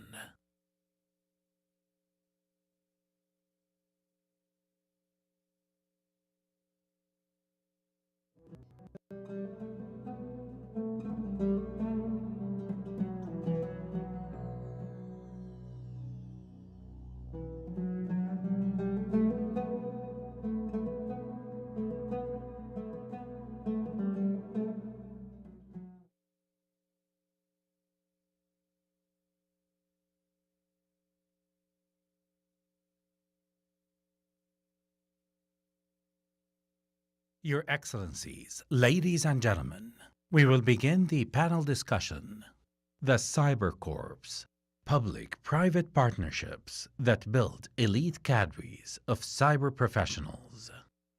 Please welcome our panelists. Andres Ruiz, Senior Cyber Policy Advisor in the National Security Department Cabinet of the Prime Minister of Spain. Joe Sarno, Senior Vice President of APAC and Emerging GEOs Fortinet. Almerendo Graziano, CEO, Cyber Ranges. Apo Siderberg, Founder and CEO, Cyberwatch, Finland. And our moderator, Chris Fox, Technology Presenter, BBC. Your Excellencies, ladies and gentlemen, thank you so much for joining us for the final session today in this room. And we're going to keep the energy going as we discuss the ways that we can develop elite teams of the next generation of cyber professionals. So I'd like to start by asking quite a general question, and I'll start with maybe our cybersecurity companies. What makes a good team? What mix of personalities and skills do you need for a good cybersecurity team? And I'll start maybe with you, Apo. Would you like to take the first question? Well, thank you. This is a great question, and of course, I would always like to start from the leadership. So the cyber resilience and cyber capacity building is very, very much up to the leadership.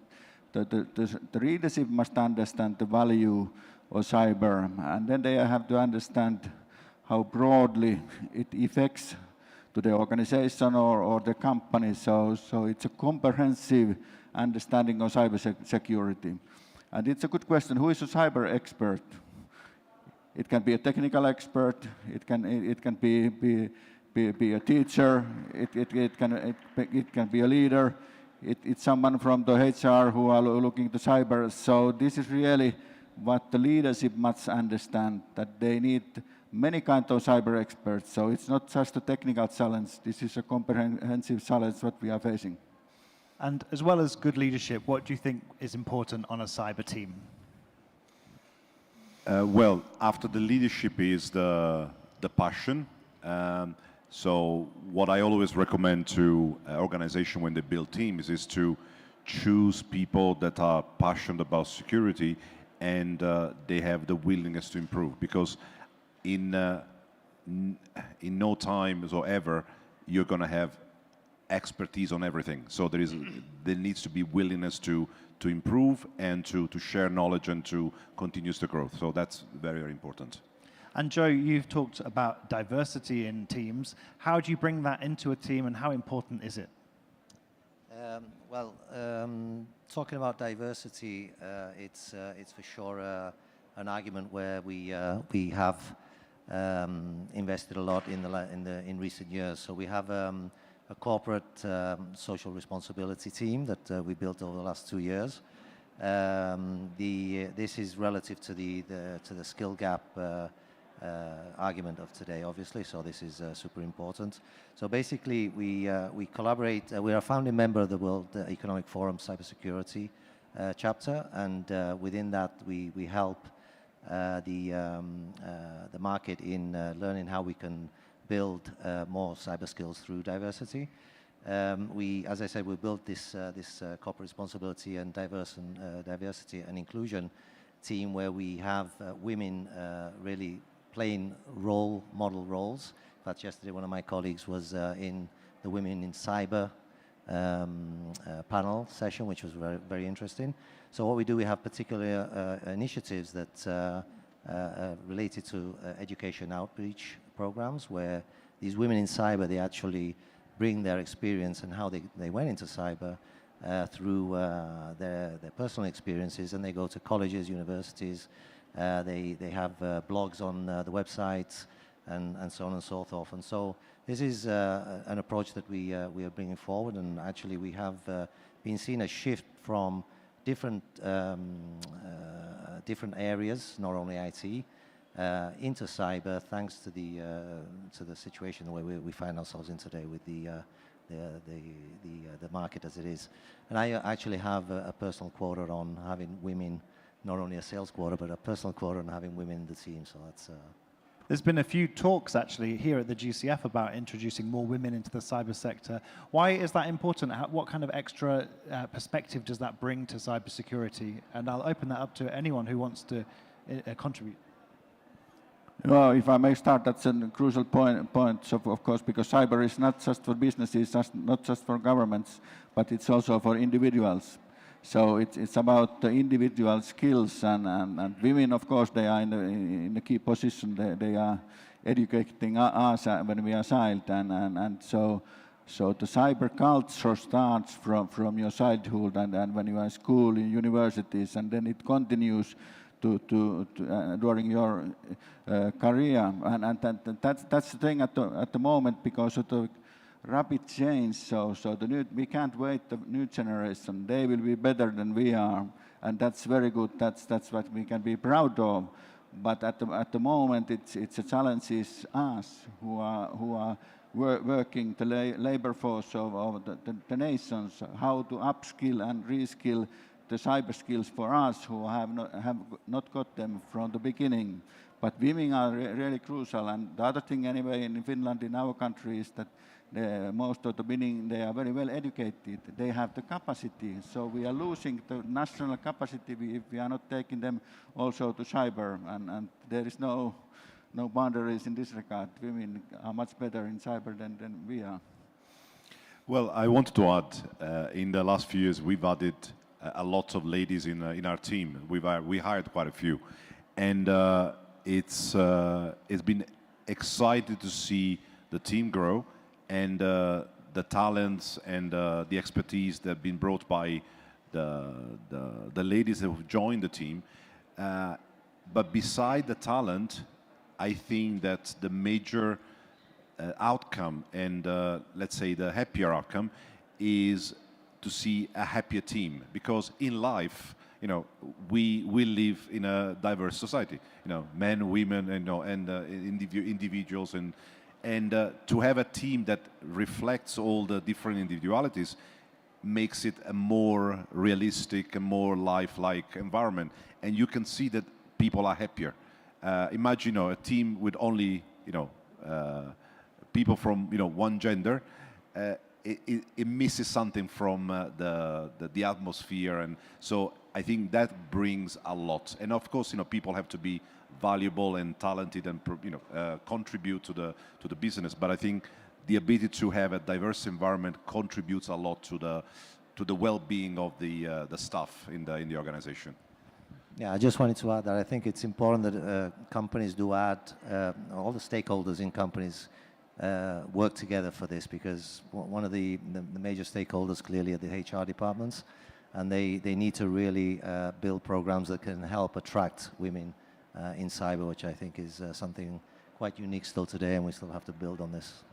And in male-dominated environments, do businesses have to change something about their culture? Did you find that you had to make things different to make your business more appealing to attract female talent? No, I think you just have to be open to, you see, when we hire, we don't look at sex. We look at, can you do something? And then if you happen to be a man or a woman, it doesn't make a difference. So I think the shift is mostly in the mentality and being open-minded to the fact that the same job can be done very well by someone that is not a man. If you have that sort of open-mindedness, then you just open yourself to hire good talent that can bring value, regardless of the gender. I'd like to turn to you, Mr. Ruiz, for a government perspective. You set up your National Cybersecurity Forum in Spain, and that was back in 2020. That was to analyze talent in the country. So what did you learn from that report? Well, exactly, the National Cybersecurity Forum is the response that we found to the public-private collaboration. Also, this is a big challenge for all of us how to materialize this public-private collaboration. So we find this way, the forum is made by different forums. We have inside the forum, for example, small and medium enterprise companies, representatives, the federation of the big companies in my country, the Chamber of Commerce, the user of internet associations, and so on, the CSRs, and so on. So we started under the umbrella of the national security strategy, cyber strategy. We started to develop some projects. The first one was dedicated to cybersecurity culture. Very important how to improve this culture. We made a report with 65 recommendations. The second one was a digital agenda for developing the research, investigation, and innovation at national and international level. The third one was for the development of this talent. And we found in this study that our National Cybersecurity Institute made, we found some interesting figures. Our cybersecurity workforce is around 120,000 people in my country. This year, we lack 60,000 people in cybersecurity. That means it's the 50% of the current available workforce. But in 2024, this amount is almost 100,000 people. So we have a problem, and this project study not only the quantitative people that are needed in cyber, also the qualitative, profiling these different aspects of cyber experts, legal, architects, auditors, chief information security officers, a lot of profiles, studying all of them and trying to identify where we had to add. Because it's difficult to identify the talent, it's difficult to promote this talent inside the companies. For example, only 2 of 10 people inside the companies are promoting in cyber because they move very quickly to another company. And the most difficult task for us is how to retain this talent. So for that, as you said, the flexible conditions and labor conditions is very important. It's not only a question of money. Of course, you have to pay according the profile and the professional you need. But you have to develop and to study and to implement measures in several aspects. This is very important. The conditions in the job, the condition of the workers. So we continue studying and developing this report, and now we have to implement all these measures that are addressed not only to the public sector, also to the companies, to human resources departments, and other actors involved in all the talent cycle. And of your 65 recommendations in the report, what was your #1 recommendation? What's the top plan of action? Well, it's difficult because we, for example, develop indicator and metric national panel. Because to act, we need to know exactly where we are. And this is a difficult question at national level, I am speaking. Because, we have several agencies, we have regions, we have small cities, and we need to work in every layer of this structure. So for us, it's very important to know where we are to take the right decisions. I am an advisor in the Prime Minister cabinet, so my function is to give the correct information because the policymakers and the politicians have to develop with this information, and this is a challenge. It's very difficult. And you mentioned that you maybe 100,000 positions being you need to still fill. Are you also experiencing in your companies a skills shortage? Is that something that's still a huge problem? Yeah, absolutely. If I can take that one, we have well, for sure. First of all, the future is digital, right? So cybersecurity is not seen just as a mere technology now, but it's a sustainability issue. And the attack surface is getting bigger and more complex. The threats are getting more complex, and this leads to more cyber skills on the market. So we collaborate with ISC Squared, which is an independent international training or authorized association or consortium. And we actually collaborate to do skill gap surveys, and we did one recently. And ISC Squared say that in 2021 we had 2.7 million jobs available in the cybersecurity space. Now, even if this year up till today we've filled 500,000 of those, by the end of 2020 their forecast is that it's going to go to 4.7 million. So how are we coping with this? We've developed some initiatives. So we built in 2016 a training platform institute where we developed 8 levels of certifications. It's called NSE, Network Security Experts. And when we were going through the pandemic, what we thought was a good idea to really fulfill and help close the skill gaps was to offer free self-pacing training to anybody who was willing to do that. So we launched that in 2020. It was very successful. We also pledged to have 1 million people trained by 2026. And guess what? We've already reached that number already, so we're looking at the next target. And we also had built internally an awareness platform, because one of the other issues is creating awareness within employees. And this is extremely important. It's not only about technology, but it's about awareness. So we built this platform internally, and then we decided, again, as another initiative, to offer this free of charge to our customers and our partners. It's integratable with other phishing tools, so it brings social engineering and phishing attacks aware to any employee inside the company. And last but not least, we built an academic program.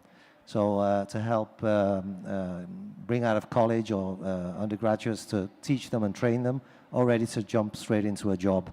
And right now I think we have over 500 academic institutes that have taken the program in 96 countries. And I believe in Saudi we have Tabuk University and Al Jaffur University who are operating this program right now. And hiring, of course, is only half the battle. Once you have talent, you need to develop it and keep them interested. How can you do that? I know, Almerinda, you've suggested cyber drills can keep people on their toes. Tell us a little bit about that. Yes, so the problem once you hire someone is not so much also, keep them interested, but is how to keep them competent and increase the learning and everything. One of the biggest problem that Joe has touched upon is, and in relation to your previous question, if you allow me, is how do you solve the gap is by increasing the accessibility to education and training. If you look at the way it's been done until now, and even during the pandemic has improved things, under many things, but security training is expensive. And if you look at the access to training and education in general, it's not really still accessible, and you can't solve that gap if the access to training and education is very expensive. And that problem now becomes a problem once you hire, because once you hire and you need to train and keep people trained on different topics, then that's going to cost the organization a lot of money. And it's going to cost them twice, because traditionally, to train someone, you have to send them on a training course, which is 5 days or 3 days. So the company loses twice. It loses money when obviously, loses in the sense, invests money to send someone to a training course, and also because they have lack of operational time, people are away. So what has changed a lot in the last 2-3 years is access to more access to experiential type of training, and also self-paced training combined with mentoring, which is a model that is becoming much more effective because it allows organizations to spend less in a way, but at the same time giving more training and access to education to employees. So for example, we have developed a platform called Cyber Ranges, which allows organizations to give access to employees to a lot of self-paced content where they can learn and acquire skills on the job. But when it comes to cyber drills, we have developed, and the trend is going that direction, experiential exercises where security professionals have access to high fidelity environment where they are exposed to real attacks. So to give you an example, if you are training a security analyst or digital forensics professional or a penetration tester, the only way they can improve and gain experience is on the job, right? But through platforms like Cyber Ranges, and there are a number of other solutions out there, you can actually give access to a security professional to a high fidelity environment where they actually can have the same experience that they would have on the job. And all of this combined with self-paced access allows organizations to keep their staff not only motivated, but keep on learning and gaining experience. And linking to what my other colleague was saying is the best way to retain people, there are two. Well, there are many, but the top two is obviously money. People like it, and I always say you have to pay people enough for them not to think about money. Okay. Now, certain people think about money a lot, so it's a different thing. But the second thing is training and education. Training and education and opportunity for learning is the second biggest motivator for someone to stay in a company. So if you provide that environment, then you are much more, and then once you have that environment, it's much more likely for people to stay, because people want to stay in an environment where they can learn from each other and learn a lot. I actually wanted to ask a question about how you retain talent. Do you have a view on that as well? How you keep people interested other than just paying them more, which is always nice. Yeah, I very much agree what he said, and actually to add a little bit, so the challenge is growing all the time, and it's the basic training is not enough, so they are getting and the governmental efforts and national strategies is a backbone for the whole society, and it brings that we are having enough talents for the future. But then it's up how you upskill their capacities and skills in their job. And our experience in Finland, we are the happiest country in the world. Why the people are happy? Because they love their work. And you have to make the cyber experts to love their work. And if they are well trained and they feel that they are real experts, then they are very well motivated. They are not asking for money, I would say. They are asking for bigger challenges. And then it helps the leadership to do the right thing and to develop. And that's in the way the spirit you have to create. Cyber is not just a threat, it's an opportunity. And if you have right kind of talents and you take care of their skills, then you will be the winner. Just on the thinking, oh, sorry, go on, Joe. No, I just wanted to add, because what we've been saying now, we actually did a survey this year in 2022, so it's super new. It took into consideration 1,200 CIOs across the 3 geos, so US, EMEA, and APAC, so it's very well balanced and split across the major geos. And we have 5 takeaways from this, and it fits well with what the gentleman was saying before. So the first one is that all organizations, all 1,200, out of those, 80% were affected by at least one breach in the last 12 months. So this is the first takeaway. So 80% is a huge number. Out of that 80%, we have 40% that was spending over 1 million due to that breach. So if we do a quick maths on 1,200, that's roughly 400 companies that we interviewed that had to spend over $1 million to take care of the breach, to get back to normal. So that's a very interesting data. The second takeaway we had was related to retainment and training and retention of the cybersecurity skilled people. And we found out that 67% of the interviewed companies agrees that the skills shortage is one of the elements of risk. It's another risk on top of what they see in terms of breaches. And 76% of board members are willing to pay for certifications and willing to pay for retention in the cybersecurity. So there's a high percentage of board members that really want to retain and invest in this. So the third taking is that organizations are looking for skilled people. Obviously, we're seeing that there's a gap, and they're actively looking. And 95% of decision makers believe that certification creates an impact. So it's a very important part, and I think Alessandro was talking about that before. It's incredibly noticeable that the majority of the leaders there believe that certification is important. 78% indicate that it's hard to find qualified people, but 91% are willing to pay for their employees to get certifications. So this is, again, a very high percentage of leaders willing to invest in certifications. The fourth takeaway is that they're looking at diversity. We mentioned it before. So 7 out of 10 worldwide leaders are looking at diversity as another pathway to fill the gap. And main objectives are women, minorities, and graduates. So this is where the focus is on. And the last takeaway is regarding cyber awareness. Again, talking about cyber awareness. And the good news is that 87% have cyber awareness programs in place out of these 1,200. The bad news is that half of them believe that it's not enough to keep the company safe. So there's a lot of work to be done there, and so we have a lot to do. Yeah.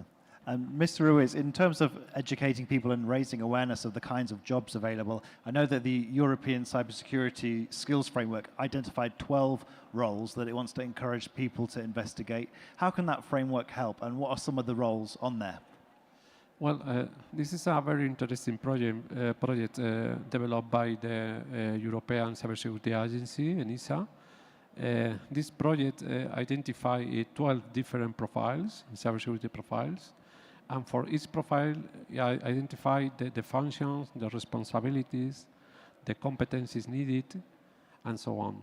So for us, identifying the talent, this is the first step, to have a taxonomy around Europe that we can use to exchange people, to train people, to promote people inside the companies. So that's the same kind of job titles wherever you might see it on job adverts or social media. It's always called the same thing. Exactly. And at national level, we have also developed something similar. We have developed a national certification because our national law established that, the national law on critical infrastructure, essential services, and public sector established that Chief Information Security Office is obliged to have in every operator. So we have developed this national framework, and this certification, and this certification can be obtained in two modes. The first one is for those people that have 15 years of experience, and they are a university degree on IT. And the other way is people with less experience, only 1 to 5 years, and they had to complement with training hours around between 150 and 600 hours of training. So after that, they had to pass an exam, and they obtained this certification. And this is very interesting because we need the right people in the right place because they are protecting ourselves. They are managing our essential services. And all these companies or the government needs to trust on them. So this is a good step in the right direction, in my opinion. Do you think more companies, not just cyber companies, but every company should do cyber drills? Because I can't remember ever working for a company, even when I worked in a supermarket, but it could happen one day that you see ransomware pop up on the screen, and you need to, everyone in the company needs to be prepared for that, right? 100%. Not only that, but I have a big problem with, well, not big problem. I think that the work that has been done on competence frameworks all around the world is great because it helps breaking down, the job functions and what you need to know and being able to do. What I have a problem with is the way currently and still the certifications are taken because we actually stopped looking at people's CV and certification because inevitably every time we look at the CV and the certifications and we put them to a practical test, what they can do does not match what the certification says that they have. And the problem being that 99% of the certifications today are not based on observable abilities. If you look at the way the most important certificates in your life, things like driving license, they're not going to nobody's going to give you a driving license just based on a test that you pass. You have to demonstrate that you can drive a car. But if you are working in the cybersecurity industry, you get a certification for digital forensic analyst, penetration tester, but you never been observed doing one. So we've stopped doing that. And so a cyber drill or a cyber exercise is effectively an exercise where you test people on what they're actually able to do, not on what they know and the certification they have. You may be a good penetration tester or a SOC analyst, but if I give you a real environment and I say, okay, find the vulnerabilities in the environment, or here is an attack, a live attack, show me that you can detect it, you can respond, I can guarantee you not many will be able to do that. And that's really where we need to move more towards. Certifications are great, but they should be certifying observable skills and abilities rather than knowledge and, let's say, even the ability to use a tool. So I can certify your ability to use a tool or a specific technology, okay? The problem is that doing a job is not just about using the technology, the tool, it's about using that technology and a tool in a stressful environment under pressure to deliver a business function and an end result. And that's really what you need to test. When I was getting my first job as a journalist, actually, the first thing you had to do on the job interview was they gave you a breaking news story and they said, report this now, live. So doing that for a cybersecurity company would be a very intense job interview, but probably also a lot of fun. But if I can add something, it's been very fulfilling and rewarding. we've stopped doing interviews sort of based on CVs a long time ago. And what we found is that through, we put them through our cyber range. So we just give them a practical assignment and we observe what they can do and what they cannot do.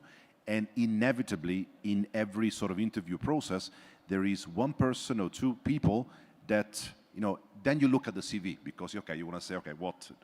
And if you had looked at the CV alone, you wouldn't have hired them. And that's where the gap, and I think there was a famous CEO from one of the tech industries says, you have to start investing in other departments to start, pulling resources from there, because there are people that are very talented, but they don't have the qualification and the sort of the traditional experience. But if you can tap into, the wider IT, or you may even have someone, and sorry, I have to say this because it's a very exciting example. We've hired in the last 2 years, I think, a software developer who is amazing, but her degree was in, she has a law degree, right? Again, so these are examples that if you base yourself on observables, you get a lot of better results than just the certifications. And some of the best cyber minds of the next generation could be today's bedroom hackers who are exploring things as a hobby. How do we encourage young people to join the good side and join the fight against cybercrime when perhaps the financial reward might not be as good as it could be from hacking at home? Yeah, if I just wanted to comment and your question. Every company needs a cyber drill, yes, but then looking to national security, you have to understand that those companies who are serving the critical infra and the critical sectors of the society, they have to be of special focus, because that's the main target of the cyber attacks, how we see, and also hybrid influencing. So every cyber attack is an information operation. So there is the most urgent need, actually, if you look at it from the perspective of national security. And every cyber attack is a crisis. So then in your drills, you have to take part of this crisis management. There are also crisis management exercises. And that's why in our country there are joint exercises for the governmental authorities and private sector. And then it's building the bridge and the private-public partnership, because then it's also a platform for information sharing. And they have the same understanding. Then if something really happens, they are the same guys who are coming and handle it. And then it's a real-life exercise, and that's really crucial for the critical companies in the society. And that's why you have to have a law of critical infra, but then you have to define what are the most critical companies in your society. Well, we have time just for a very short closing thought from all of you. I'd like to just go around and ask you, if we're trying to inspire people to get jobs in cybersecurity, what do you love about your job? And I'll start with you, Mr. Ruiz. Well, a good question. Well, I think that we expect in the next future, as I already said, a very lack of talent people and a shortage of workforce. This is our main challenge right now.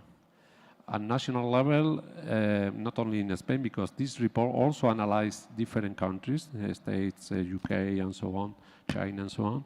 And in every country, we have the same problem. So, to short term, this is our biggest challenge, and we have to study ways of facing this problem. Thank you very much. We'll actually have to leave it there. We've reached the end of our panel and also of today's sessions here at the Global Cybersecurity Forum. So please give our panelists a round of applause. And we will now join the closing presentation, which will be played on the big screen here. So please remain seated for the closing ceremony and closing presentation of the GCF, which will be played here in the arena on the big screen. Thank you very much.